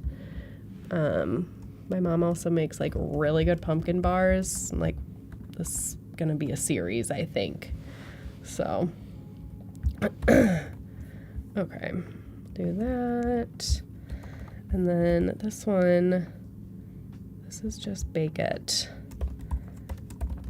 350, 25 to 30 minutes. That would be 350 Fahrenheit, everyone. Oh, yeah. Let's just, don't want to be blowing up kitchens now. That's, oh my gosh, so real. Okay. So now we have our formatted text down here. Except for I still kind of hate the spacing of this. It's too tight. So let's see, now that one worked. Okay. That helps. Awesome. Sweet. Now let's just make sure. I do like to just try, I don't measure this, but I do eyeball it just to see that the bottom of this box of text and the left side of this box of text are approximately the same distance from the edge. Something else I want to point. Bottom or from the like bottom and the side. Oh, okay. Does That's that what make you're eyeballing. sense? Yep, So like that makes sense. this space and this space are approximately the same. Do you ever use guides and the Yeah, ruler and all that? Sometimes I will like straight up measure it if I want to, and we can. So you can hit Command R and it'll pull up the rulers. And you can actually like click and drag a guide.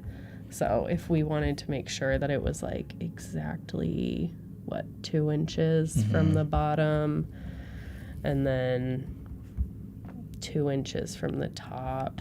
Although I think that's actually going to be a little close for my liking. So just click on the ruler and drag over, and there it is. Exactly.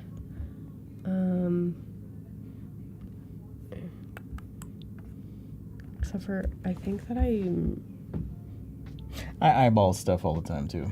yeah, also, I was thinking this was 12, but it's, I think half is 9.5. Okay, yeah. Oh. So that's not 2 at all. But anyways. Zoomed in a little bit. How big is this card, by the way? Maybe It's an 8 by 10. Maybe I missed that. Okay, 8 Yeah. by 10. Yeah. So, okay, cool. So here's our like base image, I guess. I'm still kind of going to play with the spacing a little bit now that we have the actual text here. Kind of want to give it a little more room to breathe down here.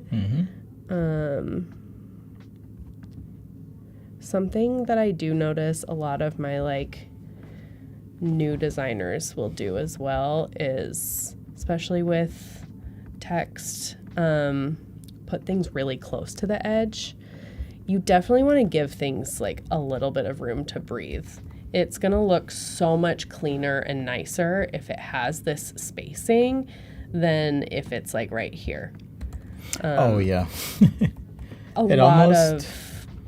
Like beginner designers tend to like put stuff right up on the edge. And so this is just your daily reminder. Give stuff room to breathe. We all need some space. We all need space. Yeah, personal space. So, okay, cool. So here's our just base lockup, I guess, of the whole graphic. I do want to add some color. So I think I'm going to make this red. Okay, cool. We'll do this red, the same red too. It is going to screw up the boxes. Do you usually do your designs with neutrals like grays and then apply the color? Or Yes. do you use color as you go? I usually design things in like black and white to start. And I don't know that there's like a right way to do it necessarily, but for me, I like to know that it works flat first. Also, color can be kind of hard for me at first. So I like to just start with black and white, know that it works really well in just single color, and then it makes it way easier to just kind of play around with color once it's already done, in my opinion. So Yeah, I mean, color has personality and yeah. people have preferences, so sometimes it's easier to... I do the same. Yeah. I was just curious. But, Yeah. Especially too, like if you're designing logos or something, it is really important that that works in a single color anyway. So it does help if you start as like designing as a single color and then adding color to it later, just because you know then, okay, it is successful, like just as a black and white. That is really important. So something like this, it doesn't ever need to be in a single color, but it does help me just like make sure the layout's all good, and then I can just play with color as I go. So this graphic, I think it's like all of the images are going to stay in black and white, and then I'm just going to add like red doodles on top of stuff. Ooh. So I do think we're gonna change the opacity on some of these though, because it is gonna get a little busy as we continue to add stuff, and I just don't want these to be as, I don't want it to compete with the illustrations I'm about to contrast. add. Exactly. So just pull that down a little. Maybe this one. That one was already a little Do light. you ever go back to Photoshop and then modify something and bring it back in? Sometimes, but not often. Okay. Yeah. Illustrator is your place. It's my happy place. All right, I all right. live and breathe in this program. Anything I can do in Illustrator, I will. Okay. So honestly, before all of the like generative AI, like remove background stuff, I would literally use the pen tool in Illustrator and create a clipping mask to cut out backgrounds. Wow. Not even the magnetic lasso in Photoshop No. or any of that. Wow. No. So if anybody wants to know how I got my pen tool skills, it was just a lot of practice. So, okay.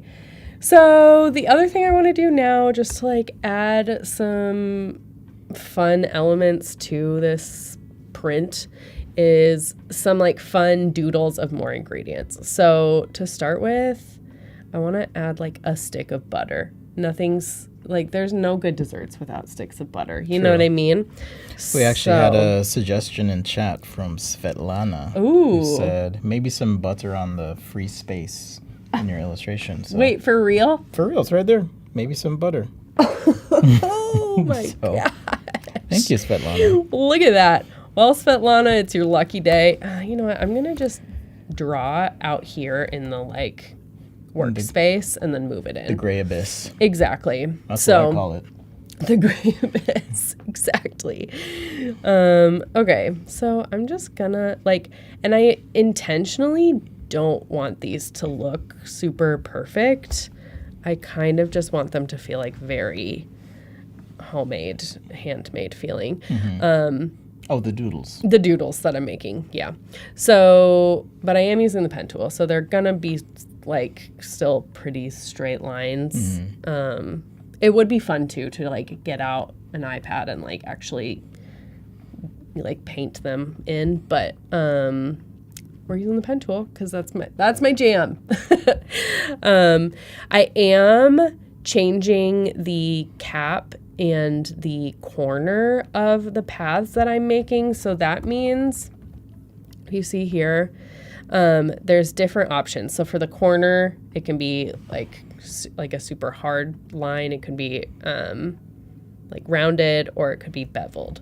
So because I want these to look just kind of handmade doodly vibes, I want it to be rounded. And then if there's any like just like open-ended lines, it'll be a cap, like a curved end instead of just like a hard straight end of line. So those are the settings I just changed, and I bumped up the stroke to 3-point instead of 1. So, okay, let's make this stick of butter. The other thing I'm going to do to round this corner is, if you use the direct selection tool, you can select that point and then use this little guy. I love when they introduce that one. I know, it's so nice. Do you remember back in the day, like taking the pen tool and adding points and extending the handles so you could then erase the middle one so you could get that nice rounded corner? No. At least that's how I did it. No. But I'm kind of weird. But Well, I don't... Honestly, most of the time I've been designing, I think they had this. Oh, I just I think aged you myself did. tremendously. No, I think I was using Illustrator back when it was Illustrator 9 or 8. Okay, yeah. Way back in the day. I think it's always been Creative Cloud. Oh, okay. When I've been doing it. All right, So there you have it. I'm sorry to say. We paved the way with our pain. That's right. And now you've reaped the benefits. Oh my gosh. Okay. But yeah, I was using it when that wasn't even a thing. But it's so nice. You can just, that little white circle that pops up, just so nice. click and drag, and there you have a rounded corner. So nice. It's also nice too that like I just made that stick of butter kind of short for my liking. So now I'm just using the direct selection tool to just tweak Select and move. things and move stuff where I want it to go. So I know earlier today I was talking to Val about how she's like, how do you just make it look good immediately? And I'm like, you don't. You just tweak it. So, okay. We got a stick of butter. The other thing I want to do, let's see, is I want to change the opacity to multiply, which makes it so that like this image goes through. can be shown through it, so that it kind of adds to this like fun doodly image collage situation that I'm creating. So I might turn down the opacity of these later, but to start with, we're just going to leave it as is. So, okay, next, I'm going to add like one of those like measuring cups, but like a liquid measuring cup. Oh, yeah. You know what I mean? Oh, the big ones? Yep. Cool. With the handle. So, and sometimes too, like, I'll grab reference images for stuff like this, but because I don't really care for this to be super perfect, like I kind of want it to look doodly, we're just going from scratch. Oh, amazing. Let's see. And then again, with the pen tool, it's just clicking and dragging out that anchor point so that you can create those curves.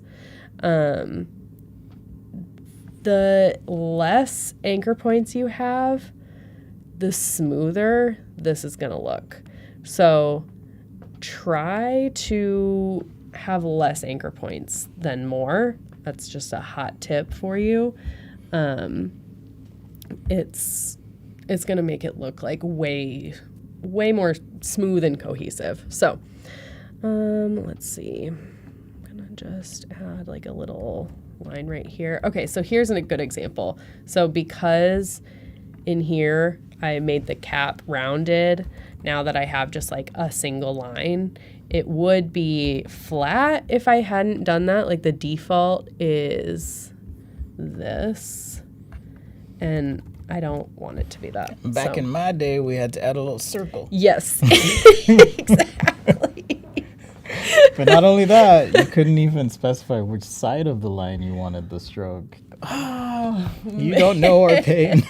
that's so real. Oh, it's really funny. All right, now we're just gonna add like little measuring. I think I know what you're gonna do here. I think. Do you? What do you think I'm gonna do? Okay, maybe you didn't do it. I thought you were gonna duplicate the little marquees, Oh, I thought about that, but again, because like a blend or something. Yeah, because I don't care that it looks super perfect, we're just like Okay, cool. going for it. Okay. Speaking of super perfect, a lot of times I'll actually change the units in Illustrator for strokes to be millimeters because I end up making stuff on the laser cutter, 3D printer, 3D whatever. So What do it's you- nice to be able to. What are you making on a laser printer and 3D printer? That's cool. Most recently, I made some ornaments. Cute. Started in Illustrator and ended up 3D printing them. What so. kind of ornaments did you make? Like, what'd they look like? Well, I don't want to take away from your show. Okay, well, Mariah. fine. I can show you later. Just like some snowflakes, Santa things. Here they are, actually. I love this here. Just some snowflakes see. and Santa things and go. whatnot. So That's cute. yeah, Do you have a laser printer at your house? I have 5 3D printers. Let's see, 1, 2, Oh, 3, 4, 5, So yes. and then 2 laser cutters and a CNC machine. That's Yeah. really cool. Thanks. Wow. Okay, so we have our butter. We have a measuring cup. Mm-hmm. Let's add a little baby carton of milk. Because That's a good you one. need milk in the recipe. All right, we got about 10 minutes. Okay, cool. This is honestly perfect timing. So I think we're only gonna do like a milk carton and then maybe like a spoon or an egg or something, or all the above. All right. That's not right. Over here. Okay. Awesome. I am also not really worried about like which lines are connected and which ones aren't. Because we're the anchor points being joined. exactly. Because you're not filling this in. Exactly. Okay. They're just going to be outline doodles. And it's a doodle, so you're not worried about getting perspective perfect or anything No, like that. not at all. Okay. I kind of want it to not be. It's almost like part of the style. Exactly. Because I noticed that with the butter a little bit Yep. too. Yeah. Sorry, it's my drawing brain. No, I love that.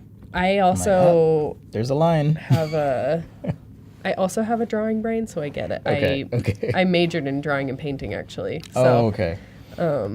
I just taught myself the computer stuff. You just wanted to stress me out about your perspective. Yeah, exactly. Yeah. All right. So, what else do I want? Arsha says, great work. Oh, thanks. Okay, we're gonna make like a cracked egg, like a cracked eggshell to go over top of the like eggs. Let's see. So I'm just gonna use like the ellipse tool to build the shape, and then I'm gonna go over here to the pathfinder tool and click divide, and that's gonna turn these into two different shapes. So now we can have... Okay, I just learned something. The pathfinder because tool rules. I would have made a shape to overlap and then used the top icons, not the other one. Mm-hmm. Okay, I just learned something. Cool. Yep, there's like a ton of different options. It's wild. Yeah, I haven't really gotten into Shape Builder either, but I hear it's cool. Yeah, it's really cool. Okay, and last we're gonna add like a little spoon to go over here. This is also gonna be kind of wonky, but I kind of like that. So if you want to see like nice, perfect drawings, go watch my live stream from earlier today. And then this one we are It's character. Exactly. It's character. That's what it is. Yeah. So it's actually kind of fun because when I was playing around with this earlier, like this is not really the style that I gravitate towards ever, but I was inspired. Like I saw something online that had a bunch of like images and doodles over top type of a thing, and I was like, I really liked it, and so I kind of played around with that concept, and then here we are. So yeah, it's kind of fun to go outside of your It's not something I normally would do either. Zone of genius. Kind of stresses me out, but it's coming together. Thank you.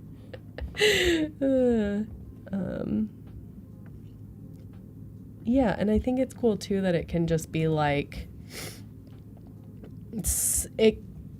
you could make like a whole series of these and they could all match without like you needing a bunch of different I do appreciate that you do the zoom out thing where your canvas is like tiny. Oh yeah. And then you place something. Yeah, well, because I need time. to see like the spacing. Something else that helps me a lot is trim view.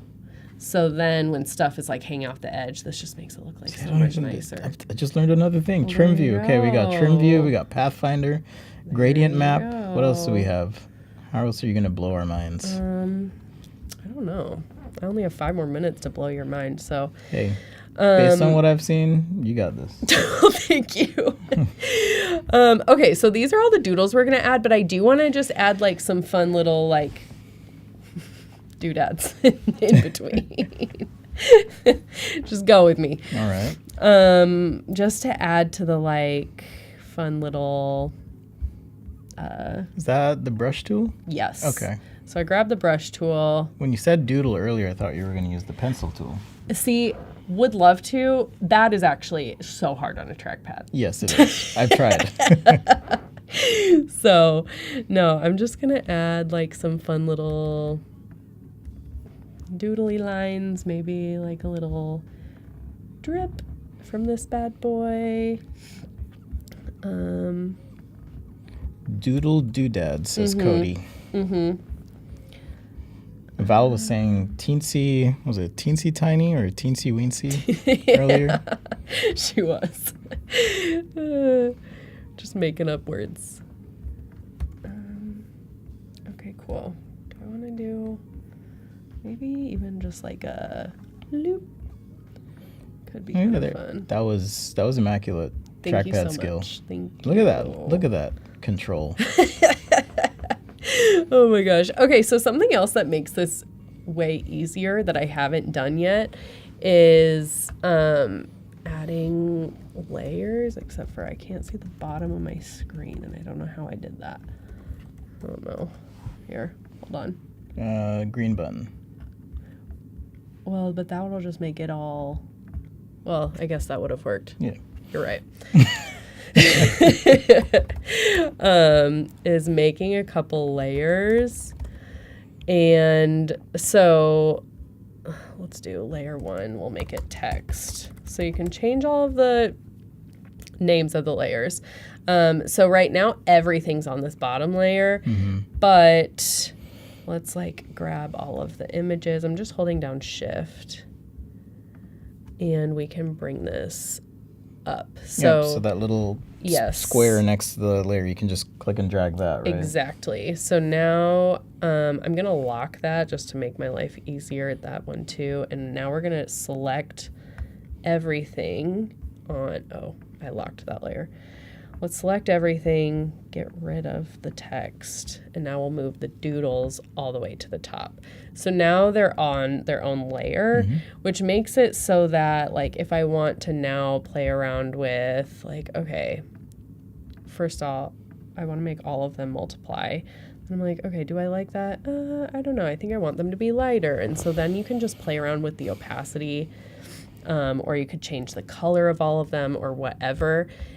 And because it's on its own layer, that actually makes it possible. So, I do think the brush stroke is like a little thicker than the pen tool one that I was making. So I'm gonna keep those all the same stroke weight.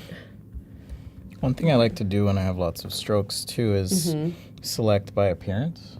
So if they all have the same color or... Yes, that's such a hot tip too. Here, we'll show everyone at home. So if you have something selected, you can go select... Same.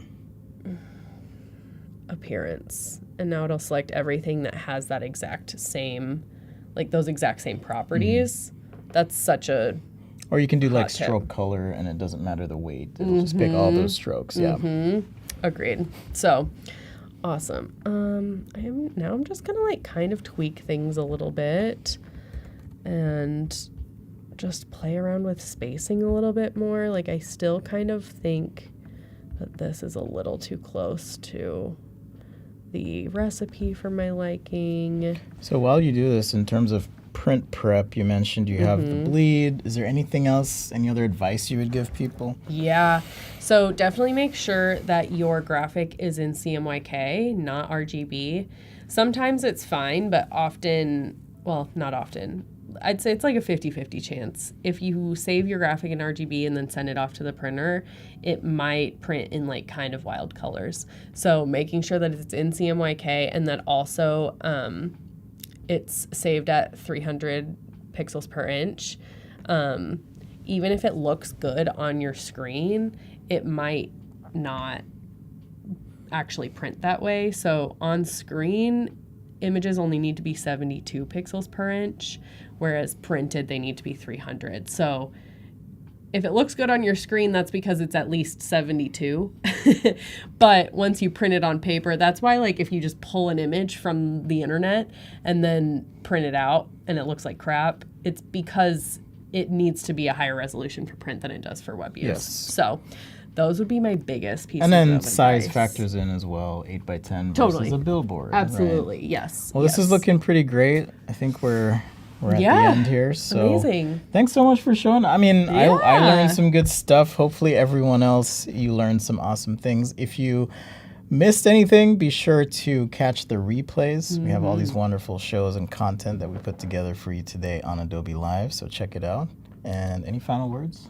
I don't think so. Have a happy holidays, friends. Thanks for being here. Happy holidays. All right. Thanks, everyone. Thank you. Take care.